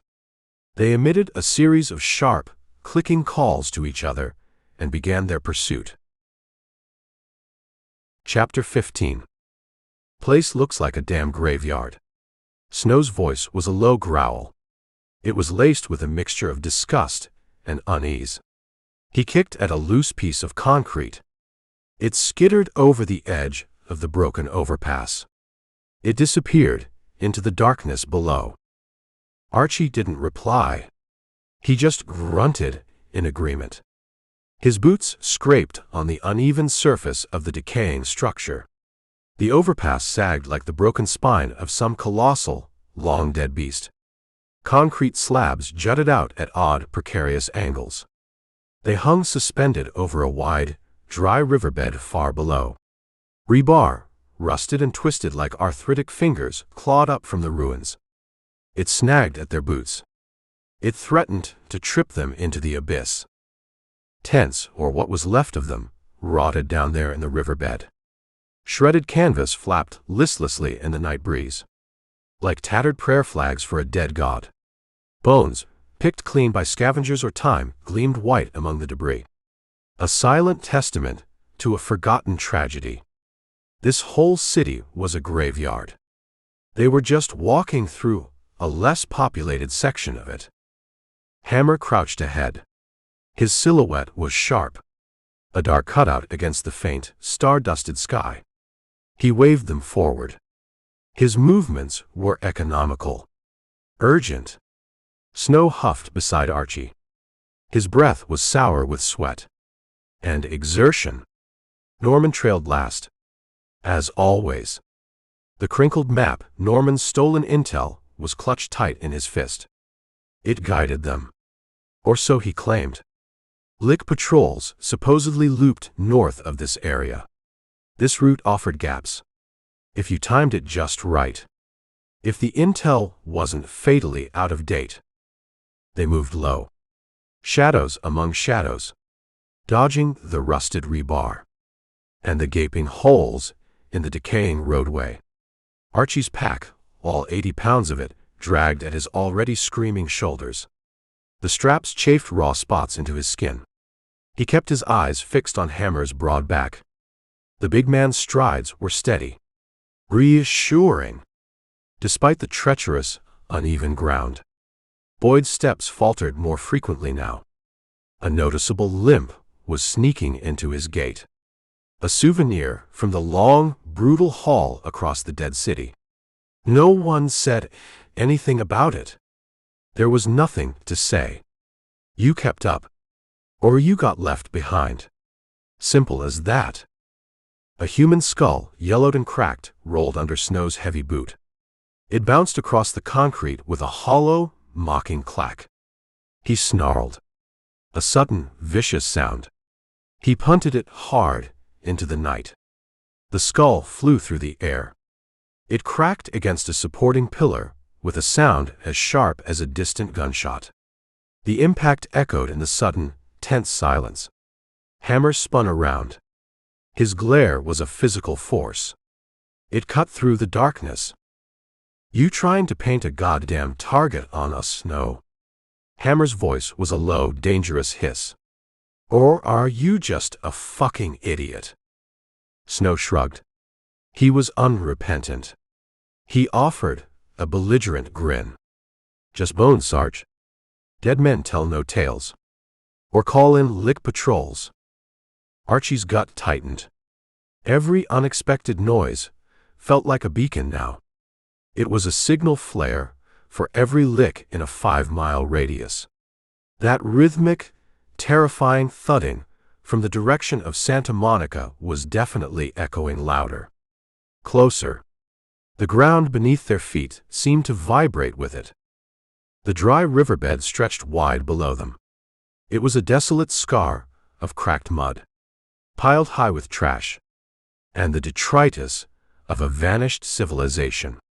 Hammer led them along the overpass's crumbling lip.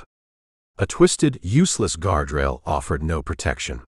It just served as a grim reminder of how far they could fall. Norman hissed from the rear. A sharp, urgent sound. Hold. Archie dropped instantly to a knee. His pack thudded hard against his spine. A familiar ache. A shape flickered ahead. In the deep shadows between two fractured concrete slabs.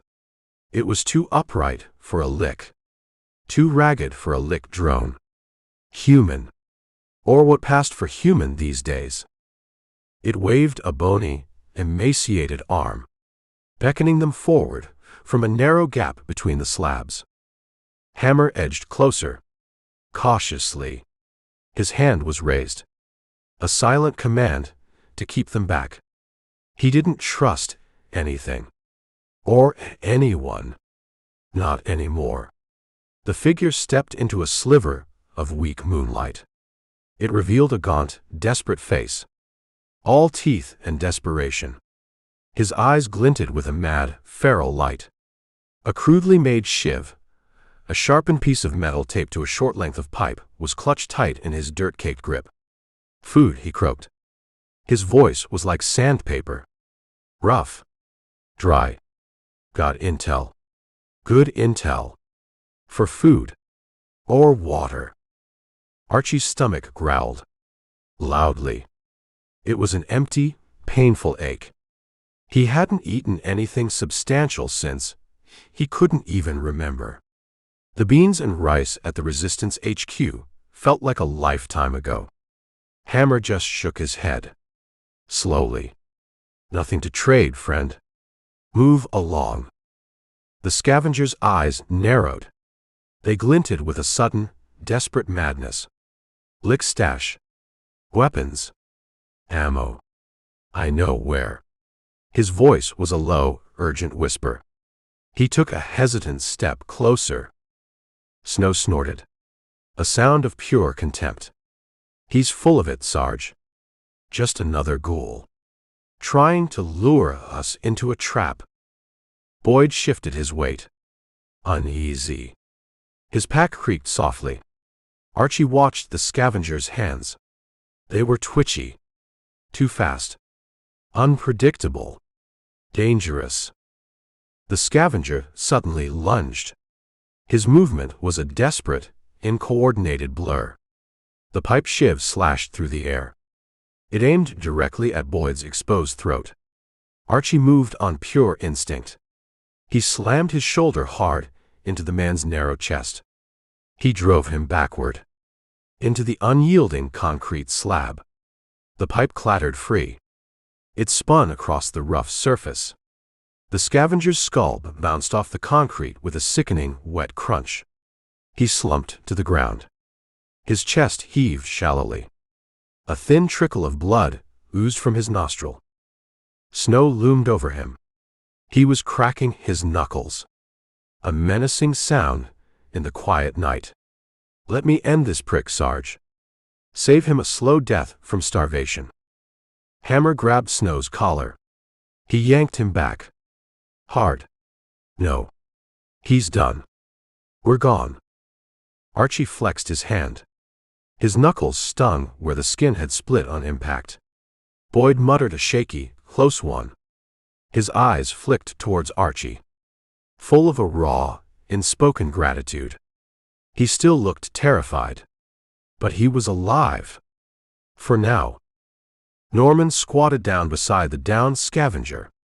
He prodded the man's limp arm with the toe of his boot. Then with the end of his bent metal pipe. There was no response. Acceptable loss, Norman said. His voice was flat. Devoid of any emotion. Cold. Clinical. Archie shot him a look. Full of disgust. You're a cold bastard, Norman. You know that? Norman just stood up. He brushed a speck of dust off his knees. He offered no reply. No justification. He didn't need to. He was what he was. The heavy thuds from the fob rolled in again. Deep. Rhythmic. They shook the damaged overpass. Dust sifted down from unseen cracks overhead. It dusted Archie's hair. His shoulders. That's no goddamn patrol, he said. He squinted west. Towards the angry red glow. Something's marching. Something big. Hammer nodded. His face was grim. Yeah. And it's coming this way. Snow kicked the concrete slab. He was muttering under his breath. Great. Just fucking great. What we need. More goddamn licks. Boyd suddenly pointed down the length of the dark riverbed. His hand was trembling. What's that? He whispered. Archie followed his pointing finger. A faint green flicker. It arced briefly into the sky. Maybe a mile off. Then vanished. Hammer's jaw tightened. His eyes narrowed. Flare. Boyd's voice dropped even lower. It was full of a dawning, horrified realization. That's Toy's signal. That's his emergency flare. Archie's pulse kicked up. A sudden surge of adrenaline. And anger. Alive. The bastard was alive. And apparently in trouble. Or trying to lure them into more. Snow grinned. A feral, wolfish expression. Son of a bitch. His little rabbit run didn't last too long, huh, Cap? Norman tilted his head. He looked like he was solving a complex mathematical puzzle in his head. Or he's baiting us. Setting a trap. Hammer didn't wait for debate. He didn't ask for opinions. He just pointed towards where the flare had been. And started moving. Fast. Towards the danger. Towards their traitorous squad mate. They slid down the overpass's steep, debris-strewn slope. Their boots skidded on loose dirt. And gravel. The dry riverbed swallowed them. The air down here was thick, heavy. It stank of decay, rotted cloth, old putrid meat, and something else. Something sharp. Chemical. Archie's soles sank into the soft, yielding mud with each step. It sucked at his boots. It tried to pull him down. Each step was an effort, draining his already depleted energy. Hammer kept them moving fast, hugging the steep bank of the riverbed, where the shadows pooled deep and dark. The flare's brief green glow had faded from the sky, but its direction, its implications, burned in Archie's head. West, towards the growing red haze over Santa Monica, towards the Lick Fob. A large pile of debris loomed ahead. It blocked their path. Discarded crates, old tires, a child's busted stroller tangled in coils of rusted wire. A monument to lost innocence. Hammer vaulted it. He landed soft, agile, despite his bulk and his heavy pack. Archie followed. His pack jostled, unbalanced him. His breath sawed through his gritted teeth. Snow scrambled over next, swearing loudly as a rotten wooden crate splintered under his weight. Boyd limped far behind. His face was pale, but set in a mask of grim determination. Norman cleared the obstacle last. Silent, graceful, like a goddamn ghost. The thuds from the fob grew louder, more insistent. Boom, boom, boom, vibrating up Archie's legs, through the soles of his boots. He glanced back. He saw nothing but the oppressive darkness and the jagged, broken outline of the overpass against the star-dusted sky. Hammer stopped short, so suddenly that Archie almost bumped into him. He caught a whiff of oil and metal and stale sweat on the big man's skin. Hammer's fist was up. A silent command. "What?" Archie hissed. His voice was a low whisper. Hammer pointed at a glint of something in the mud. It was half buried in the filth.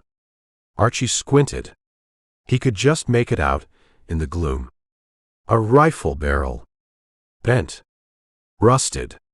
The magazine was gone. Scavenger wasn't lying after all, Hammer grunted. His voice was full of a grim satisfaction. The lick stash was here. Norman kicked at the mud with his boot. He unearthed a cracked, empty ammo box. "Picked clean," he said.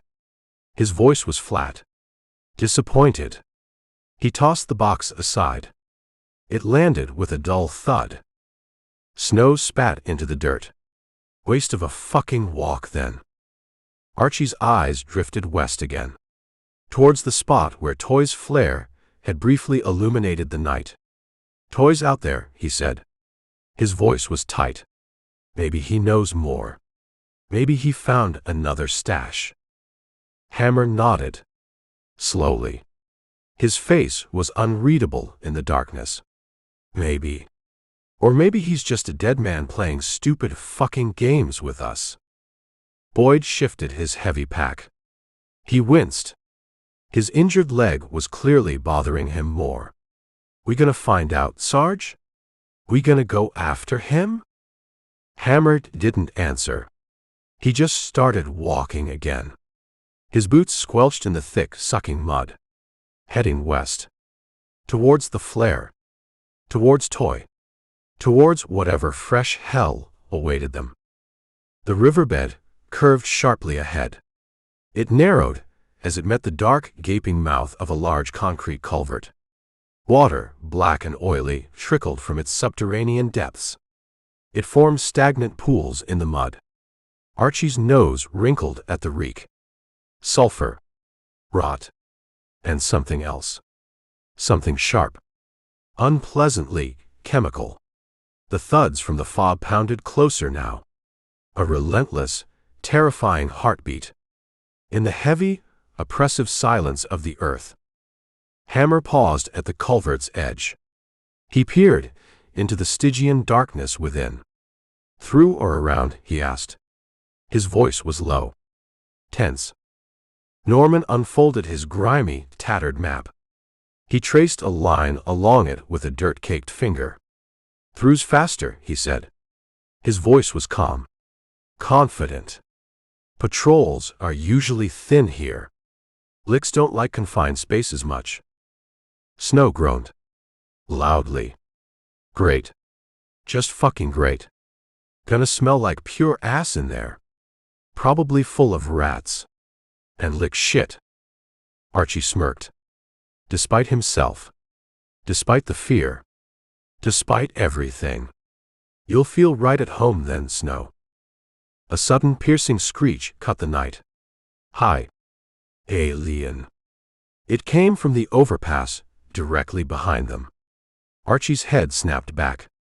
Shadows moved up there. Too many shadows. Moving too fast. Lick claws glinted in the faint starlight, catching stray reflections. They were silhouetted against the sky.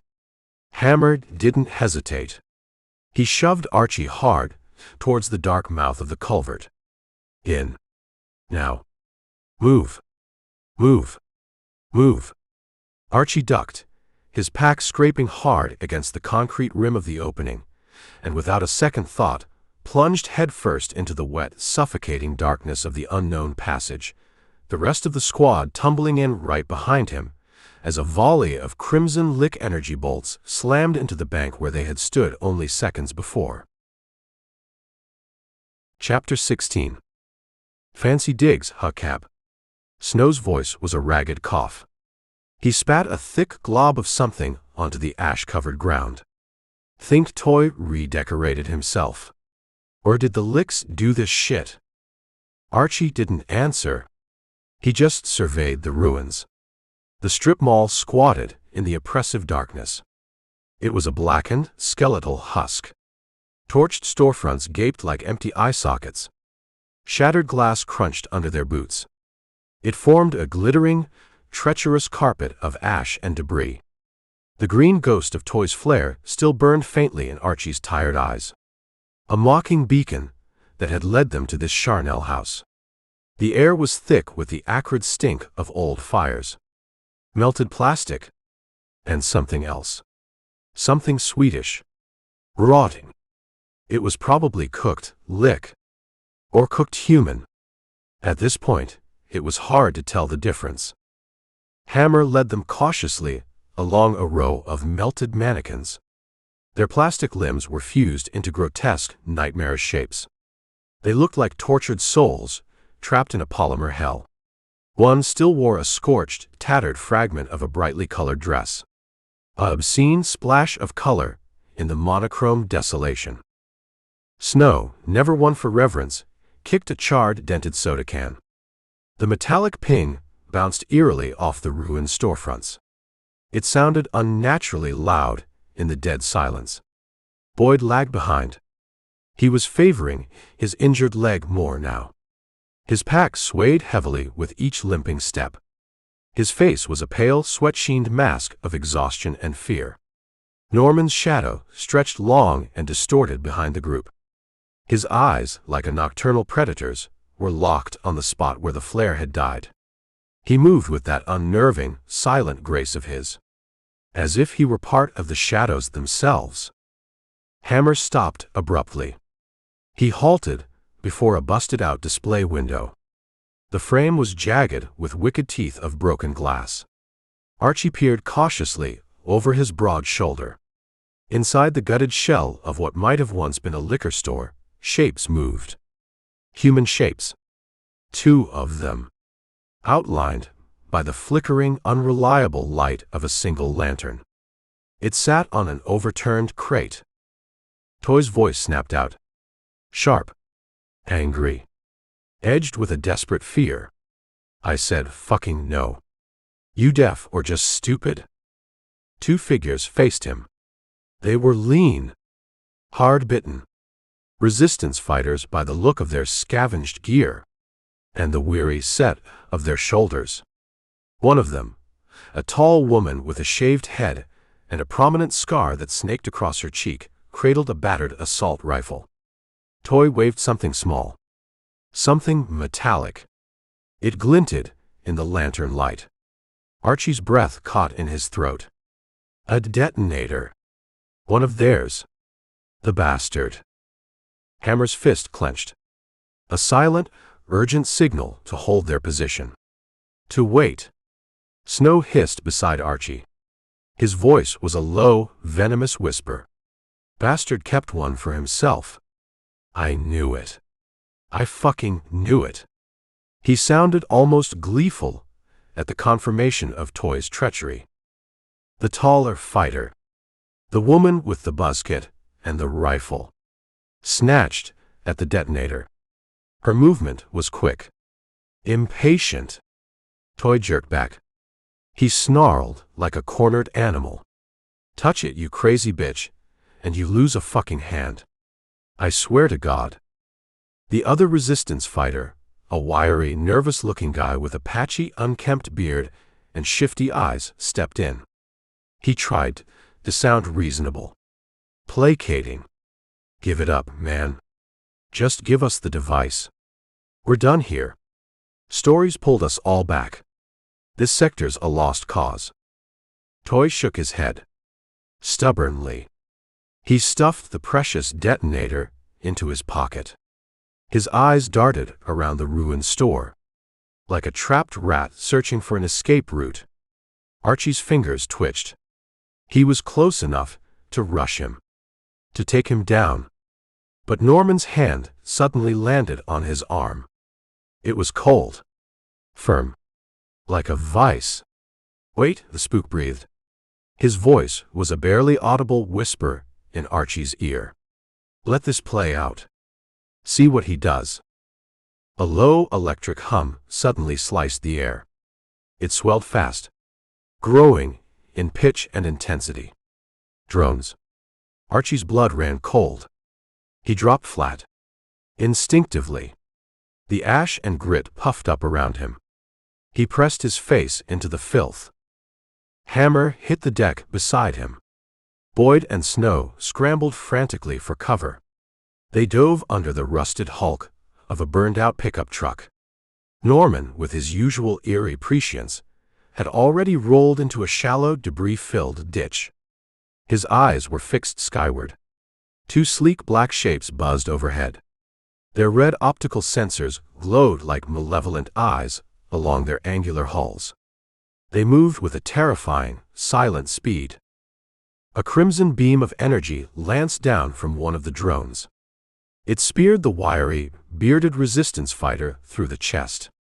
He gurgled. A wet, choking sound. His eyes went wide with shock and sudden, uncomprehending agony. He dropped to the floor like a puppet with its strings cut. His blood sizzled and smoked where it hit the hot, debris-strewn concrete. The smell of cooked flesh filled the air, adding another layer to the already potent stench of the ruined mall. Toy bolted. He moved faster than Archie had ever seen him move. The musket woman, reacting with a soldier's ingrained instinct, was right on his heels. They disappeared through a gaping hole in the back wall of the store, vanishing into the deeper darkness beyond. The drone pivoted. Its targeting sensors whirred audibly. Its beam carved a molten, glowing line across the parking lot. Asphalt bubbled. Metal screamed. Archie pressed himself deeper into the dirt. The intense heat kissed his cheek. Inches away, he could feel the ground vibrate. Snow cursed. His voice was muffled. Coming from under the truck. Gonna fucking cook us in here. Like rats in an oven. Glass from shattered storefronts popped and exploded in the intense heat. It showered down around them like deadly rain. Hammer growled. His voice was a low, urgent command. Stay down. Don't fucking move. The second drone joined the attack. It strafed wide. Its beams stitching a pattern of destruction across the already devastated landscape. Tires on the abandoned cars burst with loud percussive bangs. Metal shrieked, twisted. The pickup truck bucked violently as a beam grazed its rusted fender. Boyd yelped, a high-pitched sound of pure terror. He curled himself into a tight fetal ball, trying to make himself smaller, trying to disappear. The menacing hum of the drones gradually faded. They banked east, disappearing over the rooftops, probably searching for new targets, or returning to the fob to rearm. Archie cautiously rolled to his knees. His ears were ringing. Ash and grit caked his tongue. His mouth tasted like fear and burnt plastic. Hammer was up first. He was already scanning the darkness. His movements were jerky, uncharacteristically so. "They're gone," he said. His voice was rough. "For now." Snow crawled out from under the truck. He was shaking glass fragments from his matted hair. His face was pale, streaked with soot. "Fucking toy," he spat. His voice was venomous. "That bastard brought the heat right down on us. He set us up." Boyd unfolded himself slowly. He was wincing. His hands trembled uncontrollably as he clutched the straps of his pack. He looked like he was about to shatter. Norman climbed out of the ditch. He was brushing dirt methodically off his sleeves. He appeared completely unfazed. "As usual." "He certainly has a knack for attracting trouble," the spook observed. His voice was maddeningly calm. Archie staggered to the shattered window. He peered inside the ruined store. The lantern lay on its side. Its flame flickered weakly. It cast long, distorted shadows over the body of the dead resistance fighter. His chest was a blackened, smoking crater. His eyes stared blankly at the smoke-stained ceiling. Wide, empty, full of a silent, final horror. Blood pooled beneath him. Thick, dark, congealing already. "Toys headed west," Archie said. His voice was rough, hoarse. "Towards the fob." "The crazy bastard." Hammer nodded. He stepped carefully over the jagged shards of broken glass. "We follow," he said. His voice was grim, determined. "We still need that detonator, or this whole goddamn trip was for nothing." Snow kicked the crumbling wall of the store. Dust and plaster billowed out. "Or we cap his treacherous ass and take it from his corpse." His voice was full of a cold, murderous rage. They moved fast, weaving through the wreckage of the devastated parking lot. Cars were fused into unrecognizable lumps of slag. A melted mailbox drooped like a dying flower. Archie's boots stuck in patches of melted tar. Each step was a struggle, pulling free with a sucking sound. The air hung heavy, scorched, bitter. It stung his nostrils. It burned his lungs. Hammer kept them tight. They dodged across open ground, where the drones might circle back. Boyd's limp had worsened considerably. His breath hissed through clenched teeth with every painful step. "Keep up, Boyd." Hammer snapped over his shoulder. He didn't look back. He didn't slow down. There was no room for stragglers. No time for weakness. A dark side street opened up ahead. It was lined with more gutted shops. A pawn shop, a liquor store, a nail salon. All dark, all dead, all looted. Toy's trail was a hunch now, a desperate guess, towards the general direction where his flare had originated, towards the ever-present, angry red glow of the lick fob. Archie's pack straps dug deeper into his raw shoulders. Sweat soaked his thin shirt. It clung to his skin. Cold. Clammy. Norman sidled up beside him. His voice was a low, conspiratorial murmur. He's not running blind, you know. He's gotta play. Toy's not that stupid. Just cowardly. Archie squinted at the spook in the darkness. You know something I don't, Norman. As usual. Norman's unsettling grin flickered in the gloom. Just a feeling, Captain. A professional hunch. Our boy Toy is leading someone into a trap. Or trying to. The street narrowed. The scarred brick walls of the buildings closed in on either side. A sagging, rusted chain-link fence bordered the other, creating a claustrophobic, dangerous corridor. Hammer slowed his pace. His head was cocked. Listening. A faint click echoed from somewhere above them. Sharp.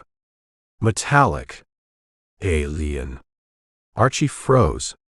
His eyes traced the dark, jagged silhouettes of the rooftops against the night sky. Nothing. Just shadows. And the eerie silence of a dead city. Snow's hand hovered instinctively where his pistol should have been. A useless, phantom gesture. Licks, he whispered. His voice was tight. Strained. Hammer didn't answer. He just waved them urgently against the rough brick wall. His breath was shallow, visible as a faint mist in the cool night air. Another click. Closer this time. Then silence. A heavy, oppressive silence. That felt wrong. Too quiet. Archie's heart thudded against his ribs. It was loud in his ears. Each beat seemed to echo in the stillness. He pressed himself into the cold, rough wall. Mortar scraped his arm. Boyd slid in beside him. His pale face glistened with sweat in the dim light. "What's up there, Sarge?" he rasped. His voice was barely audible. Hammer didn't answer. He just pointed. 2 buildings down. A rusted, dilapidated fire escape dangled precariously from the side of a bombed-out tenement. Its rusted rungs swayed gently in the night breeze, looking like it would collapse under the slightest weight. "Up," he grunted. His voice was tight. Urgent. Now. Before they pinpoint our position. Archie didn't hesitate. He grabbed the lowest rung of the fire escape. Cold, flaking rust came off in his hand. He hauled himself onto the narrow, groaning platform. It swayed alarmingly under his weight. Hammer followed. Then Boyd, grunting with effort, as snow gave him a rough shove from below. Norman climbed last. Silent. Agile. His eyes darting everywhere. Assessing every shadow. Every sound. The roof was a chaotic mess. Tar paper was torn, ripped into long, curling strips by the wind. Vents were crushed, twisted into unrecognizable shapes. A large skylight was shattered. It left a gaping, black maw in the center of the roof. Like an open wound. Archie crept cautiously to the edge. He peered west, towards the angry red glow of Santa Monica. It pulsed rhythmically. Brighter now. The heavy thuds from the fob rolled steadily through the night air, shaking the very foundations of the ruined city. "FOB's close," he said. His voice was tight. Strained. Too damn close. Snow crouched beside him. He scanned the dark street below. His eyes were narrowed. Searching. "Where's our boy Toy, Cap? Think he made it this far?" Hammer joined them at the edge. He squinted through the smoky haze. "Lost him in the drone hit," he admitted. His voice was grim. "Or he lost us. Deliberately." Norman knelt by the shattered skylight. He peered down into the blackness of the building below. "He's not lost, Sergeant," the spook said. His voice was calm. Certain. "He's baiting. Just like I thought." Archie shot him a look. "Baiting who, Norman? Us? Or them?" Norman shrugged. That maddeningly calm, infuriating shrug. Both, Captain. Probably both. He's a survivor. Remember? A sudden piercing screech split the night air. It was high. Grating. It came from the street, directly below them. Archie ducked instinctively. His heavy pack slammed hard against his spine. Hammer dropped flat. He waved them low with urgent, desperate gestures. 4 dark shapes landed with sickening thuds in the parking lot across the street. Licks. Tall. Sinewy. Their razor-sharp claws glinted like polished knives in the faint, unholy red glow from the fob. Their multifaceted heads swiveled. Their nostrils flared. They emitted a series of sharp, guttural clicking sounds. Communicating. Hunting. Boyd's breath hitched. It was loud in the sudden, tense quiet. Snow's fists clenched. His knuckles were white. He looked ready to jump down there and take them on bare-handed. They smell us, he hissed. His voice was a low, desperate whisper. They fucking smell us. Hammer's eyes locked on Archie's. They were steady. Hard. Resolute. Roof's no good. We're too exposed. Move. Find another way down. Now. Archie nodded, his heart pounding, and scrambled towards the gaping black hole of the shattered skylight as the licks below began to scale the sheer brick wall of the building with terrifying speed, their claws finding purchase where none should exist.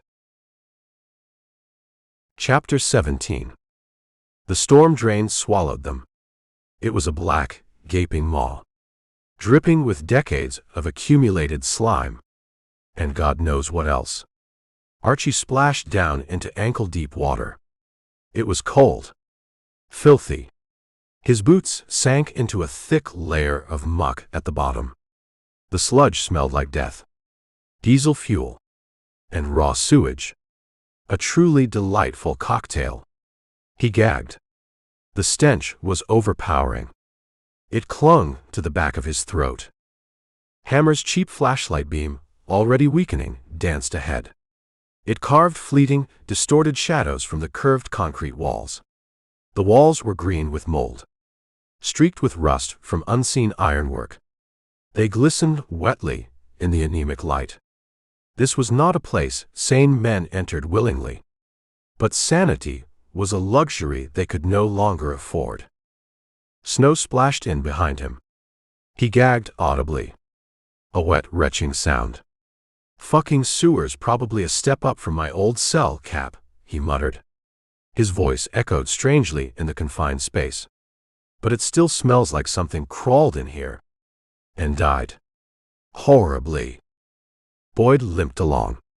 His pack dragged heavily. His breath was sharp. Ragged. Each inhalation sounded painful. Norman brought up the rear. As usual. His steps were nearly silent, even in the muck and water. He moved like he belonged in the dark, in the filth, like a goddamn sewer rat. The licks' sharp, alien clicks echoed from the street above. They were muffled by the layers of concrete and earth, but still terrifyingly close. Metal grates rattled ominously as clawed lick feet pounded across them. Hunting. Searching. Archie's neck prickled. Every sound. Every drip of water from the ceiling. Every distant rumble was a potential knife twist in his gut. His senses were raw, stretched to their breaking point. Hammer kept them moving. His flashlight beam bounced off a large, slime-coated pipe. It ran along one wall of the tunnel. Brown, oily water wept from a rusted joint. It added to the filth underfoot.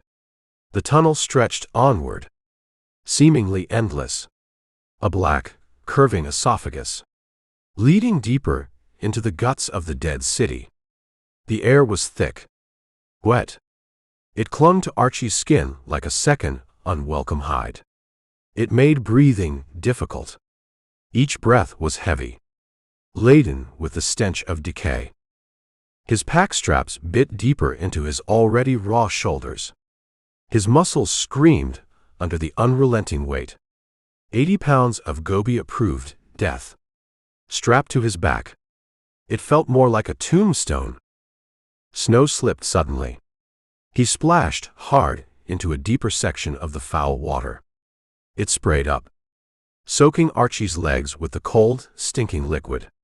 Shit. Fucking lick slime, he cursed. A razor-sharp lick claw slashed down. It tore through a rusted metal grate directly overhead. Steel screeched. It bent like cheap tin. Archie reacted instantly.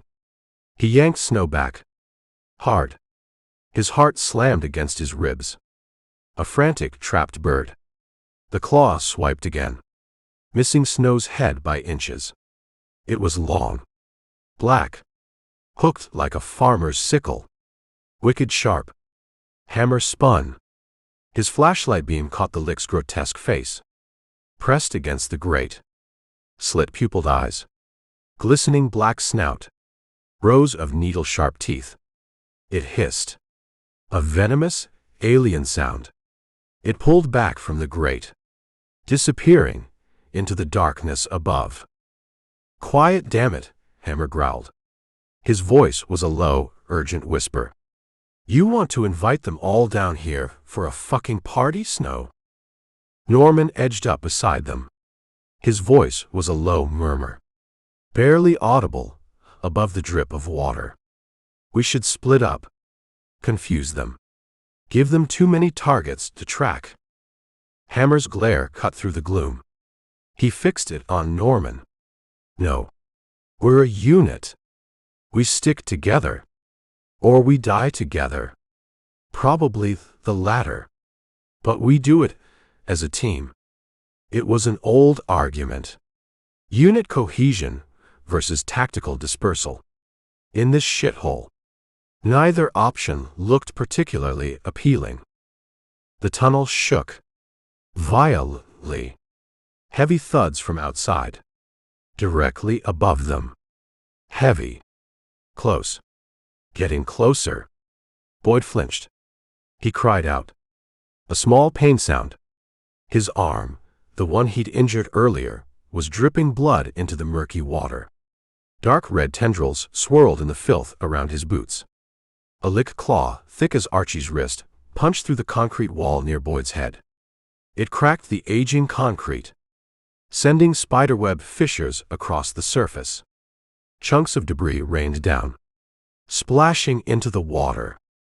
Boyd bit his lip. Hard. He stifled a scream. Blood beaded on his chin, mixed with sweat and grime. Archie grabbed his shoulder. He hauled him away from the wall, away from the searching, tearing claw. The tunnel forked ahead. Two black gaping mouths, leading into unknown darkness. One passage reeked even worse than the one they were in. If that was possible. Hammer paused. His weak flashlight beam split the oppressive dark. He played it down one tunnel, then the other. Both looked equally uninviting. Left or right, people? He asked. His voice was tight, strained. Make a choice. Quick. Norman squinted into the darkness. His precious map was useless down here. In the wet and the dark. Left looks tighter, he said. After a moment's consideration. Harder for them to maneuver in numbers. If they follow us in. Snow snorted. Great. Fucking great. Squeeze us in tighter. Like rats in a goddamn drain pipe. Easy pickings. Archie's eyes flicked upwards. Towards the grates. The lick clicks were louder now. More agitated. A grate, directly above them, bent. With a screech of tortured metal. Under unseen weight. Left, Archie said. His voice was firm. He didn't know why. Just a hunch.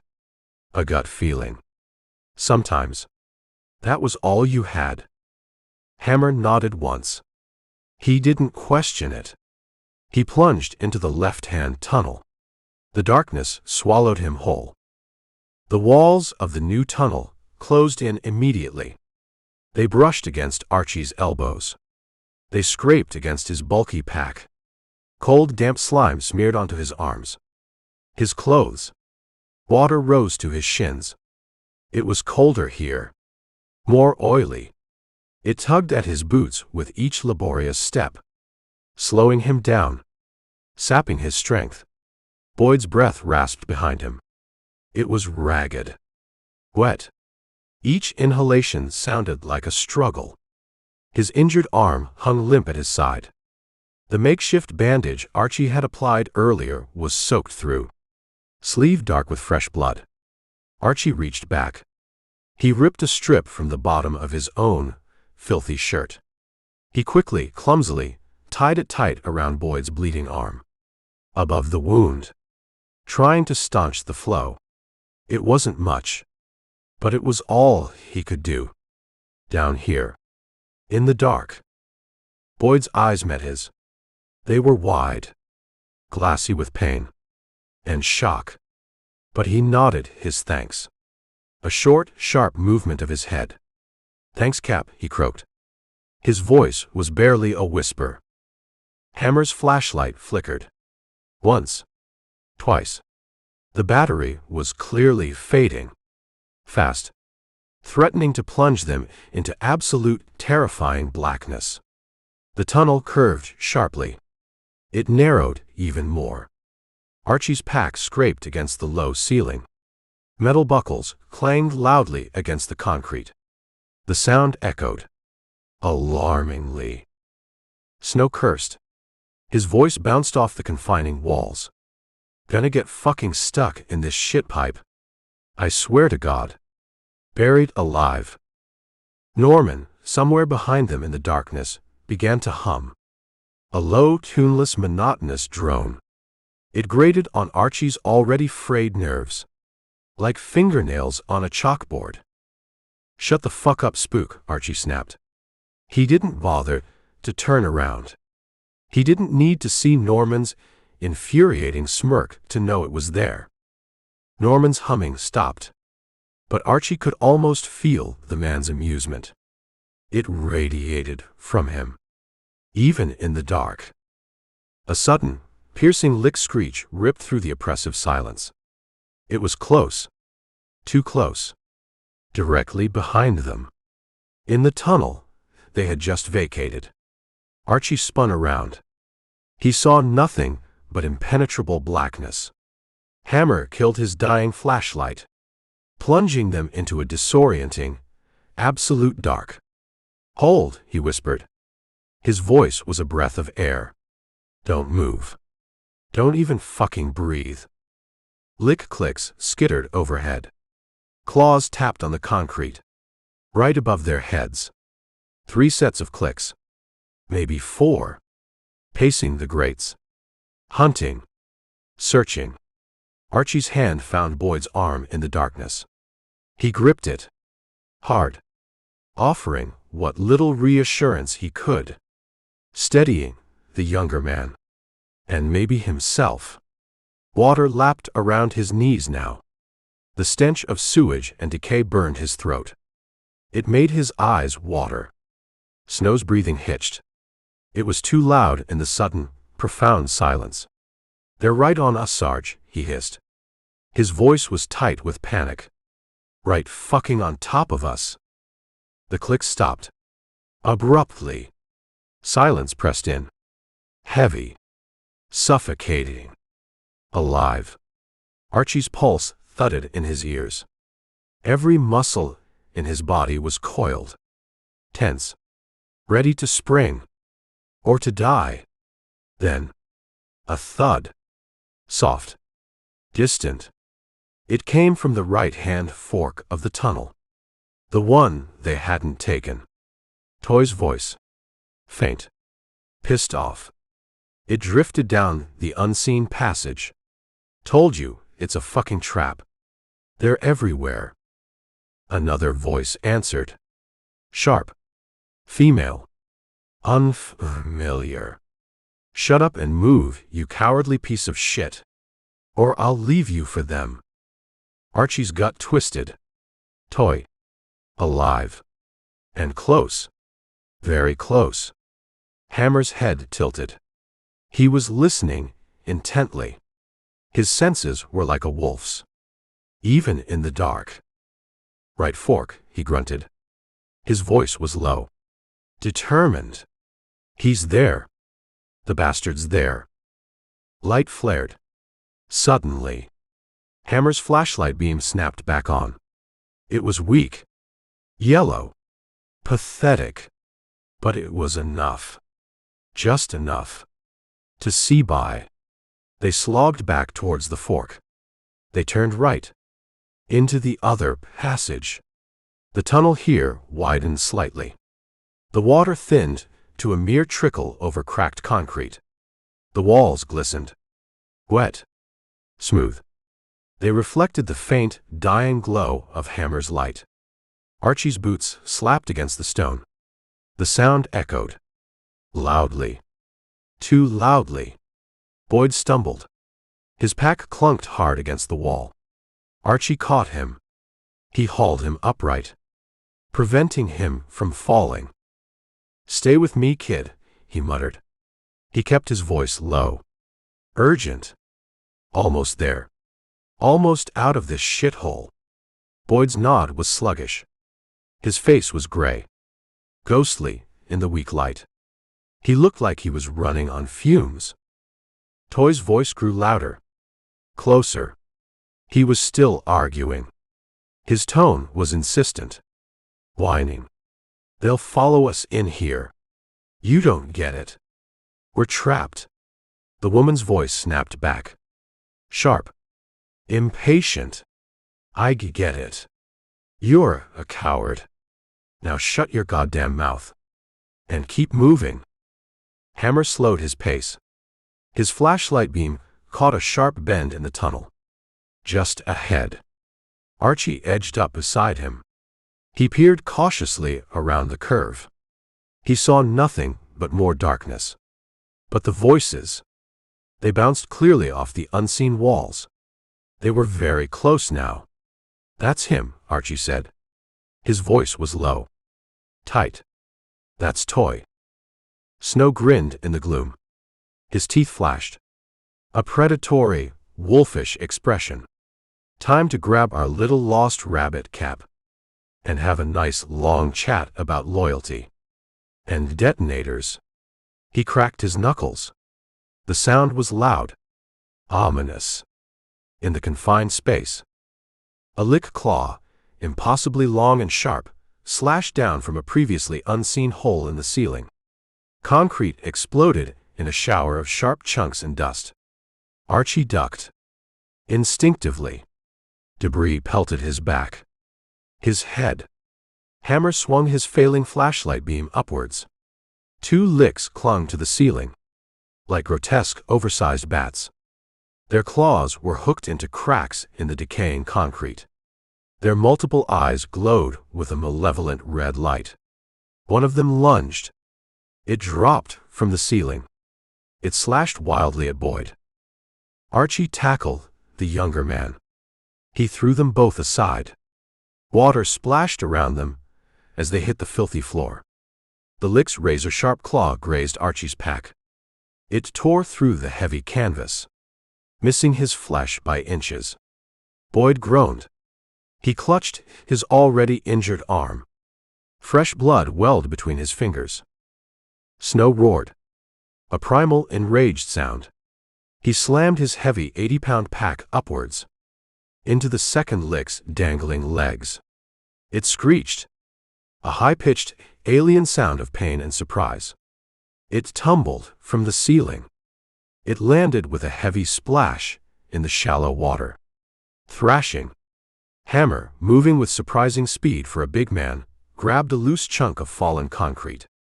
He smashed it down with all his strength onto the first lick's skull. Black, oily lick blood sprayed. Thick. Stinking. The thing twitched. Convulsed.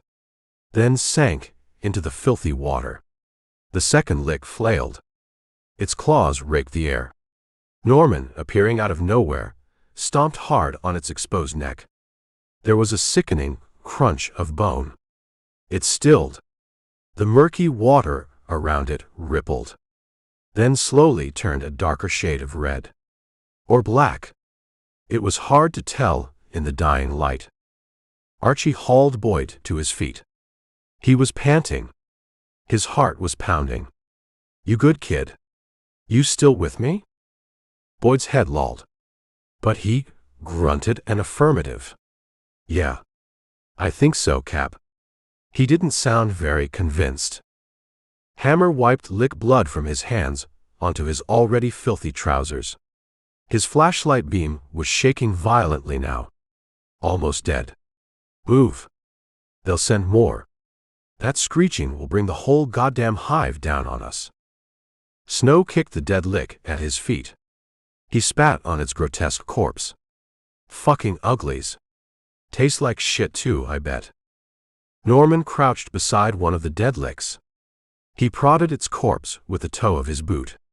He seemed fascinated by its alien anatomy. The claws. The scales. The two human eyes that stared blankly up at him. "Interesting," he muttered. He sounded like a scientist dissecting a new species. Archie glared at him. "Save the goddamn autopsy for later, weirdo. We need to move. Now." The tunnel stretched on. Into deeper darkness. Toy's voice was fading again. He was still arguing. But more distant now. Moving away from them. Archie's legs burned. The filthy water sloshed with each painful step. The heavy thuds from outside the tunnels pulsed louder. They shook the very walls around them. Santa Monica's dying heartbeat. It sounded angry now. Pissed off. Hammer's flashlight finally died. It flickered one last time. Then winked out, plunging them into a thick, impenetrable blackness. "Batteries toast," Hammer said. His voice was flat. Resigned. He tossed the useless flashlight aside. It clattered against the concrete wall. Then splashed into the water. Darkness swallowed them whole. It was thick. Alive. Disorienting. Archie's hand brushed against the tunnel wall. It was slick. Cold. He used it to guide himself forward. Blindly. Boyd's ragged, wheezing breath beside him was a fragile lifeline. The only sound in the absolute blackness. Besides their own splashing footsteps. And the distant, haunting lick screeches. A faint, flickering glow winked into existence far ahead. Down the tunnel. Lantern light. Maybe. Hope flared. Briefly. Toy's voice cut through the darkness. Sharp. Panicked. "I'm not dying for this. I'm not dying for any of you motherfuckers." The unknown woman's voice barked back. Equally sharp. Full of contempt. "Then run, you cowardly asshole. See how far you get." Archie's jaw tightened. They were close. Very close. Close enough to hear. Close enough to grab. Hammer's dark silhouette shifted beside him. He pressed on. Relentlessly. "We get him," Hammer rasped. His voice was a low, determined growl. "No stopping. Not now." Archie reached the bend, peering into the gloom, and saw Toy struggling with the woman near a rusted ladder leading upwards. Without a word, he surged forward, intent on finally ending this chase. Chapter 18. "You're gonna get us all killed, Reyes. I told you this was a bad spot." Toy's voice was shrill. It echoed off the tiled walls of the cavernous space. It was laced with a fear that was close to panic. "Quit your damn whining, Toy." A woman's reply snapped back. Hard. Cold. Unsympathetic. "You brought this shit on us. Now deal with it." The subway station yawned open before them. It was a vast, subterranean tomb. The tracks were drowned in several feet of black, stagnant water. Platforms, once bustling with commuters, were now piled high with moldy, decaying corpses. The bodies were little more than skeletons, draped in rotted rags. The stench of rot, mildew, and old death clawed at Archie's throat. It made him want to gag.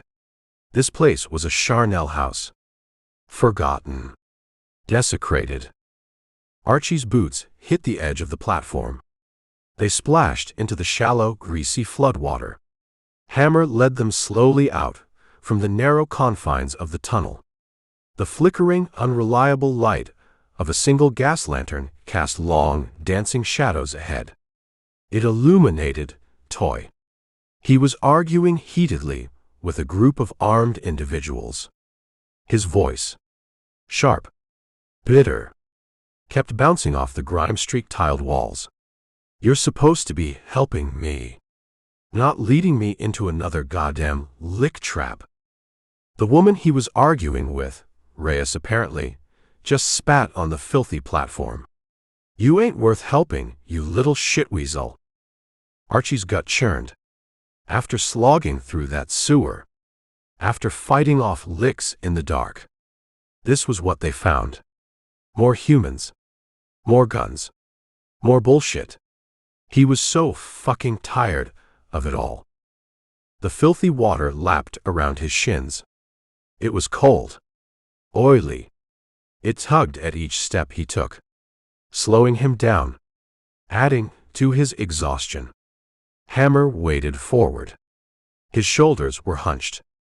His eyes, grim in the flickering lantern light, were locked on the group ahead. Specifically, on Toy. And the detonator that was probably still in Toy's pocket. Boyd staggered beside Archie. He was leaning heavily on him now. Archie had slung Boyd's good arm over his shoulder. Boyd's blood, warm and sticky, was soaking through Archie's already filthy shirt. The kid was fading. Fast. Snow splashed angrily behind them. He was cursing the wet. The cold. The licks. Toy. The whole goddamn universe. Fucking swamp down here now. Next, it'll be alligators. Or lick-eye-gators. Bet on it. His voice was a low, continuous stream of profanity. Norman trailed last, silent as a wraith. His boots cut through the murky water with barely a ripple. He looked like he was taking a leisurely stroll through a particularly unpleasant park. The raised platform loomed out of the darkness.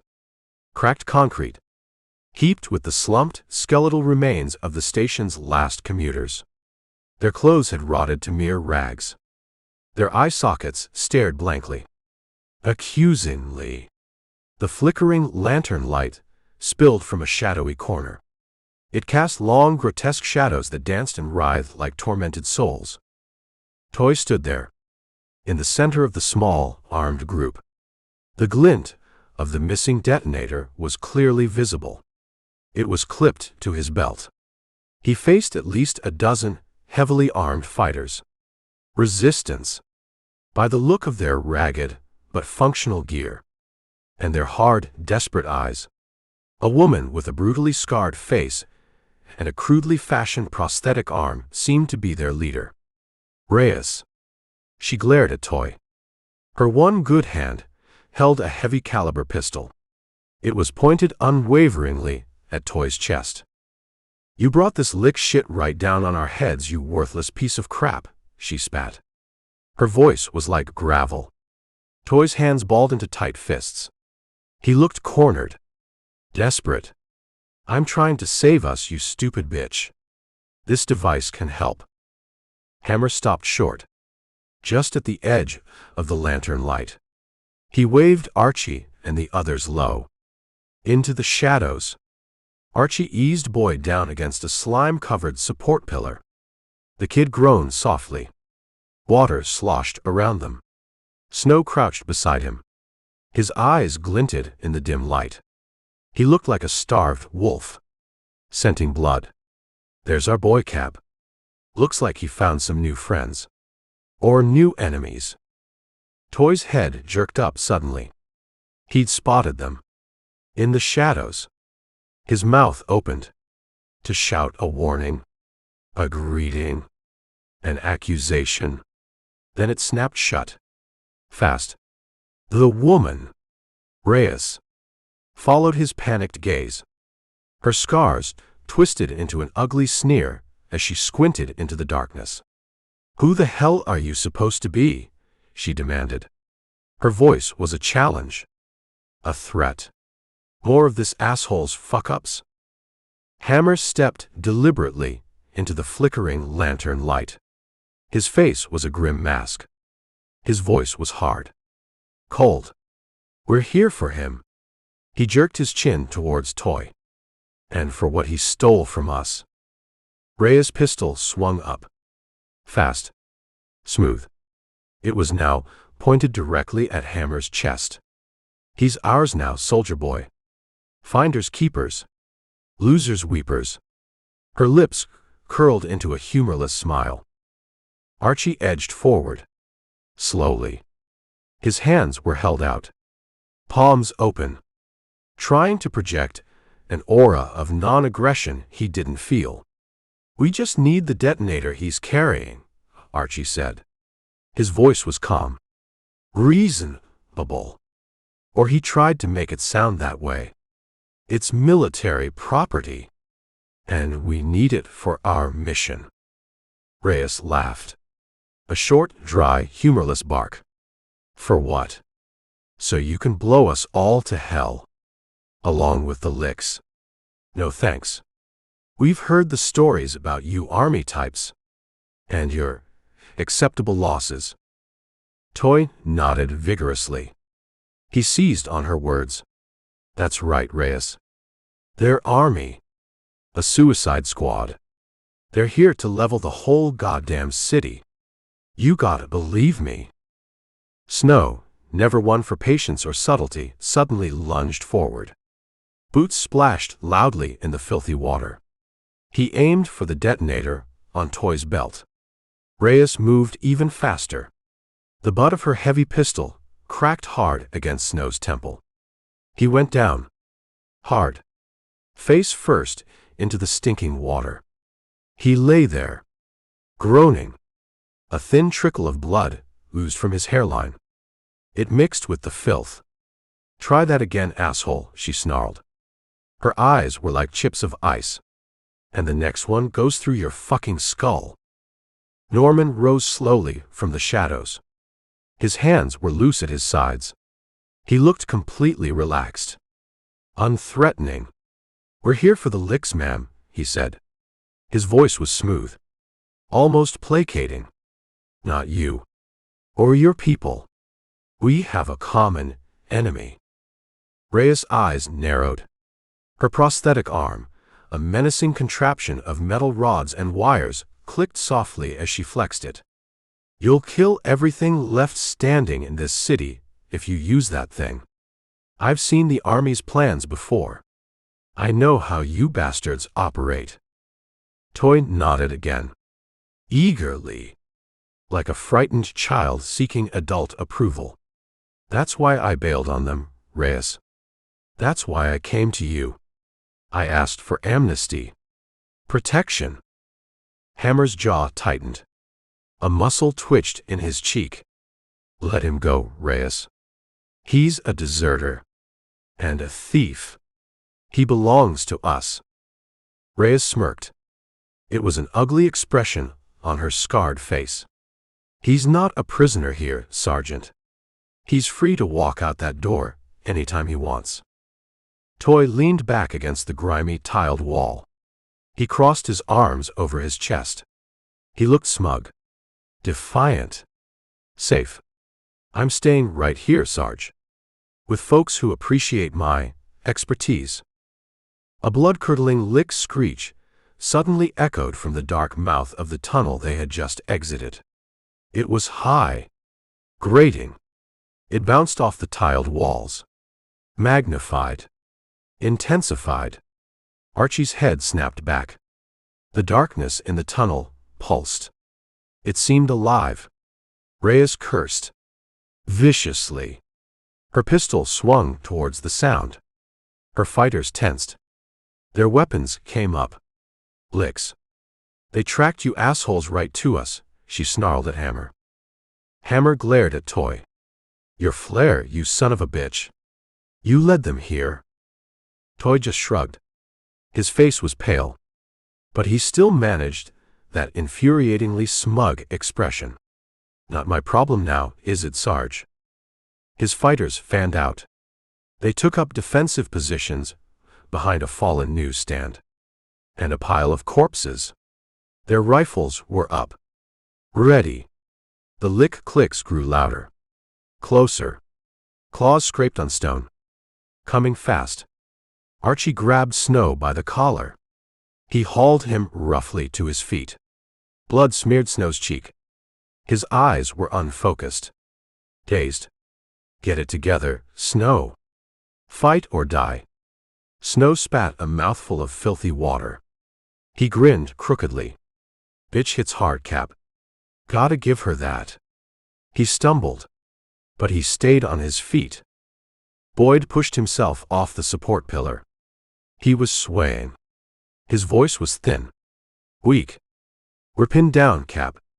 There's too many of them. Norman, ever the opportunist, sidled up to Reyes. His voice was low. Urgent. Barely audible, above the approaching lick screeches. Give us the detonator. We'll draw them off. Create a diversion. Give your people a chance to scatter. She stared at him for a long, hard moment. Her scars twitched. Her one good eye narrowed. Then, with a sudden, impulsive gesture, she snatched the detonator from Toy's belt. She tossed it. Not to Norman, but to Toy. Prove you're not entirely full of shit, deserter, she snarled. Make yourself useful.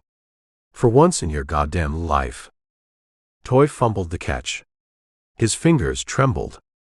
His eyes darted frantically between Reyes and Hammer and the advancing lick horde. You're crazy, he hissed at Reyes. They'll kill us all. Archie stepped close to Toy. His voice was pure steel. Quiet. Deadly. Arm it. Now. Or I'll arm it for you. And then I'll shove it down your fucking throat. Toy's lip curled. But he saw the look in Archie's eyes. The cold, murderous intent. You'll die too, you know, he whimpered. But his fingers were already working. Fumbling with the device. Move. Reyes barked. She shoved Toy hard towards a dark, narrow stairwell. It led up. Out of the flooded station. Into the unknown darkness above. Her fighters scattered. Some followed her up the stairs. Some fell back. Deeper into the station. Their rifles clattered as they took up new firing positions. A lick burst from the tunnel entrance. It was tall. Sinewy. Its claws slashed through the filthy water, creating a spray of black droplets. A resistance fighter fired. His automatic rifle stuttered. Rounds pinged harmlessly off the lick's thick, chitinous scales. Black lick blood sprayed. But it kept coming. Relentless. Unstoppable. Hammer tackled Archie aside. Just as the lick lunged. Water exploded around them. The lick's razor-sharp claw raked the pillar where Archie had been standing. Concrete dust rained down. Snow, recovering quickly, swung his heavy pack. He caught the lick's leg. Mid-stride. It screeched. A high-pitched, alien sound of pain and rage. It stumbled. Off balance. Reyes fired from the stairs. Her heavy pistol barked twice. 2 shots. Perfectly placed. They punched through the lick's skull, dropping it in a shower of black blood and shattered bone. It splashed heavily into the water. More screeches answered from the tunnel. Louder. Closer. 3 more licks charged out. Their multiple eyes glowed with a malevolent red light in the dim, flickering lantern light. Boyd, forgotten against the pillar, slumped further. His pack dragged him down into the filthy water. Archie yanked him clear, just as a lick claw swiped through the space where his head had been. His heart pounded against his ribs. A frantic, trapped drum. Toy, seeing his chance, bolted for the stairs. The detonator was still clutched in his hand. Reyes, moving with surprising speed for a woman with a prosthetic arm, grabbed his collar. She spun him back. Hard. Set the fucking timer, you coward, she roared. He fumbled with the device. His fingers slipped on the unfamiliar controls. He finally clicked it live. A small red light began to blink. Insistently. On its casing. 5 minutes. Archie lunged. He snatched the live detonator from Toy's trembling grasp. The cold metal burned his palm. Cover me, he yelled to Hammer. Hammer nodded. He grabbed a discarded rifle from a dead resistance fighter. He fired short, controlled bursts. Licks jerked. Stumbled. As the rounds hit their unarmored joints. Norman, calm as ever in the midst of the chaos, kicked a twitching lick corpse aside. He watched the unfolding carnage with those unsettling, calculating eyes of his. A lick leapt from the shadows. Its claws slashed at Rhea's prosthetic arm. Sparks flew as metal grated on metal. She grunted in pain. Or surprise. She fired her pistol point blank. Into the lick's gaping maw. Its head burst like an overripe melon. Gore splattered her face. Her clothes. Snow laughed. A wild, maniacal sound. He swung his pack like a makeshift club at another advancing lick. He missed. Took a wicked claw swipe to his shoulder for his trouble. Blood bloomed fast. Dark. Wet. Staining his already filthy shirt. Archie ducked under the flailing lick limbs. He ran for the relative safety of the flooded tracks. Water surged to his thighs. It slowed him down, making him an easy target. He jammed the live, blinking detonator deep into his own pack. He prayed to a god he no longer believed in that it wouldn't get damaged. Or go off prematurely. Hammer's rifle clicked empty. Licks closed in on him. 2 left. Their claws glinted menacingly in the dim light. Boyd, roused by the immediate danger, swung his heavy pack. Weakly. It caught one of the licks in the chest. It barely slowed the creature down. Norman stepped up. He grabbed a rusted, heavy metal pole from a pile of debris. He rammed it with all his strength through the lick's exposed throat. Black lick blood gushed. It thrashed. Died. The last lick lunged at Reyes. She sidestepped with surprising agility. She tripped it. Hammer, seizing the opportunity, stomped hard on its unprotected skull. Bone crunched. Wetly. Satisfyingly. Silence fell. Abruptly. Broken only by the drip of water from the unseen ceiling. And Snow's low-pained groans. Archie slogged back through the filthy water. Towards the others. The detonator in his pack was a live, ticking time bomb. Its red light pulsed. Steadily. Menacingly. Reyes wiped lick gore from her scarred face. She glared at them. Her one good eye was narrowed. Suspicious. That your brilliant plan, soldier boy? Get us all killed down here in this shithole?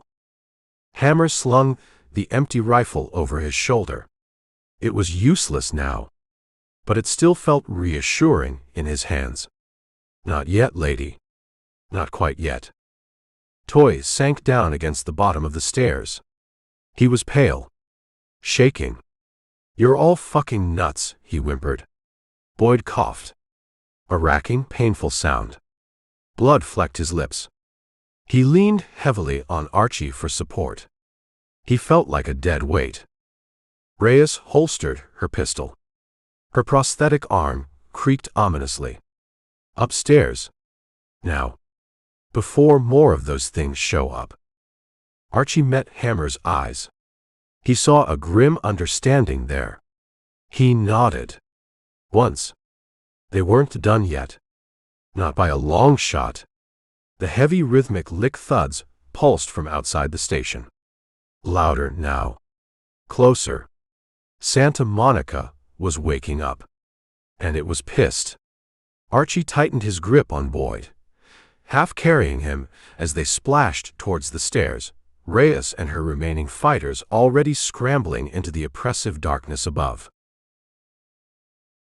Chapter 19. Holy shit. Snow's voice was a ragged rasp. It was barely audible, above the mournful howl of the wind. That the main event down there? Or just the goddamn welcoming committee? He spat a bloody glob over the edge of the rooftop. It disappeared into the abyss. Archie didn't answer. He just stared. The high-rise building stabbed defiantly at the dark, star-littered sky. Its top floors were sheared off. Gone. Jagged edges of twisted steel and shattered concrete clawed at the emptiness. Like the broken fingers of a dying giant. His boots scraped on the gritty surface of the stairwell landing. Concrete dust. Fine as powdered bone. Coated everything. The live detonator in his pack felt cold. Heavy. A menacing weight against his chest. Hammer led them out onto the exposed rooftop. The wind hit them with full force. It was a physical blow. It snatched the breath from their lungs. It tore at their tattered clothing. It whispered cold, empty promises of a long fall. The vast, sprawling ruin of Los Angeles lay below them. A lightless, corpse-strewn maze. Santa Monica's angry red globe pulsed in the distance. A cancerous heartbeat in the dead city. The rhythmic thuds from the lick fob rolled up from the streets below. They vibrated through the soles of their boots, shaking the very structure of the damaged high-rise. Archie walked to the crumbling parapet. He looked down. His gut clenched. The lick fob loomed in the distance. It was massive. A grotesque, obsidian dome. Pulsing with an unholy internal light. Angry red veins throbbed across its alien surface. Like living things. Hundreds of licks. Maybe thousands. Swarmed around its base. They were a black, seething tide of chitin and claws. Their movements were quick. Jerky. Unnatural. Multifaceted eyes glinted in the darkness. Smaller lick drones. Like angry buzzing insects. Hummed through the air around the main structure. Their energy weapons flashed intermittently. Carving random, destructive patterns into the already devastated cityscape. Holy Mother of God, Snow rasped again. He leaned heavily against a rusted ventilation shaft. Blood dripped steadily from his savage shoulder. It formed a small, dark pool on the gritty concrete.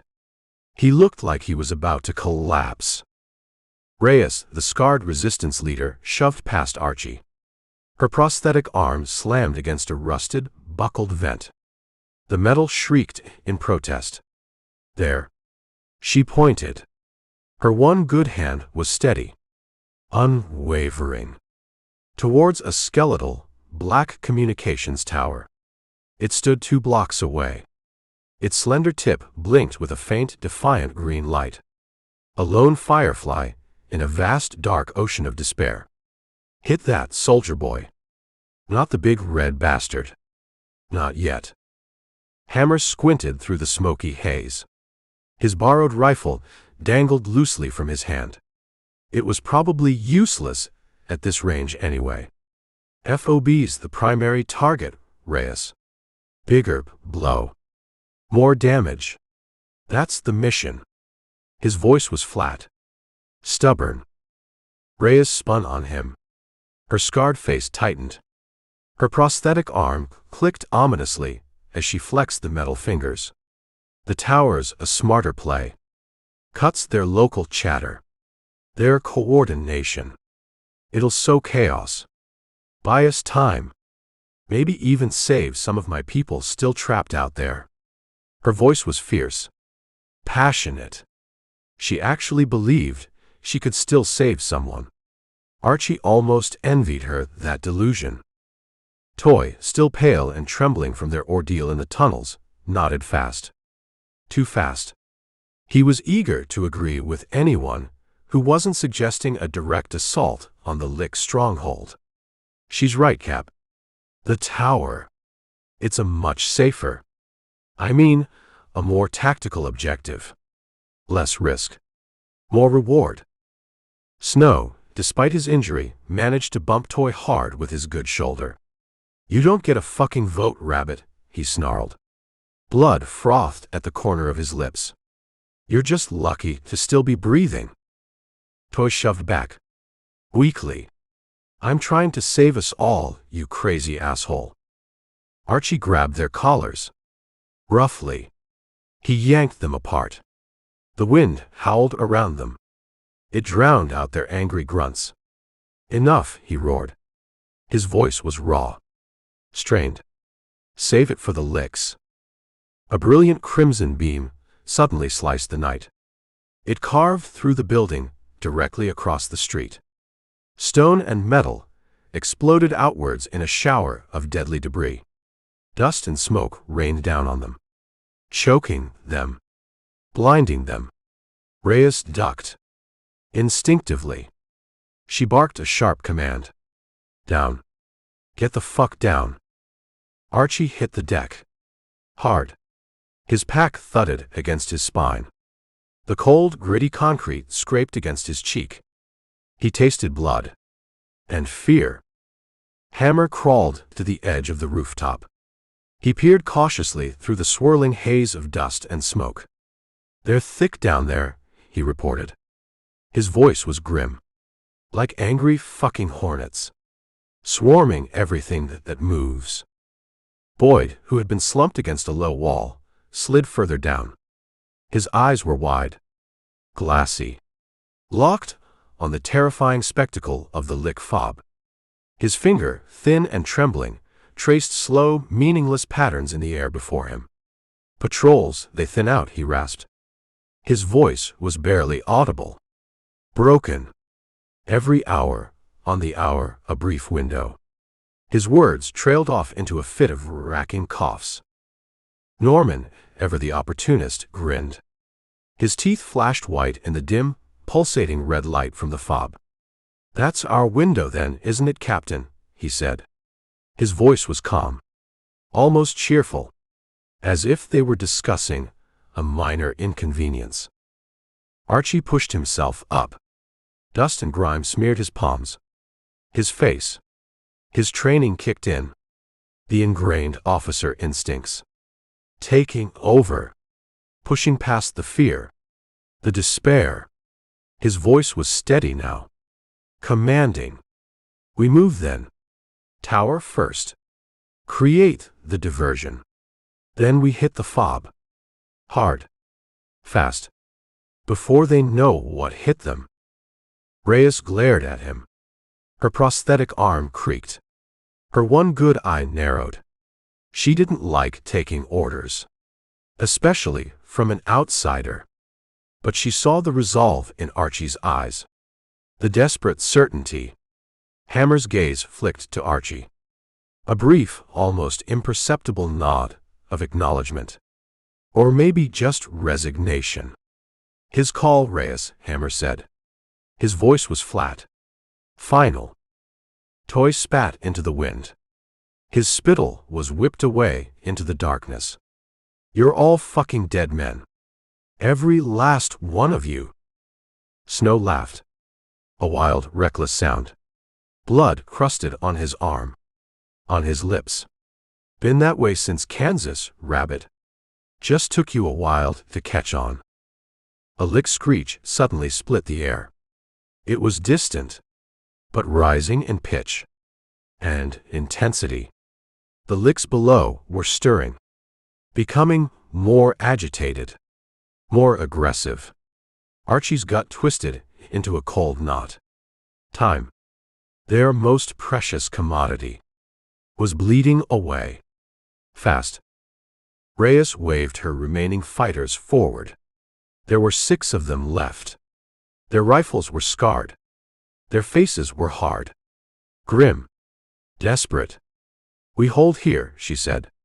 Her voice was tight, strained. "We'll watch your backs. Create as much noise as we can. Draw their fire. Give you a clear run at that tower." She didn't sound convinced they'd succeed, or even survive. Archie nodded. He checked the detonator in his pack again. The small red light blinked, steadily, reassuringly alive. For now. Hammer slung his empty rifle over his good shoulder. It was heavy, useless as a firearm, but it could still be a decent club. Norman sidled up beside him. His voice was a low, confidential murmur. "The hive mind, Captain. That's the key. The fob isn't just a fortress. It's their central nexus. Crack it. Disrupt it. And they'll falter. They'll lose cohesion." Archie met the spook's unsettlingly calm eyes. "You sure about that, Norman? Or is that just another one of your educated guesses?" Norman shrugged. "That damn shrug. Let's just say it's a highly probable hypothesis, Captain. Based on certain observations." The wind shifted. It carried the biting tang of ash, and burnt metal, and something else. Something acrid. Alien. Archie's boots crunched on more shattered glass. Shards from the destroyed skylight glinted in the pulsating red glow from the fob. They looked like scattered, bloody diamonds. Boyd coughed again. A wet, rattling sound. He was leaning heavily against a large, overturned air conditioning unit. His pack sagged. Its straps were loose. He looked like he was about to collapse. "I can still move, Cap," he rasped. His voice was weak, but there was a spark of defiance in his eyes. Archie clapped him on the shoulder. Firmly. "You will, Boyd. You damn well will." Snow flexed his good arm. He winced, but he managed a crooked, bloody grin. "Let's light 'em up then, Cap. Send those lick bastards straight back to whatever hell dimension they crawled out of." A sudden, soft shuffling sound came from behind a toppled concrete parapet, near the stairwell entrance. Panicked. Desperate. Rhea's pistol snapped up. Fast. Her fighters fanned out, their rifles at the ready. A figure stumbled into view, staggering, clutching his stomach. It was one of the resistance scouts. His gut was slashed open. His hands were slick with his own dark, glistening blood. "They're coming," he gasped. His voice was a wet, gurgling whisper. He collapsed to his knees. Gore pooled around him, black and viscous in the dim, pulsating light. Thousands of them, in the lower levels, climbing. His eyes rolled back in his head. He pitched forward, face down, in his own blood. Dead. Archie's breath hitched in his throat. The heavy thuds from the streets below suddenly surged. They intensified. A deafening drum roll of approaching claws. And chittering, alien scales. Hammer knelt quickly by the dead scout. He checked for a pulse. He shook his head. Grimly. Reyes cursed. Viciously. Her prosthetic arm slammed down hard on the concrete unit beside her. The metal dented with a loud, angry clang. "Patrols found us. Or he led them right to us. We're compromised." Toy backed away. His face was pale, ashen. He looked like he was about to bolt. "We're screwed. We're all fucking screwed." Archie grabbed his arm. Hard. His fingers dug into Toy's flesh. Not yet, you coward. Not while we're still breathing. Norman tilted his head. He was watching the lick fob. Its red veins pulsed faster now. Brighter. More angrily. They're pissed, he said. His voice was almost cheerful, which was somehow more disturbing than if he'd been scared. We definitely got their attention. Snow kicked the dead scout's discarded rifle. It was bent. Twisted. Useless. He swore under his breath. No ammo. No backup. No fucking chance. Reyes holstered her pistol. Her voice was pure steel. Cold. Hard. Resolute. We've got maybe 2 hours. Max. Till that thin-out Boyd was talking about. If he was right. We prep now. We move now. Archie nodded. His mind was racing. Calculating. Assessing. Instinct locked in. There was no room for fear. No time for doubt. Rank didn't matter now. Survival did. Hammer. Toy. You're with me. We take the packs to the tower. Snow, Boyd. You cover us from here. With Reyes people. Norman. You're on point. Find us the safest, quickest route to that goddamn tower. And back. Hammer's eyes flicked towards him. There was a flicker of something in their depths. Respect. Maybe. Quick. Gone. Then he moved. Fast. Toy fumbled with his pack. His hands were shaking so badly he could barely manage the straps. Archie yanked it tight for him. He shoved him roughly towards Hammer. Don't you dare flake out on me now, Toy. Or I'll kill you myself. Reyes' fighters spread out along the rooftop edge. 2 by the stairwell entrance. 4 more, covering the approaches from the other buildings. Their rifles were up. Scopes glinting in the pulsating red light. The dead scout's blood spread across the gritty concrete. It was sticky under Archie's boots. He stepped over the body. The wind tugged at his torn hair. Santa Monica's unholy glow flared. Drones buzzed louder. Closer. Their beams sliced randomly through the streets below, creating fresh explosions. Fresh chaos. Boyd sank down further against the vent. His breath was shallow. Ragged. Archie crouched beside him. Quickly. He checked the makeshift bandage on the kid's arm. It was soaked through. The blood was warm. Wet. Against his fingers. Hang on, Boyd, he muttered. Just hang on a little longer. Boyd's nod was weak. His eyes were dull. Listless. But he was still alive. Still fighting. Norman squatted nearby. He was tracing the outline of the lick fob with a grimy finger. On a scrap of paper. He was muttering numbers. Angles. Trajectories. Under his breath. Creepy bastard, Archie hissed. He couldn't help it. Norman grinned. He didn't look up from his calculations. Helps me think, Captain. Organizes the chaos. Hammer waved from the stairwell entrance. His pack was ready. Toy stood reluctantly beside him, looking like he was about to piss himself. Snow flexed his bloody shoulder. He managed a ghastly, pain-filled grin. Ready to dance with the devil, Cap, he rasped. Archie stood. The live detonator in his own pack felt like a block of ice against his spine. Or maybe a burning coal. Its small red light winked. A steady, deadly promise. We hit the tower. We regroup here. Then we go for the main event. He looked at Reyes. Her scarred face was unreadable in the dim light. She nodded. Once. Slowly. Don't fuck this up, soldier, she said. Her voice was low. Intense. A lot of lives are riding on you morons. The thuds from below swelled. They became a deafening, rhythmic, angry roar.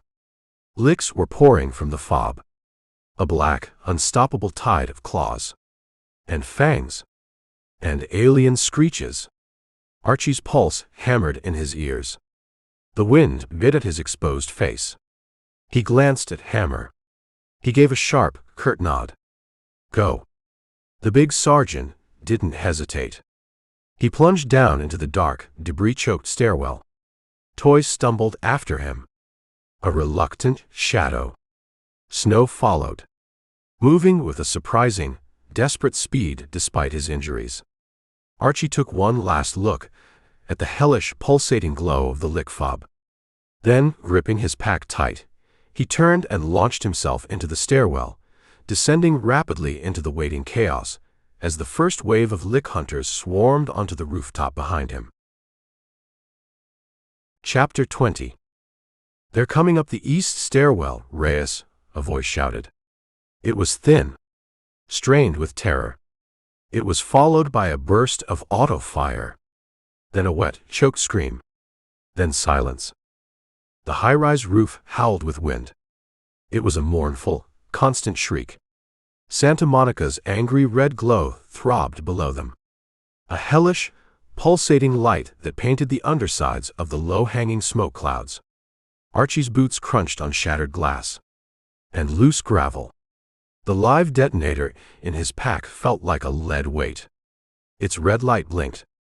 A steady, remorseless countdown.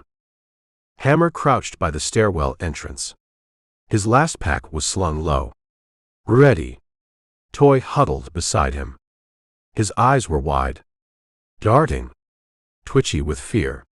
He looked like a cornered animal. About to bolt.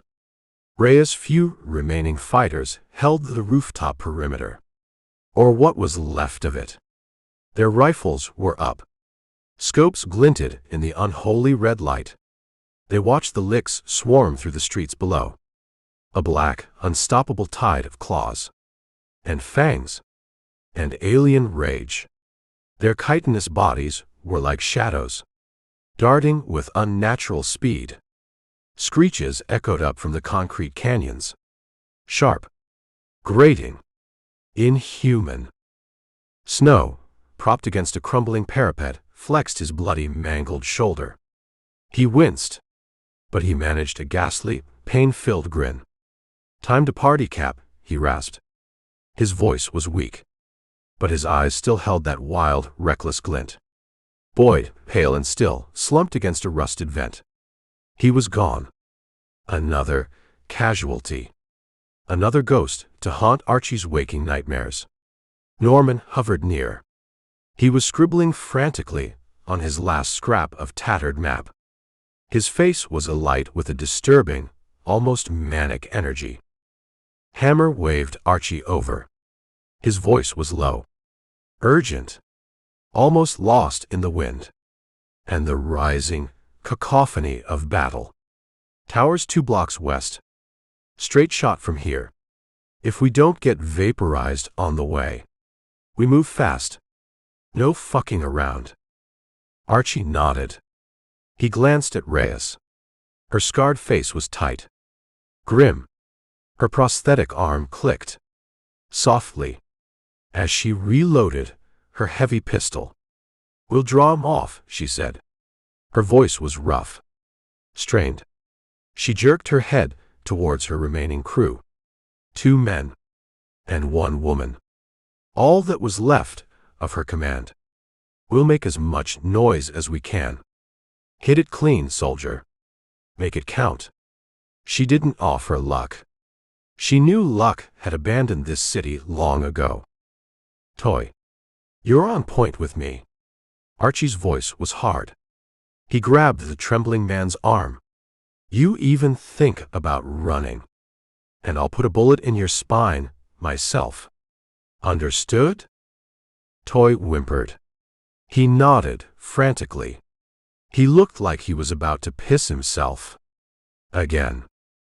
Archie shoved him roughly towards the stairs. Move. or I'll fucking carry you and use you as a goddamn shield." They plunged down into the darkness of the stairwell. The concrete steps were slick with dust. And something else. Something wet. Archie didn't want to know what it was. The walls were scarred from old fights. Bullet holes. Laser burns. The air was thick with the smell of cordite. And fear. And death. Hammer's heavy boots thudded ahead. Toy stumbled. His breath came in ragged, panicked gasps. Snow limped painfully behind them. His left arm hung useless at his side. Blood dripped steadily from his mangled shoulder. It spotted the dusty floor, leaving a dark, wet trail. Archie's pack banged against his spine with each jarring step. Each jolt was a fresh stab of pain. His own wounded arm throbbed. His head ached. He was running on pure adrenaline and rage, and a stubborn refusal to just lie down and die. The stairwell spat them out onto a narrow, debris-choked side street. Licks screeched from the blocks around them. Their claws scraped on asphalt. On metal. The sounds were too close. Getting closer. The comms tower loomed ahead. It was a black, skeletal finger, accusing the blood-red sky. Its single green navigation light winked. A lonely, defiant beacon in the overwhelming darkness. Hammer darted across the open space. He dodged behind the rusted, burned-out hulk of a city bus. Its metal skin was twisted, melted. Its windows were shattered, blackened holes. Archie hauled Toy after him. The wind tugged at his torn hair. It tried to rip the breath from his lungs. Santa Monica's angry red thuds pulsed through the ground, shaking the very foundations of the ruined city. Snow lagged further behind now. He was cursing steadily. A low, monotonous litany of pain and frustration. Fucking shoulders, toast cap. Can't keep up. A lick drone buzzed suddenly overhead. Its red optical sensors flared. Searching. Hunting. Hammer waved them frantically under the sagging, rusted awning of a collapsed storefront. The drone's energy beam sliced past, inches from where they'd been. It carved a nearby dumpster into a heap of molten incandescent slag. The metal hissed, spat, stinking of burnt oil and superheated plastic. Toy, in his panic, tripped over a loose piece of rubble. His pack, still containing one of their precious charges, splashed heavily into a wide, stagnant puddle of oily water. Archie yanked him roughly to his feet. He snarled in frustration. "Keep it together, Toy, or we're all dead. That charge better still be viable." Hammer reached the tower's base.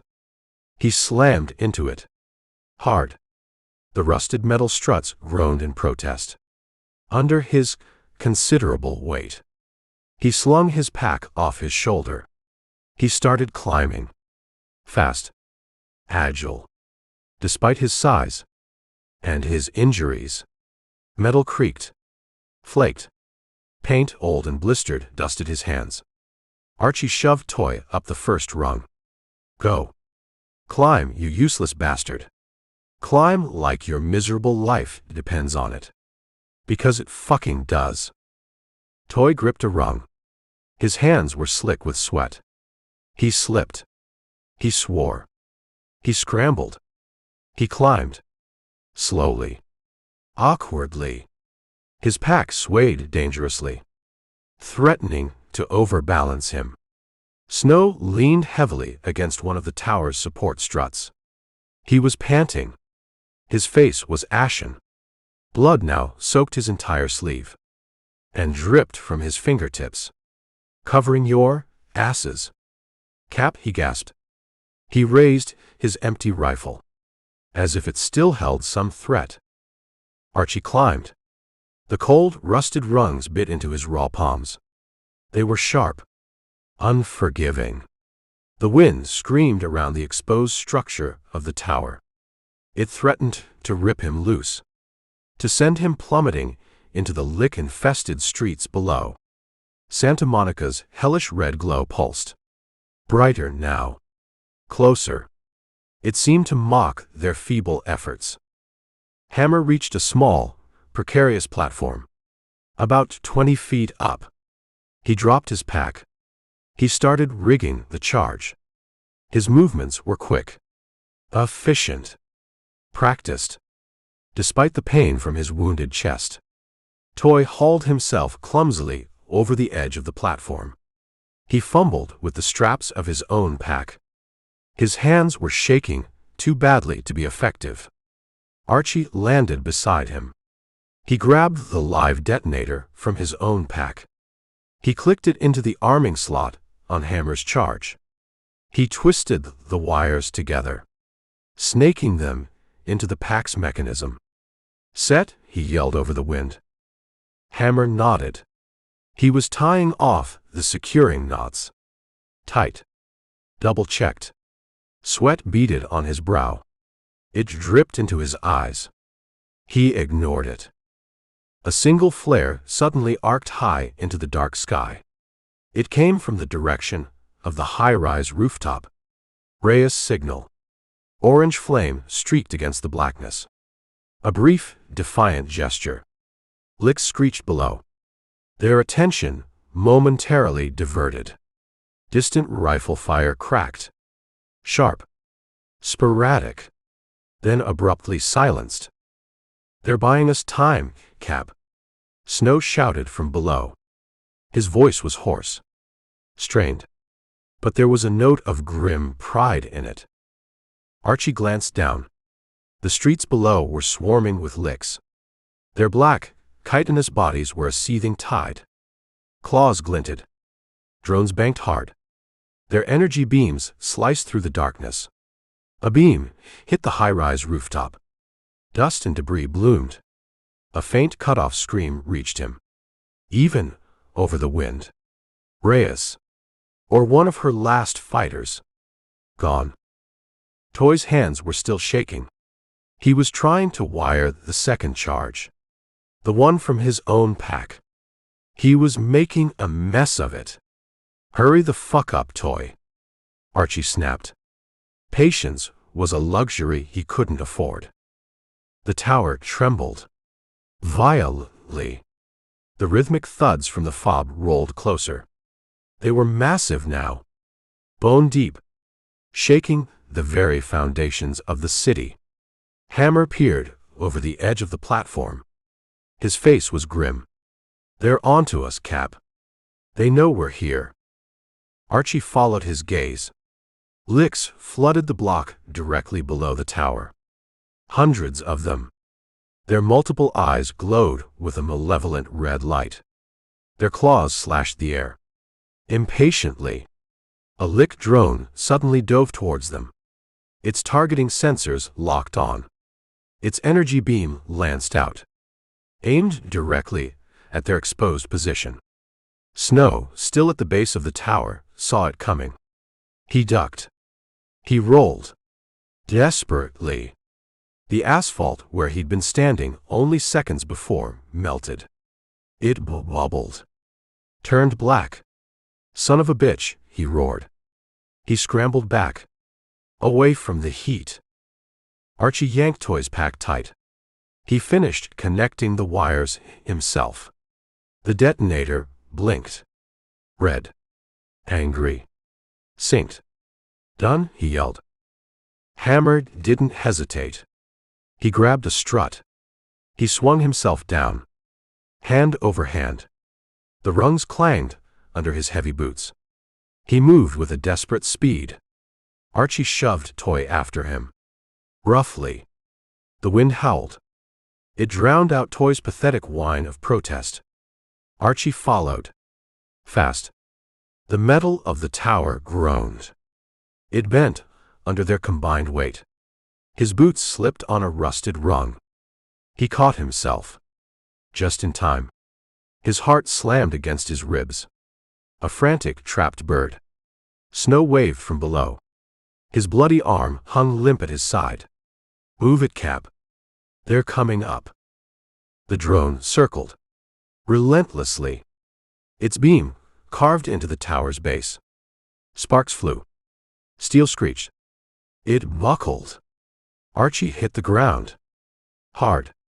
He rolled, trying to absorb the impact. Hammer hauled Toy clear, just as one of the main support struts buckled. It glowed red-hot, then collapsed. Snow grinned.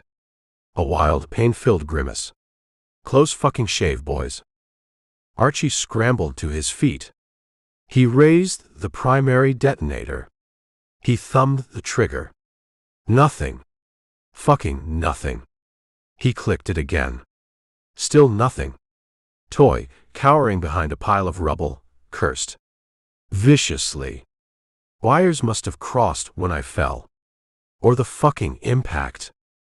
Archie ripped his own pack open. His fingers fumbled frantically with the wires. He found the snag. A loose connection. He twisted it tight. Secure. A lick screech split the air. Incredibly close. They were charging. 10 yards out. Claws raked the pavement. Black, alien bloodlust burned in their multiple eyes. Hammer grabbed Snow. He shoved him back. His rifle was gone. Lost in the chaos. His fists were up. Ready. Useless. Archie hit the trigger again. Boom. The tower erupted. A massive fireball bloomed against the dark sky. Shrapnel rained down. Hot. Sharp. Deadly. Lick screeched. Caught in the blast. Their bodies flew through the air. Torn apart. Scales charred. Black blood sprayed everywhere. The lick fob in the distance pulsed. Faster now. Its red veins flared.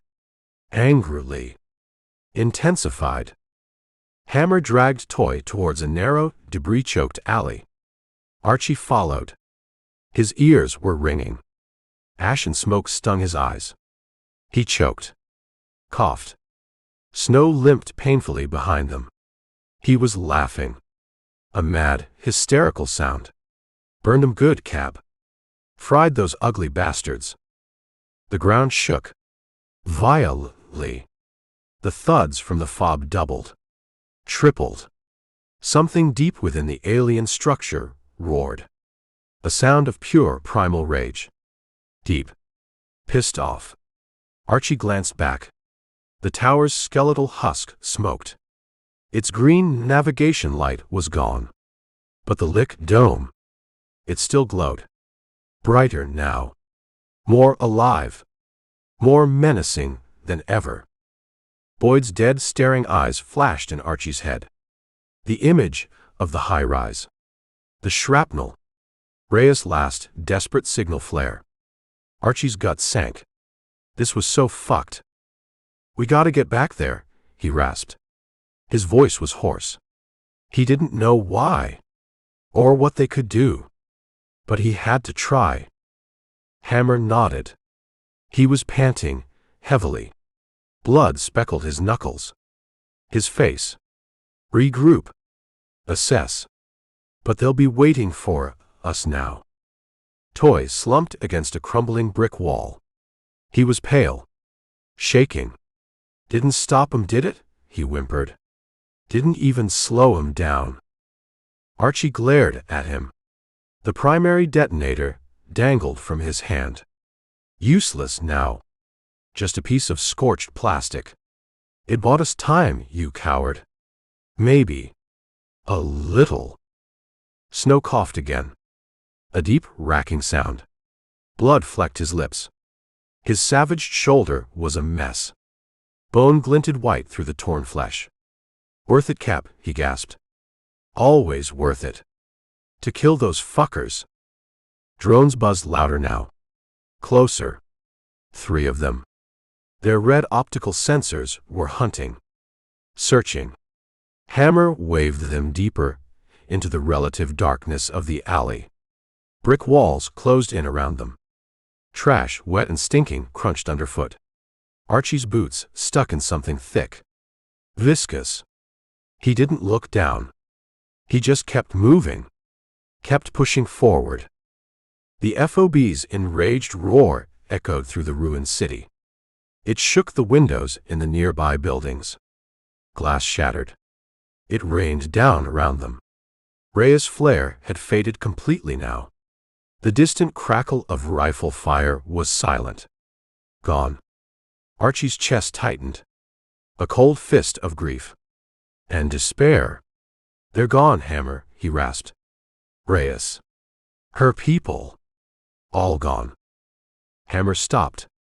His breath sawed in his chest. Maybe Cap. Maybe not. Can't know for sure. Not yet. Norman's calm, detached voice suddenly floated into Archie's mind. As if from the distant, blood-soaked high-rise. He remembered the spook's earlier words. Boyd's wheeze beside it. "We're not gone yet, Sarge," Archie said. His voice was hard now. Cold. Full of a new, terrible resolve. Instinct locked in. There was no turning back. Not anymore. He met Hammer's eyes. He saw his own grim determination reflected there. He nodded. Once. Sharply. "Regroup. Now. Find Norman. Find Boyd. If he's still." He couldn't finish the sentence. Toy pushed himself weakly off the wall. He was shaky. Unsteady. Snow swayed on his feet. His manic grin was fading. His face was ashen. Blood pooled at his feet. Dark. Spreading. Archie gripped the now useless detonator shell. It was empty. But it felt incredibly heavy in his hand. He took a deep, shuddering breath. He ignored the lick screeches. They were closer now. Chasing the wind. Chasing them. He turned, shoving Toy and a reeling Snow ahead of him, and plunged deeper into the suffocating blackness of the alley. Chapter 21. This way. Through the goddamn rubble. Hammer's voice was a harsh, ragged bark. He pointed towards a gaping hole in a graffiti-scarred concrete wall. It led into the tangled, broken heart of a massive freeway interchange. The structure sprawled before them. A busted ribcage of concrete and steel. Slabs tilted at wild, impossible angles. Rebar, thick as a man's arm, spiked the darkness. Twisted. Mangled. Like the exposed bones of some colossal, dead beast. This was their only path. Their only desperate hope for escape. Or maybe just a more defensible place to die. Archie's boots slipped on loose gravel. The narrow, stinking alley had spat them out. Directly into this concrete maze. Santa Monica's angry red glow throbbed behind them.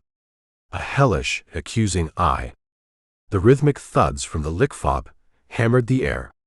They seemed to shake the very ground beneath their feet. Hammer took point. He weaved through the twisted metal. Through the shattered concrete. A broken field runner. Leading his doomed team. Toy stumbled after him. He was pale. Shaking. He clutched his injured leg. His face was a mask of pure terror. He looked like he was about to collapse. Snow limped hard. His breath came in shallow, painful gasps. A fresh trail of dark blood oozed from his savage shoulder. It dripped onto the dusty asphalt. Black. Ugly. He was leaving a clear trail for their pursuers. Not that the licks needed it. Their alien senses were probably already locked onto their fear. Their sweat. Their blood. Boyd. He was a dead weight now. Archie hauled him. His arm was slung over Archie's shoulder. The kid's face was ashen. Gray. His breath hissed thin. Almost inaudible. His heavy pack, still containing its deadly charge, dragged him low. It threatened to pull them both down. Norman trailed them all. The spook was eerily calm. As always. The detonator shell, its purpose served, dangled uselessly from Archie's belt. A bitter, metallic reminder of their fleeting, futile victory at the tower. Licks screeched from the blocks behind them. The sounds were closer now. Sharper. More insistent. Their claws scraped on the ruined streets. Drones buzzed loud. Angry. Overhead. Searching. Hunting. Hammer ducked under a massive, precariously tilted concrete slab. He waved them in. Into the deeper darkness beneath. The air here was cool. Damp. It smelled strongly of rust. Old oil. And something else. Something faintly reptilian. Lick. The darkness swallowed them. It offered a brief, illusory respite from the chaos outside. Keep tight, Hammer rasped. His eyes glinted in the gloom. He was scanning their makeshift shelter, assessing its defensive potential, or lack thereof. Snow groaned. He slumped heavily against a rusted support beam. His bad arm dangled uselessly. Blood soaked his tattered sleeve. It dripped onto the dusty concrete floor. Fucking tower. Didn't even slow him down, did it, Cap? His voice was weak. Fading. Boyd's knees suddenly buckled. He went down. Hard. Norman, moving with that surprising speed of his, caught him. He eased the kid gently to the ground. Concrete dust puffed up around them. Archie knelt quickly beside Boyd. He checked the kid's arm. The makeshift bandage was soaked through, saturated with dark, congealing blood. It was warm. Sticky. Beneath his fingers. Hold on, Boyd, Archie muttered. His voice was rough. Just hold on, kid. We'll get you out of this. He knew it was a lie. But he said it anyway. Boyd's eyes fluttered. Weakly. He tried to nod. A small, almost imperceptible movement. Then his gaze unfocused. Went distant. Toy sank down nearby. His injured leg was bent at an unnatural angle. Sweat beaded on his pale brow. It gleamed in the faint, ambient red light filtering in from outside. We should just give up, he croaked. His voice was a thin, reedy whine, full of despair and self-pity. Hand him the packs. Maybe they'll let us live. As slaves. Or something. Archie grabbed Toy's collar. He yanked him close. So close he could smell the man's fear. Sour. Acrid. His breath was hot. Foul. Not happening, Toy, Archie snarled. His voice was a low, dangerous growl. We fight. We die. But we don't fucking surrender. Not to those things. The memory of Reyes' last, defiant flare lingered in Archie's head. An orange ghost. Fading into the blackness. The rifle fire. Suddenly silenced. Hammer crouched by a narrow gap in the concrete. He peered out cautiously into the lick-infested street. Licks swarmed everywhere. Dark, agile shapes. Darting with terrifying speed. Through the rubble. Over the abandoned cars. Too many, he grunted. His voice was grim. Way too fucking many. We're boxed in.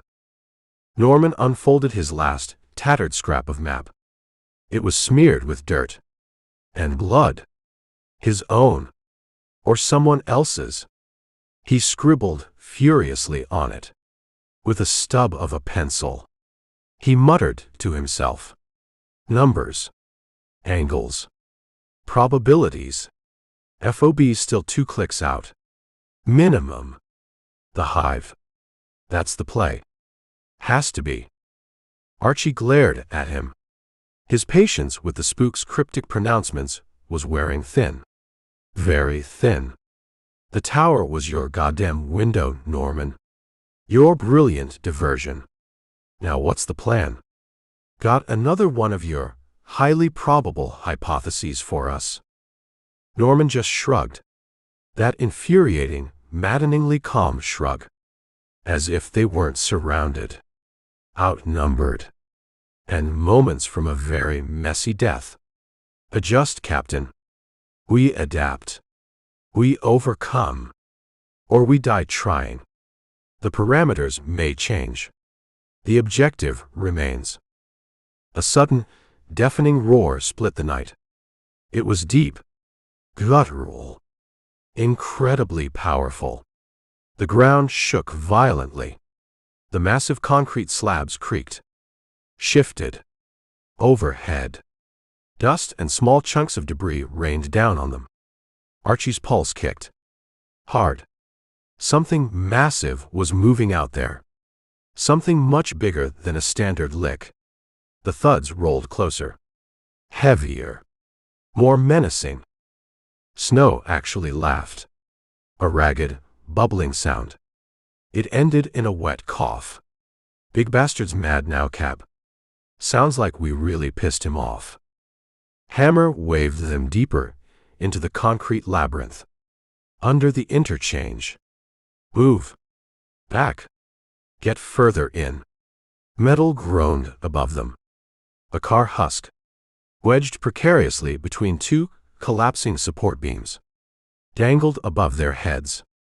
It swayed ominously, threatening to crush them. Archie hauled Boyd's limp form up. He slung the kid's good arm over his shoulder. Boyd was a dead weight now. Literally. His eyes were open, staring blankly at nothing. His chest was still. Too still. Norman, without a word, took Boyd's heavy pack. He slung it easily over his own shoulder, adding its weight to his own considerable load. He didn't even seem to notice the extra burden. He took point. His tattered map was crumpled in his fist. He moved with a strange, purposeful confidence. Deeper into the darkness. The concrete maze twisted. Turned. Walls loomed. Studded with exposed wire. And jagged shards of broken glass. Archie's pack scraped against a low-hanging beam. A metal buckle clanged. Loudly. Too loudly. Hammer hissed from behind him. Quiet, damn it. You want to lead them right to us? Licks screeched from outside their fragile sanctuary. Closer now. Much closer. Their claws tapped. Scraped. On the concrete slabs directly above their heads. Toy limped.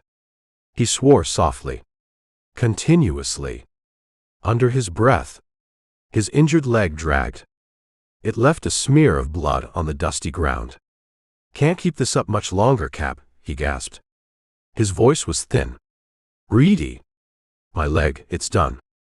The memory of Rhea's face. Scarred. Determined. Flashed in Archie's skull. Then her voice. Sharp.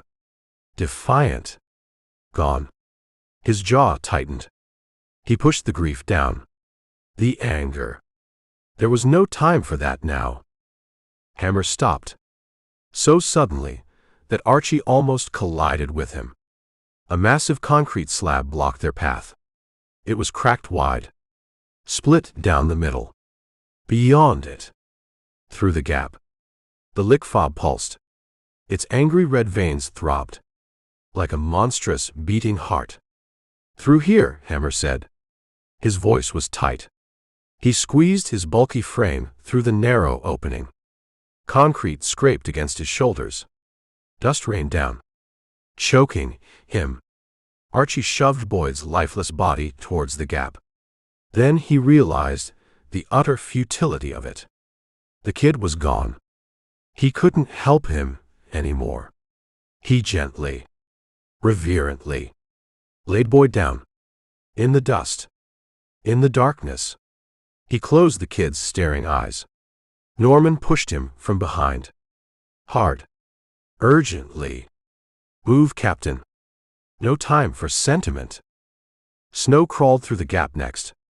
Blood smeared the rough concrete. He grinned back at Archie. A ghastly, skull-like expression. His teeth were stained red. Tight fit, Cap. Real cozy. Toy hesitated. He looked at the narrow opening. Then at the darkness beyond. Then at the licks they could hear closing in behind them. He looked ready to break. To run. Archie grabbed his arm. He yanked him roughly through the gap. Toy's bad knee buckled.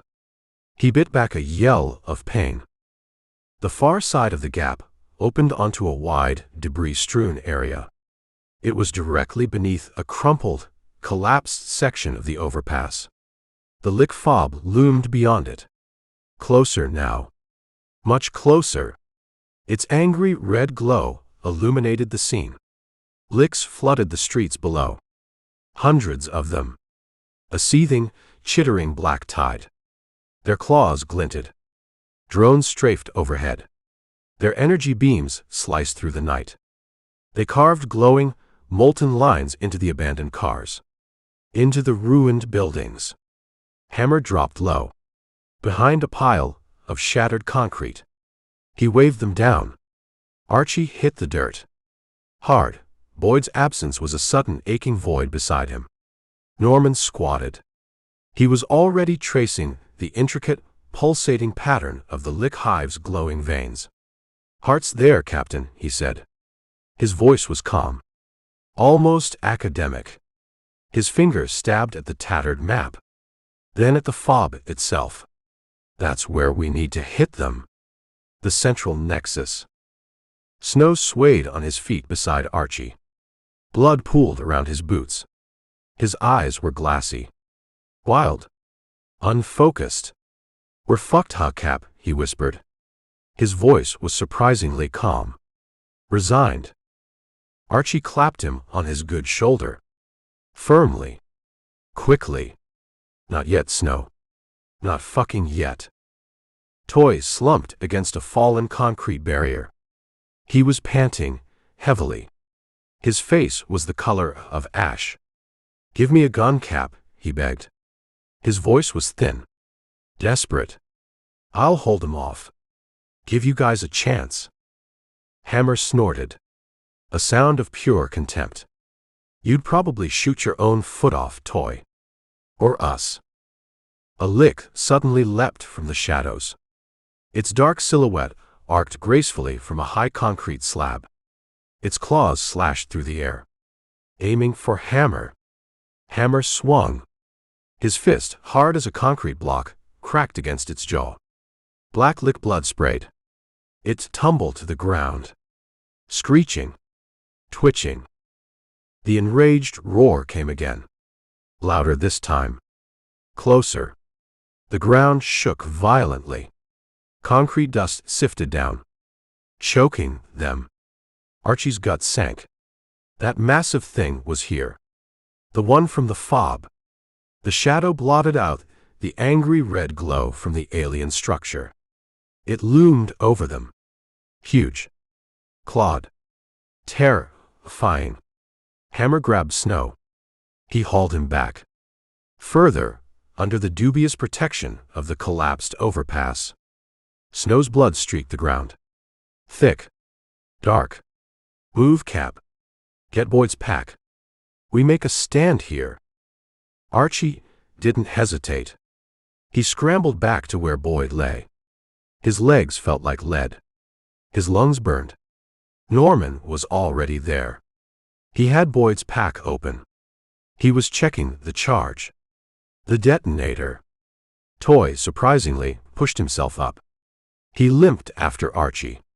His face was a mask of twisted, pale determination. Or maybe just pure, unadulterated terror. They ducked under a massive, twisted steel beam. Rubble crunched under their boots. Metal groaned. Strained. Licks screeched from just outside their makeshift fortress. Their claws tore at the concrete, trying to find a way in. Archie reached Boyd. The kid's arm slipped from his grasp. It was cold now. Lifeless. His eyes stared blankly at the smoke-filled sky. Archie felt a cold, hard knot of rage and grief tighten in his chest. "Damn it, Boyd," he rasped. He gently lowered the kid's body to the ground. Dust settled on his still, pale face, like a funeral shroud. Hammer's hand landed on his shoulder. It was hard, brief, comforting, in its own rough way. "Later, Cap," he said. His voice was low, gentle. "For Hammer. We mourn him later, if we're still breathing." Snow swayed on his feet. He was grinning that mad, bloody grin of his again. Blood dripped steadily from his mangled shoulder. It pooled quickly at his feet. "Leave me too, Cap," he gasped. His voice was weak, but his eyes were still defiant. "Give me Boyd's pack. I'll blow these ugly motherfuckers all to hell." Archie shook his head. Roughly, he hauled Snow upright. The man's arm burned under his touch. The weight of him was immense. "Not today, Snow. You're not dying on my watch. Not yet." Norman nodded towards the lick fob. Its angry red veins flared. The rhythmic thuds pounded through the earth, like the drums of some demonic war machine. "Hive's close now, Captain. Very close. 2 packs left. This is our last chance." Toy's voice suddenly cracked. He sounded almost brave. "We're all dead anyway, Cap. Might as well use 'em. Make it count for something." Archie glared at him. The empty detonator shell still swung from his belt. A useless, mocking trinket. A symbol of their failures. Hammer waved them onwards, towards the deepest part of their concrete burrow. The collapsed overpass loomed above them, a tangled, chaotic mess of fractured steel and shattered stone. Licks swarmed just outside. Their screeches rose in volume. In fury, Archie dragged Snow. His own blood smeared his hands. It was warm, sticky. Toy limped beside him. He was muttering something. Archie couldn't make it out. Maybe a prayer. Maybe just curses. Hammer climbed onto a pile of rubble. He peered out through a narrow gap. He assessed their position. "Clear shot to the edge of the fob from here, Cap. If we can get past the goddamn welcoming committee." Norman followed him. His tattered map was still crumpled in his fist. He pointed towards a specific spot on the pulsating alien structure. "There, Captain. That's the weak spot. The primary neural conduit. Hit that, and the whole damn thing should come crashing down." A brilliant crimson energy beam suddenly lanced through the darkness. It struck the concrete barrier just above their heads. The drone. It had found them. Concrete exploded outwards. Dust and debris choked Archie's lungs. He ducked.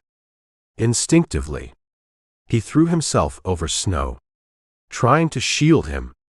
Toy hit the ground. He rolled, screaming. Hammer dropped flat. He swore, viciously. The lick fob roared, louder now than ever before. The shadow swelled. The massive clawed creature. It was moving directly towards them. Thuds shook the slabs loose. Concrete rained down. Archie's eyes locked with Hammer's. Across the chaos, across the dying, he saw a grim, terrible understanding there. A shared resolve. "We hit it now, Sarge," Archie yelled over the din. His voice was pure steel. Raw. Unbreakable. Instinct. Training. Rage. It all ruled him now. There was no rank left. No fear. Just the mission.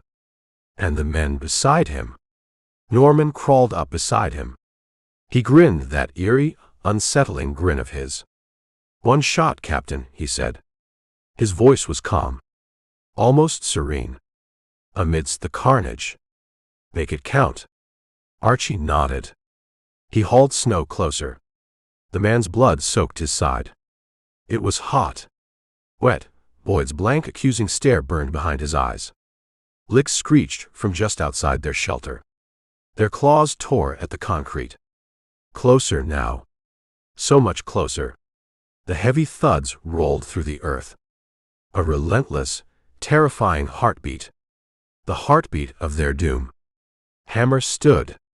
His massive silhouette was hard, unyielding, against the angry red glow of the fob.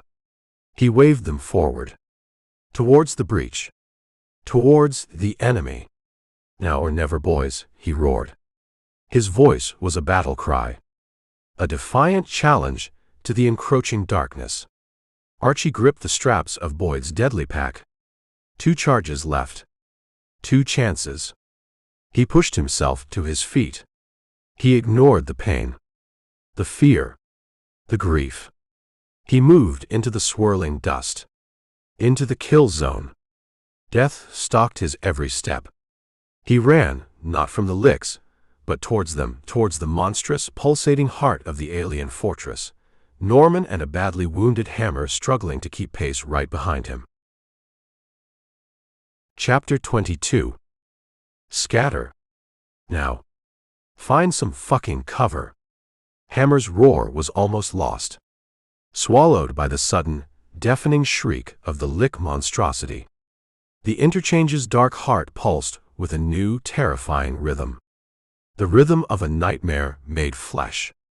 Concrete slabs loomed around them, a cavern of debris and dust. Their fragile sanctuary. Now it felt like a trap. Archie's boots crunched on gravel. He dragged Snow's dead weight. His arms screamed in protest. Snow's blood soaked his sleeve.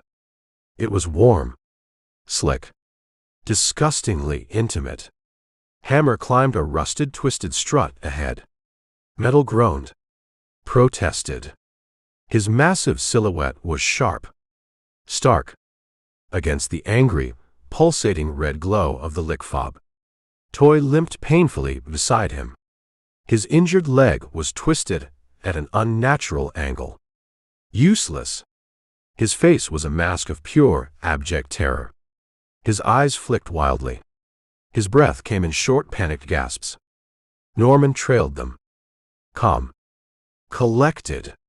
His last remaining pack was slung low. Ready. The tattered scrap of map dangled from his fingers. Smudged. Torn. But still somehow guiding them. Towards their doom. Or their destiny. Licks screeched from the darkness below their precarious perch. Their claws tore at stone. At metal. The sounds were closer now. Much closer. The heavy thuds from the fob shook the air. They shook the very ground beneath their feet. Then the new roar ripped through the night. Deep. Massive. Utterly terrifying. The ground quaked. Slabs of concrete shifted. Groaned. Archie froze. His blood ran cold. A colossal shadow swelled ahead. Huge.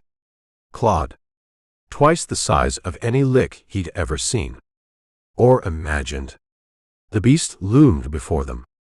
Its scales glinted black. Wet. In the hellish red light. Its eyes were malevolent red slits. Burning with an ancient, alien hatred. Hammer dropped from the strut. He waved them apart. Frantically. His voice, when it came, was a desperate, ragged shout. Scatter. Now. Get clear. Archie Dove left. He hauled Snow's heavy, unresisting body with him. Concrete scraped his knees. His elbows. Pain shot through him. He ignored it. Toy, reacting with surprising speed for a man with a mangled leg, bolted right. He stumbled. Fell. Scrambled back to his feet. Norman, with his usual unnerving calm, dragged the last precious explosive pack behind a massive, fallen concrete beam. Silent. Efficient. Deadly. The beast charged. Its claws, long as swords, slashed at a thick concrete slab. pulverizing it. Dust exploded outwards. Chunks of debris rained down. Stinging. Blinding. Archie rolled Snow's body under a narrow, precarious ledge. Blood smeared the dusty floor. It pooled quickly. Dark. Ominous. Snow's eyes were still open, staring blankly. But his rictus grin, that awful, defiant, bloody grin, it was still there. Big fucker, huh, Cap?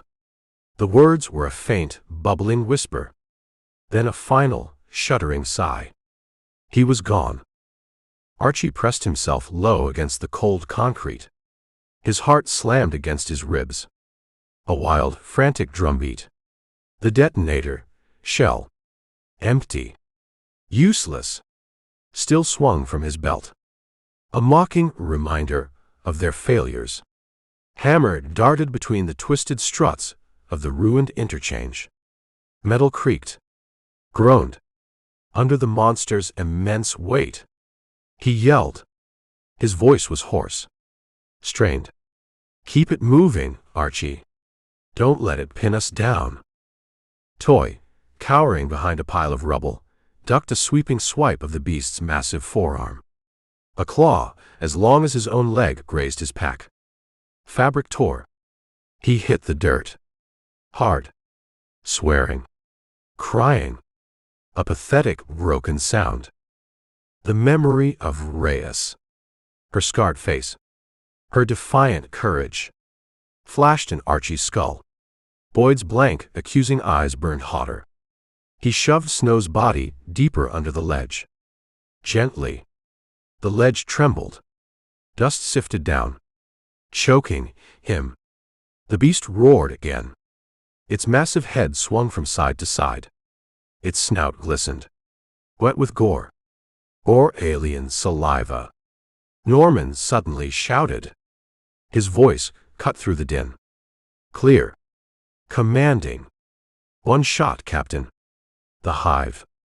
Aim for the goddamn hive. He pointed towards the lick fob. Its angry red veins pulsed. Throbbed. Beyond, the monstrous guardian. Hammer nodded. Grimly. He dodged another vicious claw swipe. His fist, a concrete-hardened hammer, smashed into the beast's heavily scaled leg. Scales cracked. Shattered. Black, oily lick blood oozed from the wound. The creature screeched. A high-pitched, ear-splitting sound of pain and rage. It pivoted. Its massive armored tail lashed out. It toppled, a rusted support strut. Metal crashed. Screamed. Loud. Deafening. Archie, reacting on pure instinct, ripped a pack free from Snow's lifeless body. 80 pounds. Heavy as hell.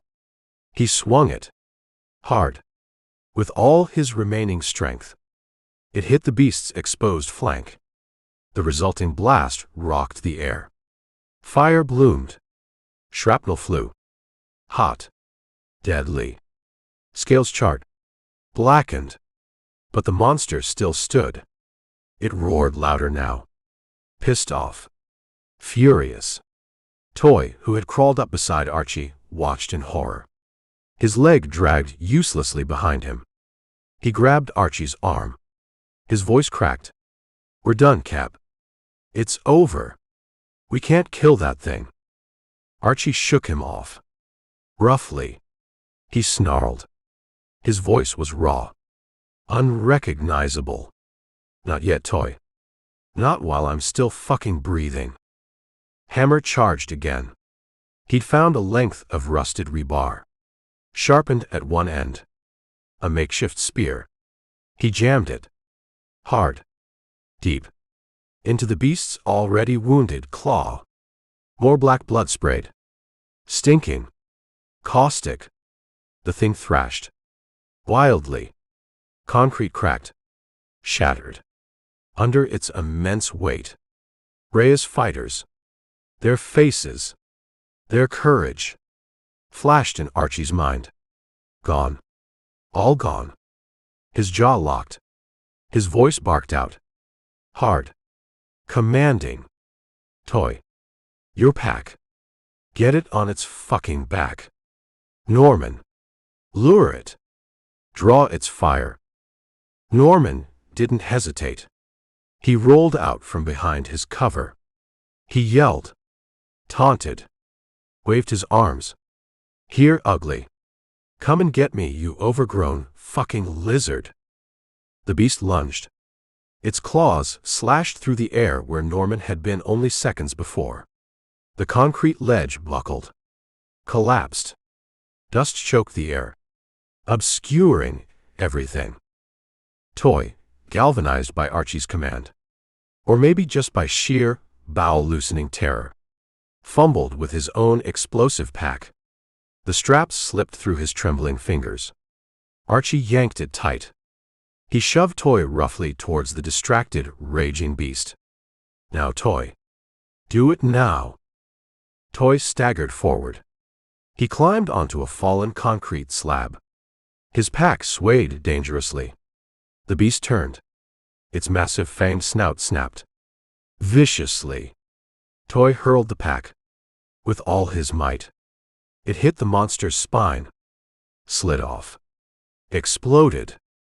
Low. Against its underbelly. Fire flared. Leg scales shredded. The beast staggered. It screeched. A terrible, agonizing sound. But it was still alive. Still dangerous. Hammer, appearing from the dust and smoke, swung around. He grabbed Toy. He pulled him clear, just as a massive clawed foot stomped down. Hard. Where Toy had been only a moment before. The ground shook. Norman, still grinning that eerie, unsettling grin, crouched by the fallen beam. He yelled again. His voice was strained, but clear. The hive captain. Go. Now.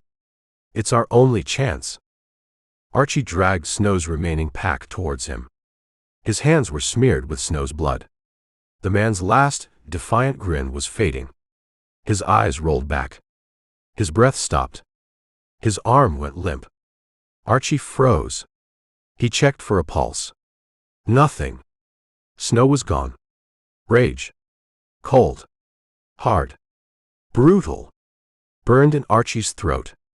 Hammer's eyes met his. Across the chaos. They were hard. Quick. A silent acknowledgement of their loss. He nodded. Once. Later, Cap, he said. His voice was a low growl. Warn him later. Archie stood. One pack left. Boyd's pack. He gripped it tight. His voice was pure steel. Then let's finish this fucking thing. The beast roared again.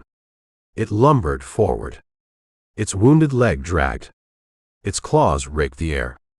Thuds shook loose another massive slab of concrete from the overpass above. It smashed down beside Archie. Dust and debris stung his eyes. Hammer waved Norman up. The tattered map still dangled from the spook's fingers. He pointed towards the fob. There, Captain. That's the weak spot. The primary neural conduit. We have to hit it precisely. Archie hauled the last pack. His legs burned. His lungs ached. He climbed onto a precarious pile of rubble. It offered a direct line of sight to the target Norman had indicated. The metal of the ruined interchange bent, groaned, under his weight. The beast spun. Its armored tail lashed out. Viciously. It caught Toy's bad leg. He screamed. A terrible, high-pitched sound of pure agony. He hit the ground. Hard. Rolling. Blood, bright red, streaked the dusty concrete. Hammer tackled the beast's flank again. His fists pounded against its thick, armored hide. Scales cracked. Shattered. Black lick blood sprayed his face. His clothes. The creature screeched. Its claws slashed. One grazed Hammer's arm. Red bloomed through his torn sleeve. He grunted. Ignored the pain. Kept swinging. Kept fighting. Archie reached a narrow, exposed ledge. High above the chaos. The pack thudded down beside him. He wired it. Fast. His fingers were clumsy. Shaking. Sweat stung his eyes. Norman climbed up beside him.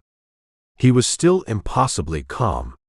He handed Archie the live detonator. Its red light was steady. Ominous. "Yours, Captain," he said. His voice was flat. Devoid of emotion. "Make it count." The beast thrashed below them. Hammer dodged. Weaved. A concrete slab buckled. Collapsed. Dust rained down. Choking them. Toy crawled away from the monster. His mangled leg was twisted at an impossible angle. He was groaning. Moaning. "Sorry, Cap. I'm sorry." Archie ignored him. He sighted along the makeshift trajectory he'd plotted in his mind. He clicked the trigger. The blast ripped the air apart. A massive fireball bloomed against the pulsating red heart of the lickfob. The beast below staggered. Its scales flew. Black blood gushed from a dozen new wounds. It hit the ground. Hard. Shaking the entire interchange. Its claws twitched. Stilled. Dead. Silence fell. Abruptly. Heavy. Oppressive. Hammer panted. Blood dripped from his wounded arm. From his chest. He wiped his gore-streaked face with the back of his hand. He grinned. A grim, exhausted expression. "Tough bastard," he gasped. Archie slid down from the ledge. His boots hit the rubble-strewn ground. Snow's lifeless body sprawled nearby. Blood pooled around him. Boyd's ghost seemed to join him in the shadows. Archie's chest tightened. Rhea's defiant flare. It flickered out in his mind. Norman stood beside him. His tattered map was crumpled in his fist. He pointed towards the smoking, heavily damaged lickfob. "The hive's next, Captain," he said. His voice was still calm. Still detached. Toy pushed himself up. His face was ashen. His leg was a useless, bloody ruin. He muttered. Hopelessly. "We're all dead anyway. It's still standing." Archie glared at him. The detonator dangled from his hand. Live. Heavy. Ready. His voice cut through the sudden, eerie quiet. Sharp. Commanding. "Not yet, Toy. Not fucking yet." Then new sounds. Jet screamed. Faintly. High above them. Thin contrails streaked the pre-dawn sky. Thuds answered. Distant booms. Far out over the Pacific. Lick energy beams lanced up from the coastline. Towards the unseen aircraft. Metal screeched. Twisted. Fell. Burning. Hammer squinted upwards. His face contorted in a grimace of disbelief. And dawning horror. "Bunker busters," he whispered. His voice was hoarse. "They're hitting the failsafe. Those crazy bastards are actually doing it." Archie's gut sank. Reyes gone. Snow gone. Boyd gone. One pack left. One last desperate shot. The lickfob, though damaged, still pulsed. Its angry red light throbbed. A defiant, alien heartbeat. Thuds rolled closer now. From within the city. Something else was waking. Something bigger. Worse. Hammer clapped him on the shoulder. Hard. His grip was surprisingly strong. He nodded towards the smoking ruin of the fob. "Move, Cap. One last dance." Archie gripped the last pack. His legs shook. He led them, the last broken remnants of his doomed squad, back out from under the shattered interchange, into the rubble-strewn, lick-infested streets, as the sky above them began to fill with the terrifying incandescent rain of friendly fire, each explosion shaking the city to its core. Chapter 23. Keep moving, Toy. God damn it, stay with me. Archie's voice was a raw, desperate rasp. The interchange's mangled edge bled away. It opened into the burning, smoking ruins of Santa Monica proper. The lick fob, though cracked and bleeding smoke from a dozen wounds, still pulsed with that hellish red glow. It throbbed like a monstrous, dying heart. But it wasn't dead yet. Not by a long shot. Archie's boots pounded on shattered asphalt. His pack, their last remaining charge, felt like it weighed a goddamn ton. Its straps bit deep into his raw, bleeding shoulders. Toy, a broken doll, sagged against him. His weight was a deadening drag. Toy's blood soaked Archie's sleeve. It was hot. Thick. Sickeningly sticky. Hammer limped heavily beside them. His face was ashen. Grim. Blood crusted his once proud uniform jacket. It was dark. Almost black in the flickering, unholy light from the burning city. His breathing was a ragged, painful rasp. Norman, the eternal spook, trailed them. Unhurried. Unreadable. His tattered map was gone now. His eyes, sharp and unsettlingly calm, scanned the unfolding chaos. The detonator, their last hope, their final fuck you to the licks, dangled from Archie's belt. Its small red light winked. A live, insistent pulse. Mocking their desperation. Our jets screamed far overhead. Their silver contrails slashed the rapidly lightening pre-dawn sky.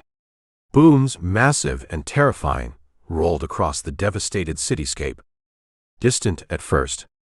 Then closer. Then terrifyingly close. The bunker busters. Story's goddamn failsafe. Our own ordnance.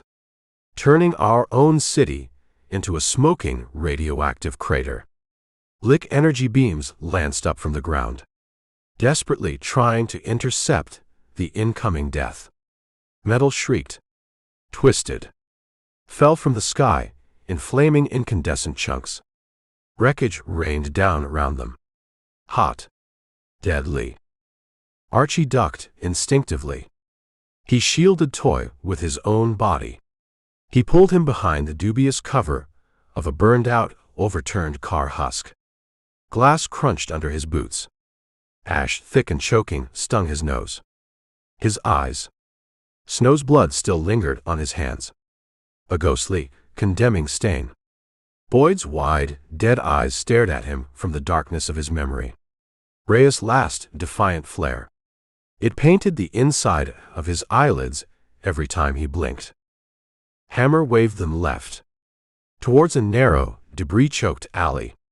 This way. Alleys, tighter. Less exposure, he yelled over the growing cacophony of battle. His voice was strained. He was clearly in agony. But he kept moving, kept fighting, kept leading. The thuds from the fob, still somehow alive, pulsed through the very ground. The city itself felt like it was awake now, and screaming in its death throes. Close now, Cap. Hammer rasped. His breath sawed. Ragged. Uneven. His wounded arm dripped fresh, bright red blood. He was losing too much.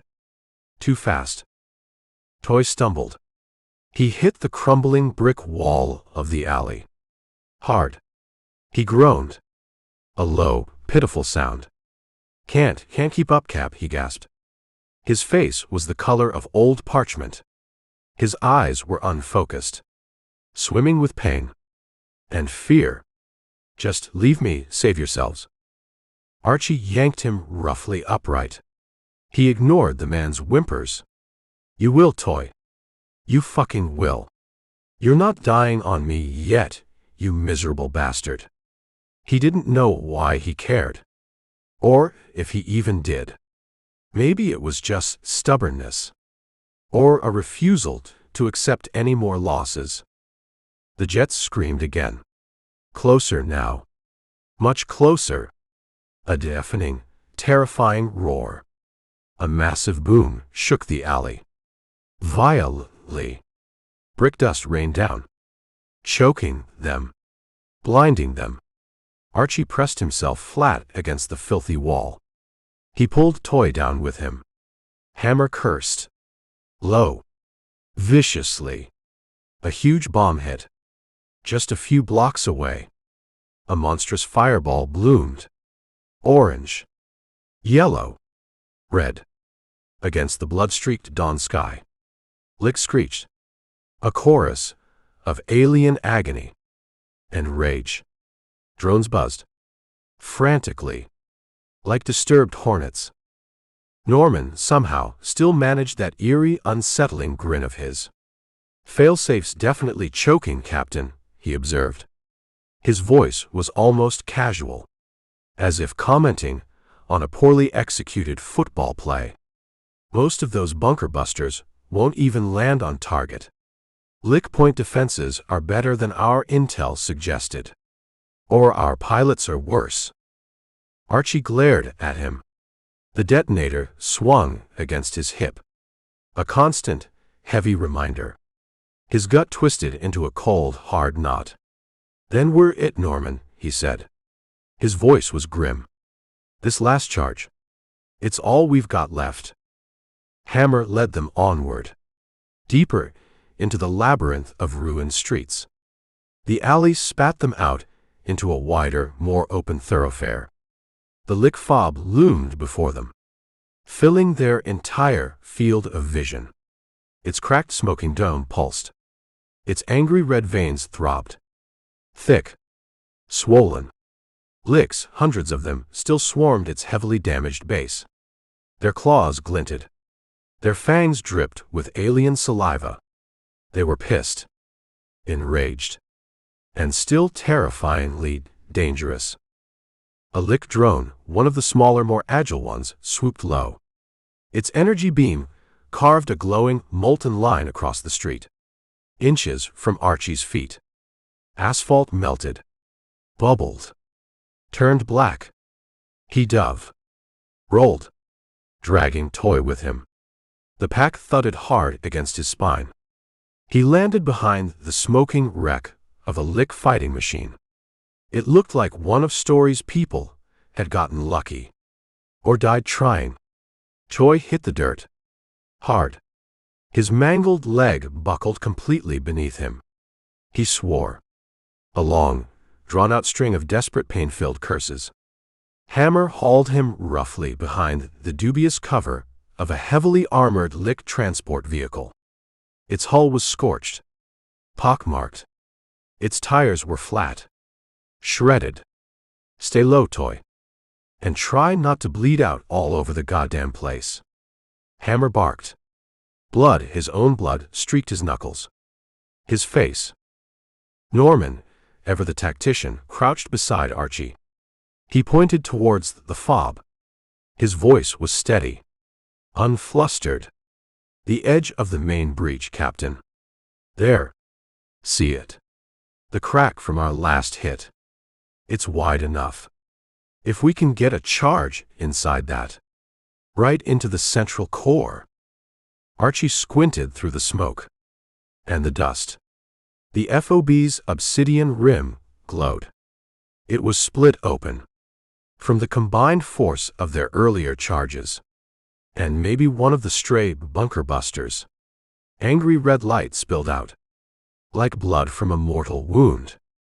Licks, dozens of them, poured out from the new opening. Fast. Agile. Deadly. 2 clicks to that breach, Norman, Hammer grunted from his position. He checked his wounded arm. The bleeding hadn't stopped.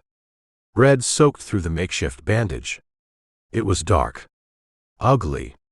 Minimum. Archie gripped the last remaining pack. Boyd's pack. He nodded. His voice was hard. Resolute. "Then we hit it. Now." Toy shook his head. His face was pale. Ashen. He looked like he was about to pass out.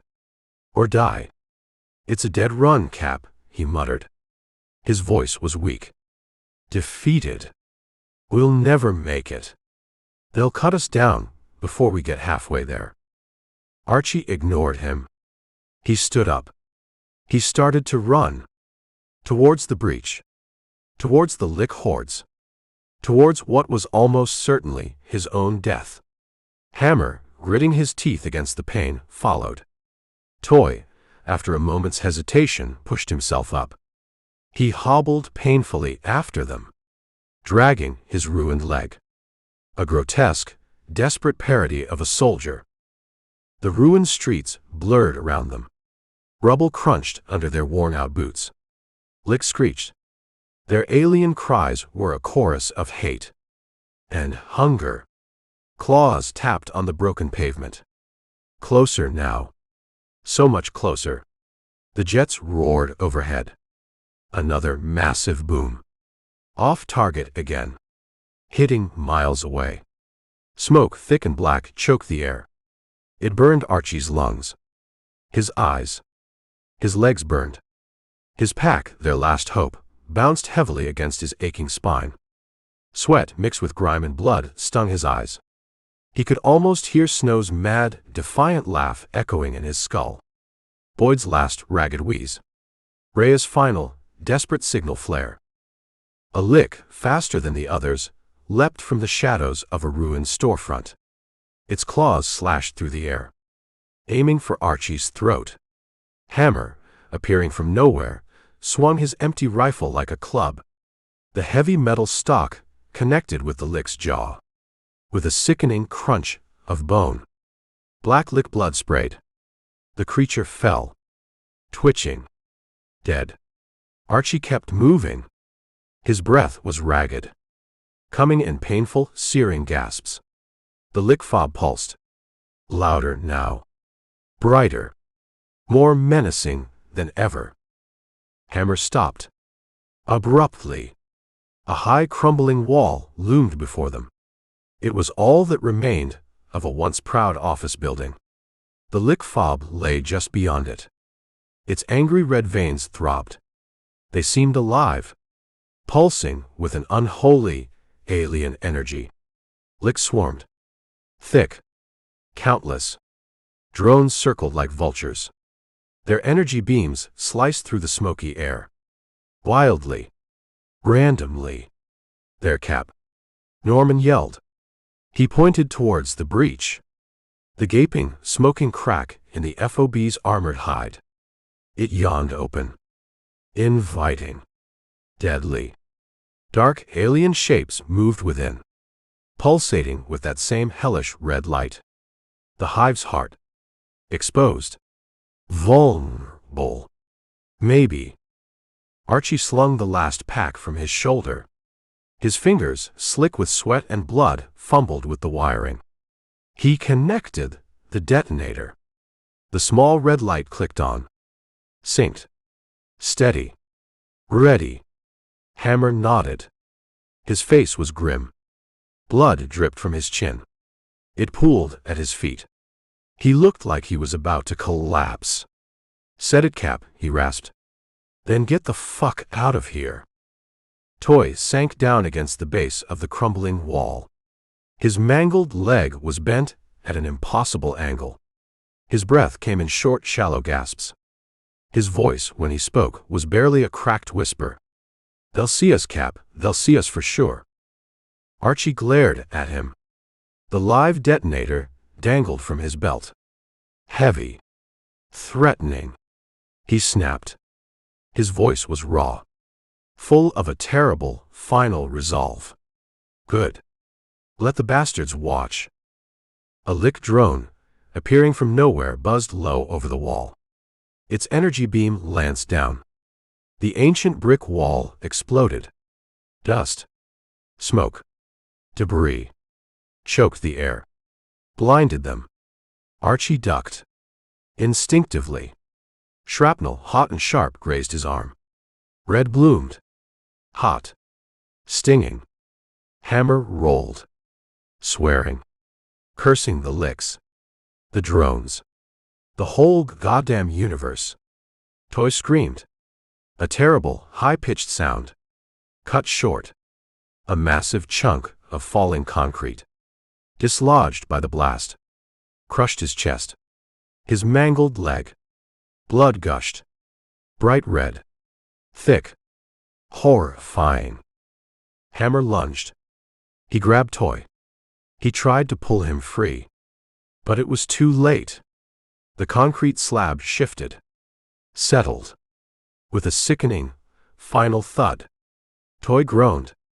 Once. His eyes rolled back in his head. His face was pale. Ashen. His voice, when he spoke, was a thin, reedy whisper. Barely audible, above the roar of battle. Leave me, Cap, just go. Then he was still. Gone. Archie shook his head. Roughly. He dragged the last, heavy pack towards the breach. His voice was pure steel. Cold. Hard. Unbreakable. Not yet, Toy. Almost. But not fucking yet. Lick screeched. Closer now. So much closer. Their claws tore at the rubble. At the base of the wall. Hammer, ignoring his own grievous wounds, swung his rifle. Again. And again. His fist smashed into an alien snout. Black lick blood sprayed. Another lick leapt. Claws raked his chest. Red bloomed. Dark. Wet. He grunted. Stumbled. But he kept standing. Kept fighting. Protecting Archie's approach. Archie dragged Toy's now useless body clear of the worst of the rubble. The kid's leg was a twisted, bloody mess. But maybe. Just maybe. The lick fob pulsed. Its thuds shook the street. The very air around them. Norman, somehow, had climbed the precarious, crumbling wall. He was calm. Unflustered. He peered over the top. He grinned that damn eerie grin of his. He yelled. His voice cut through the chaos. Now, Captain? Hit it now.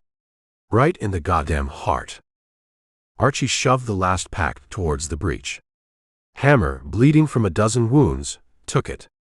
He climbed onto the rubble. Towards the gaping, smoking hole in the FOB. Blood dripped from his torn uniform. He slipped. Caught himself. He reached the crack. Licks swarmed below him. Their claws slashed the air. Their screeches were deafening. Drones buzzed. Like angry hornets. Their beams carved wild, destructive patterns. Jets screamed far overhead. One of the bunker busters. Finally. Hit something solid. The edge of the lick fob cracked. Shattered. Fire bloomed. Lick screeched. Died. The FOB's angry red veins flared. Brighter now. More furious. More alive than ever. Archie hauled Toy's limp form further back. His wounded arm burned. His legs shook with exhaustion. His voice, when he yelled, was a raw, desperate command. Hammer. Go. Get it in there. Hammer, moving with a strength Archie didn't think he still possessed, wired the pack. His fingers, slick with his own blood, slipped. He fumbled. He cursed. He finally tied it tight. He dropped from the wall. He rolled as he hit the ground. He lay there, groaning. His chest was a bloody, mangled ruin. Licks charged. 10 yards out. 5. Closing fast. Archie raised the detonator. His hand was steady now. He clicked the trigger. Nothing. Fucking nothing. He clicked it again. Still nothing. He swore. Viciously. He ripped the detonator casing open. A wire. Loose. Damaged. He twisted it. Frantically. Live. The red light blinked. Fast now. Too fast. Toy coughed. A wet, rattling sound. Blood flecked his lips. He muttered. So softly, Archie almost didn't hear him. Sorry. Cap, for everything. Archie ignored him. He glared at the charging licks. He clicked the detonator. The blast ripped the air apart. The edge of the lick fob erupted. A massive, incandescent fireball roared towards the sky. Red veins burst. Like ruptured arteries. Licks flew through the air. Charred. Screaming. Dying. The ground shook. Violently. Dust and debris choked the air. The rhythmic thuds from the fob stopped. Abruptly. Silence fell. Heavy. Deafening.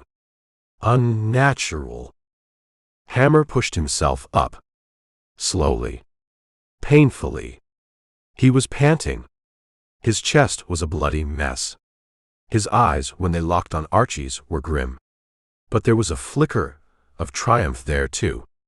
He nodded. Once. His voice, when it came, was a hoarse, ragged rasp. Hit him, Cap. We fucking hit him. Archie stood. His legs wobbled beneath him. Toy slumped against the wall. His breath was shallow. Fading. Blood pooled around him. Dark. Spreading. Norman, somehow unscathed, climbed down from the wall. He grinned that damn eerie grin of his. He said. His voice was calm. Almost casual. Not enough, Captain. Not nearly enough. Archie squinted through the smoke. And the dust. The lick fob. It was heavily damaged. Cracked. Smoking. Its angry red glow had dimmed. Considerably. But it still pulsed. Faintly. Stubbornly. Alive. Then. From the smoking ruins. Licks poured out. Thousands of them. A black, seething, unstoppable tide. Their claws glinted. Their screeches were a symphony of pure, alien rage. Jets screamed overhead. Another massive boom. Another miss. Wreckage, twisted and burning, rained down from the sky. Drones buzzed. Their energy beams sliced through the smoky air. Archie's gut sank. Snow gone. Boyd gone. Reyes gone. Toy dying. Hammer bleeding out. One pack gone. Their last hope. Their last desperate gamble. Failed. Hammer waved a bloody hand. Weakly. He pointed east. Towards the distant, unseen safety of the mountains. His voice, when it came, was a cracked whisper. Regroup, Cap, gotta regroup. Archie nodded. He hauled Toy's limp form up. His arm burned. Blood, Toy's blood, Hammer's blood, his own blood, soaked his hands. His clothes. Norman, ever the pragmatist, took point. He moved with that calm, unsettling grace of his.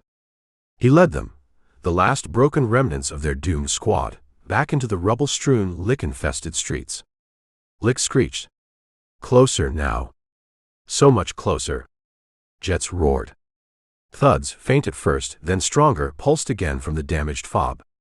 It was still alive. Still fighting. Angrier now than ever before. Its malevolent red light flared. A defiant beacon of alien hate. Archie gripped the detonator. It was empty now. Useless.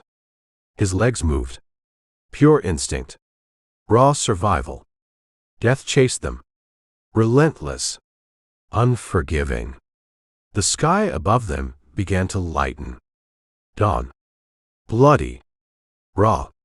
As Hammer suddenly collapsed beside him, a lick warrior appearing from the smoke, its claws dripping, lunging straight for Archie's throat.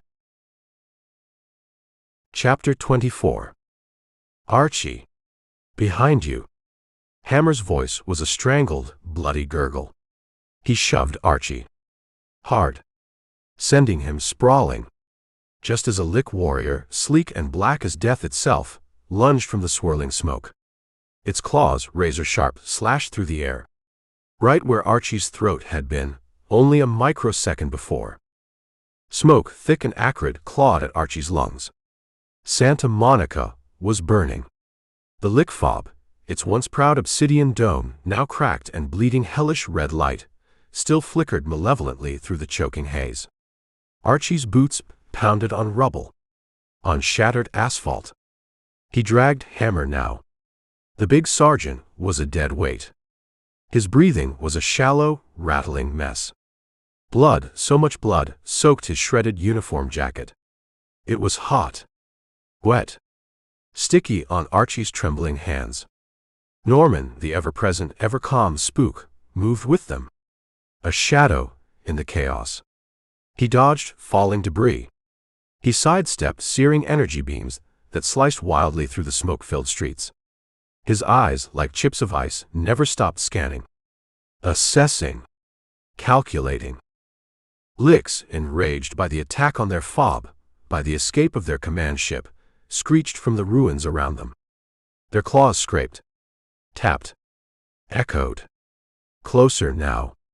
So much closer. The jets, their own goddamn air support, still roared far overhead. Their silver contrails streaked the blood-red dawn sky. More booms rolled across the devastated city, mostly off-target. Still, each explosion shook the very ground. It sent fresh showers of debris raining down. Drones, both lick and human, buzzed through the smoke-filled air.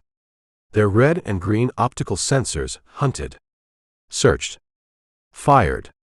The thuds from the damaged fob still pulsed. An angry, defiant heartbeat. It was cracked, bleeding, but still breathing, still dangerous. Archie's lungs burned. Ash and pulverized concrete stung his eyes. He could still feel Snow's dead weight on his arm. He could still see Boyd's wide, staring eyes. Reyes' last, desperate signal flare. It painted the inside of his eyelids. A constant, accusing torment. Hammer sagged heavier against him. He groaned. A low, animal sound of pure agony. Archie gritted his teeth. He kept moving, kept dragging, kept fighting. Hammer waved him towards a gaping, smoking hole in the FOB's perimeter wall. It was near the main breach they'd created earlier. "There, Cap," he gasped. His voice was a wet, bloody whisper. The weak spots. Norman spotted two, inside the perimeter, structural supports. His words trailed off into a fit of racking, blood-flecked coughs. Archie slung his last remaining pack. Boyd's pack. Its deadly charge felt heavier now than ever before.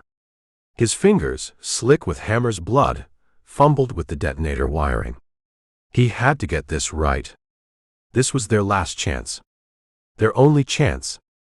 To make some kind of a fucking difference. To make all this suffering, all this death, mean something. Norman nodded. His face was grim, but his eyes held that same unsettling, almost manic gleam. He pointed towards a specific spot, deep within the smoking, debris-choked interior of the damaged fob. "There, Captain. The primary plasteel support pylon for this entire quadrant. And another one, just like it. 50 yards further in. Take them both out. And this whole section of the fob should collapse. Maybe trigger a secondary internal explosion. If we're lucky." He didn't sound like he believed in luck. Not anymore. Licks screeched from the rubble around them. Closer now. So much closer. They were massing for another charge. Hammer, somehow, found the strength to push himself upright. He leaned heavily against a jagged piece of fallen ferroconcrete. He drew his combat knife. His only remaining weapon. His knuckles were white where he gripped the hilt. "Go, Cap," he rasped. His voice was fading. Fast. I'll buy you some time. Hold this fucking doorway." He coughed again. More blood. Darker now. Thicker. Archie hesitated. He couldn't just leave him. Not like this. But he saw the look in Hammer's eyes. The grim resolve.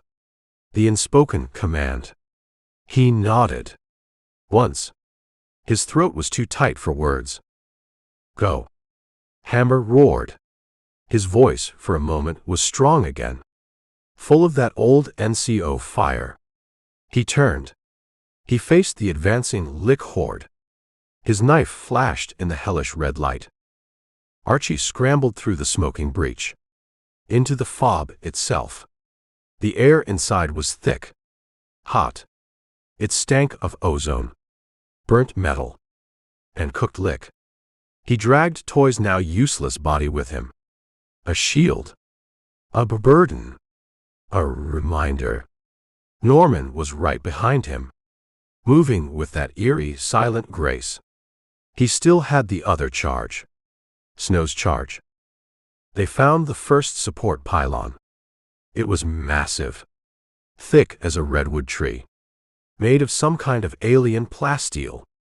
It was already scarred, damaged from their earlier attack.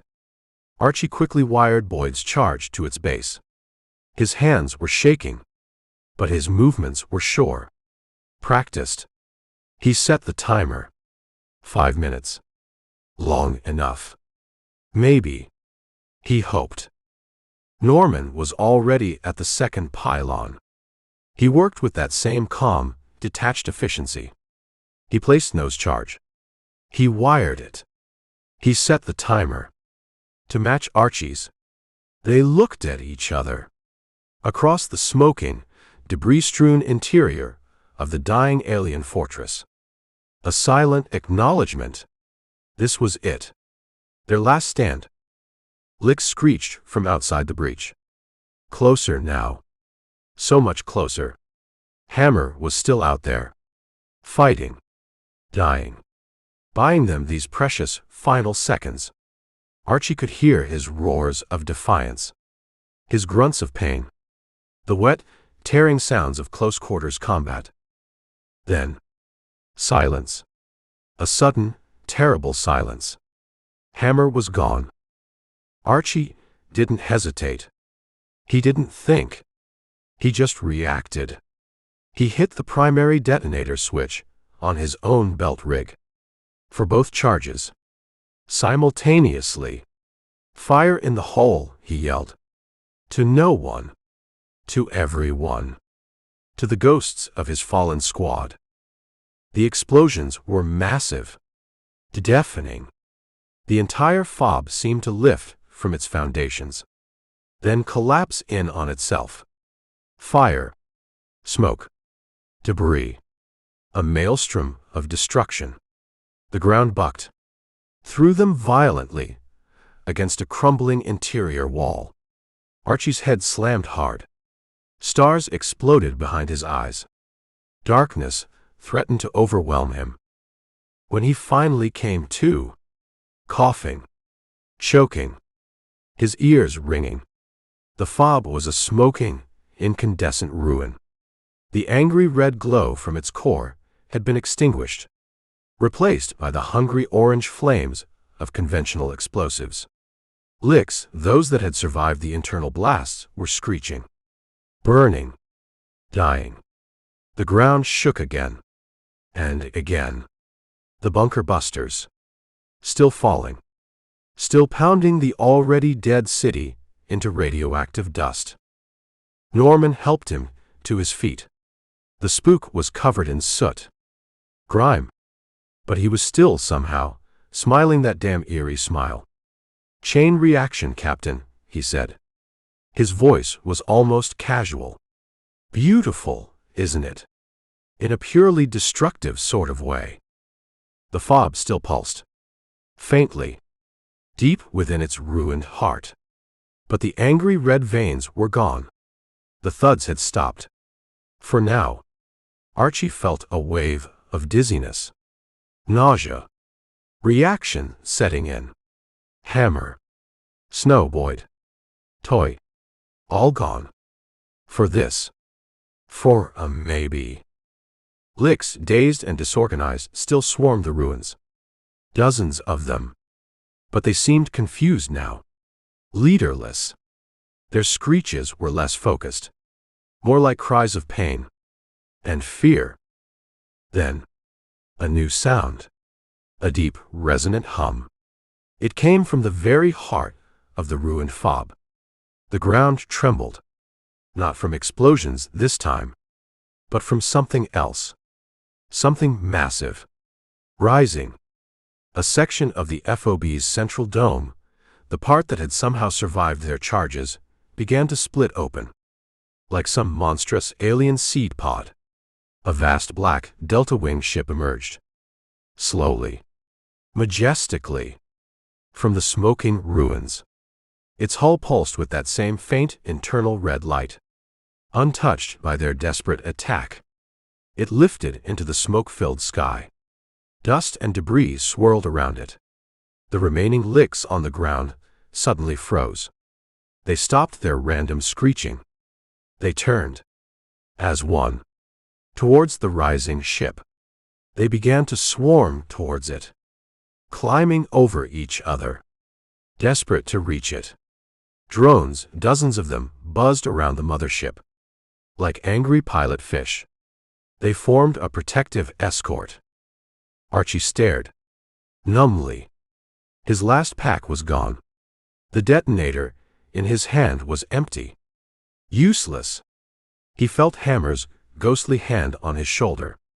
Heard his last raspy words. "Next time, Cap." "What the hell is that thing?" Archie whispered. His voice was hoarse, full of a terrible, dawning despair. Norman, ever the font of unwelcome information, just grinned. That damn infuriating, knowing grin. "Hives down, Captain. Good work. But the Queen, the ship, is getting away." He sounded almost pleased. Archie glared at him. His voice was pure steel. He slapped the crumbling wall beside him. His wounded arm throbbed. Fresh blood trickled. Hot. Stinging. He snarled. A sound of pure, animalistic rage. "Then we're well and truly fucked, aren't we, Norman?" Norman didn't answer. He just watched the Lick command ship ascend. It climbed higher. Faster. Disappearing into the smoke and the blood-red glare of the incendiary dawn.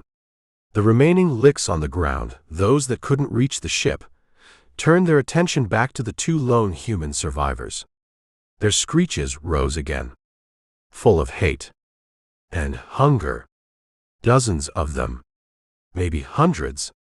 They began to advance, slowly, deliberately, trapping Archie and Norman in the ruins of the very fortress they had just, however, temporarily destroyed. Archie looked at Norman, then at the approaching horde, then back at the empty detonator in his hand. He dropped it. He took a deep breath. He balled his bloody fists.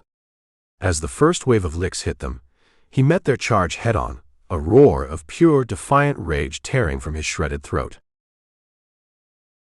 Chapter 25. Hammer. Archie's roar was lost, swallowed by the guttural shrieks of the Lick warriors as they surged forward. They were a black, chittering tide of claws and fangs. The Lick that had felled Hammer turned its multifaceted eyes towards Archie. Its mandibles dripped with the sergeant's blood. A low, alien growl rumbled in its chest. It raised a blood-soaked claw, poised for another kill. Archie did not think. He reacted. Pure blind rage fueled him. He launched himself at the Lick. His fists were inadequate weapons against its chitinous armor, but he did not care. He slammed his shoulder into its midsection. The impact jarred him to the bone. The Lick, caught off guard, stumbled back. This gave him an instant, a precious, fleeting instant. Norman was there. His bent metal pipe, their only real weapon now, whistled through the smoky air. It connected with the side of the Lick's head with a sickening, wet crunch. The creature shrieked, a high-pitched, ear-splitting sound. It staggered as black ichor sprayed from the wound.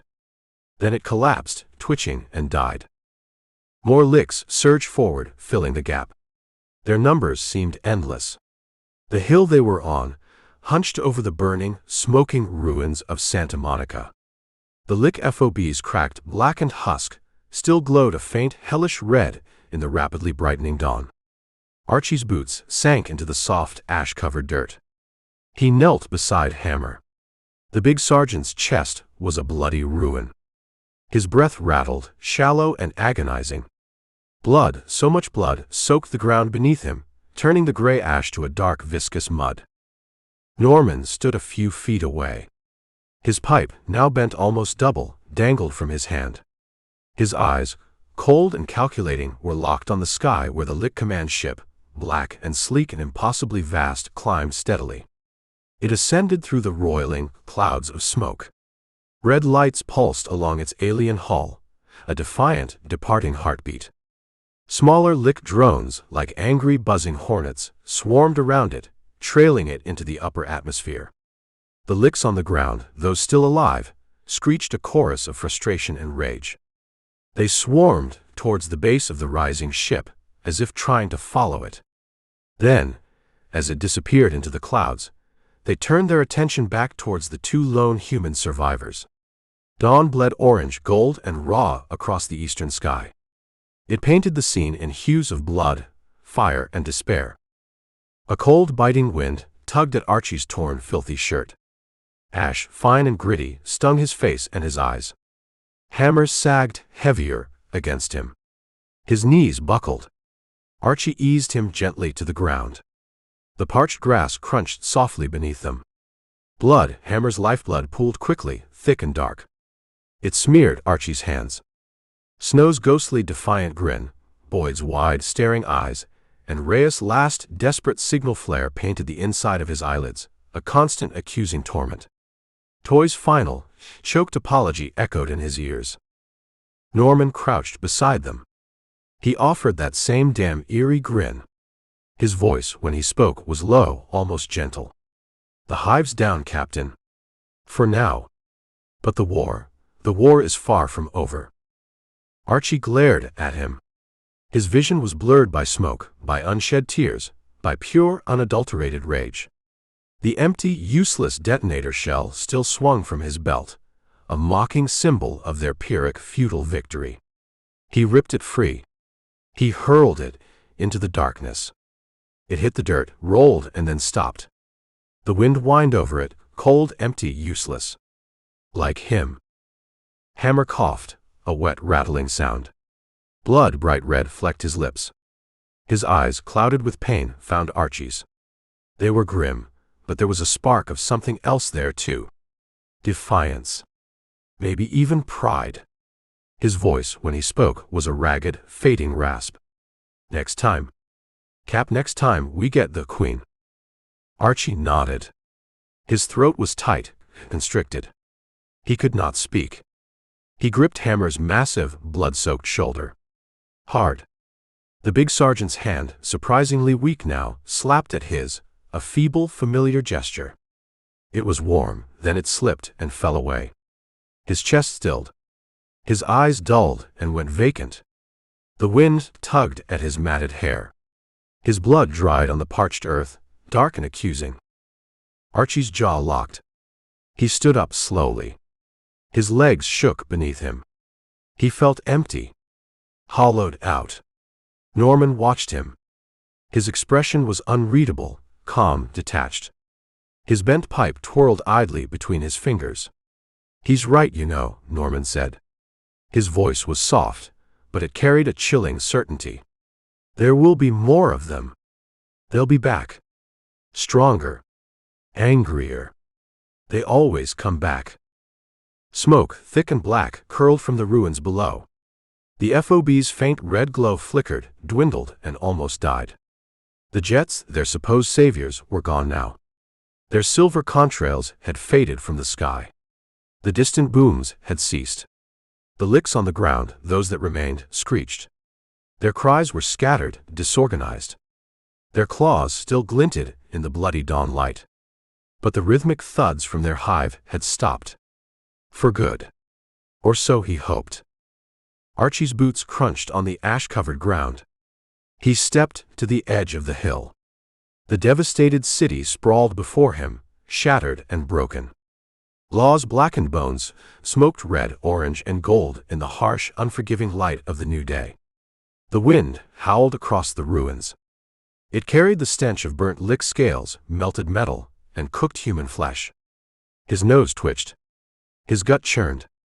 Rhea's fierce, determined voice whispered in his memory. Gone. All gone.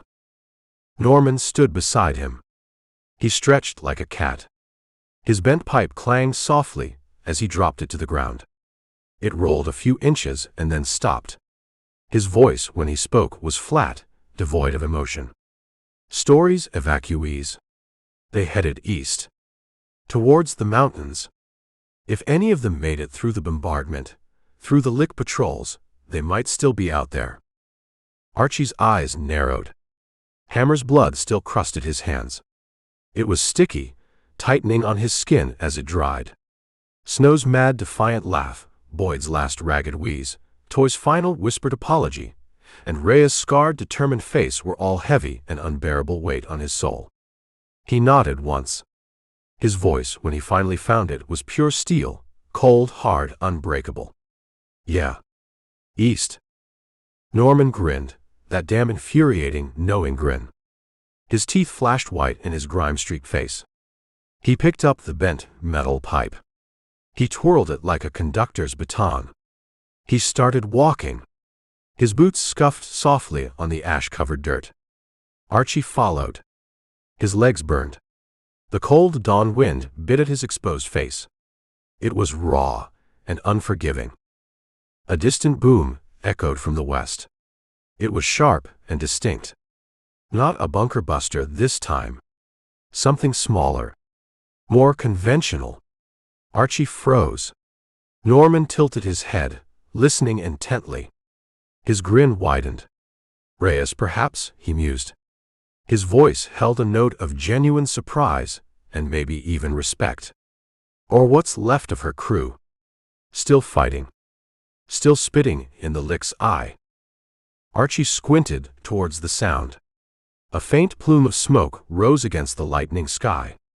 Orange flame flickered briefly, then vanished. Licks screeched in the distance, a new chorus of rage and pain. The jets were long gone. The bunker buster bombardment had stopped. The wind swallowed the sounds of this new, distant battle. Archie's gut twisted. Hope, that treacherous bastard, flickered, and then died before it could fully ignite. Hammer's weight, his last words, still lingered, heavy and accusing. Archie's fists clenched. His nails bit into his raw palms. Fresh blood, his own blood this time, trickled. It was hot. It dropped onto the ash-covered ground. The wind took it, and it was gone. The hill sloped downwards. The sparse, parched grass thinned, giving way to more rubble, more devastation.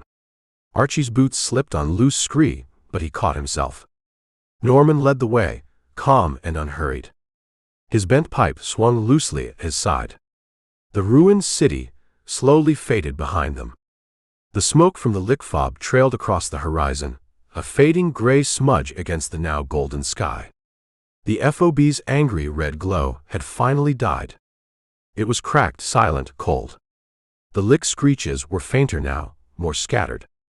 The rhythmic thuds from their hive had stopped completely. Dawn brightened. Orange bled into gold, then into a harsh, unforgiving white. The cold bit deeper. Archie's breath fogged before his face, white and ephemeral, before the wind ripped it away, gone. Hammer's last, determined nod burned in his memory. Next time, Cap. His chest tightened. His legs moved, driven by pure instinct now, by raw survival. Norman stopped abruptly. He pointed towards the ground. His voice was low, tense. Tracks, Captain. There. Archie squinted. His eyes were raw, burning from the smoke, the ash, the lack of sleep. The dirt was scarred with boot prints, dozens of them. They were fresh. Some were dragged, as if carrying wounded. They headed east, towards the distant hazy mountains. The wind carried a faint scent of wood smoke, sweat, and something else, something indefinably human. Hope, that treacherous bastard, flickered again, small, sharp, dangerous. He nodded. His voice, when he spoke, was a ragged, hopeful rasp. "Story's crew. Maybe. Just maybe." Norman grinned, his eerie, unsettling grin. His bent pipe dangled from his hand. "Found 'em, Captain. Or found their trail, at least. Maybe." Archie stared towards the eastern horizon. Dawn flared, golden raw, unforgiving. His legs shook, but he stood ready. The war pulsed around him, unseen, unheard, but undeniably alive. The unknown waited in the east, cold and hard. He took a deep breath. Then another. He started walking towards the tracks, towards whatever fresh hell or faint hope lay ahead. Norman fell into step beside him. As they topped a small rise, a glint of reflected sunlight from metal caught Archie's eye. Far ahead, almost at the limit of his vision, there was movement. It was organized movement, not lick. He raised a hand, shielding his eyes against the rising sun, and saw them. It was a convoy of battered civilian vehicles, guarded by a handful of armed figures, struggling eastward. Then his blood ran cold. Gaining on them rapidly from the south, a fresh wave of lick skirmishers, sleek, fast, and deadly, emerged from a ravine, clearly intent on cutting off the civilian escape. Archie broke into a run, Norman a silent shadow at his heels, the distant sounds of a new battle just beginning to reach them on the wind. Continued in Warzone, FUBAR, the Situation Normal series.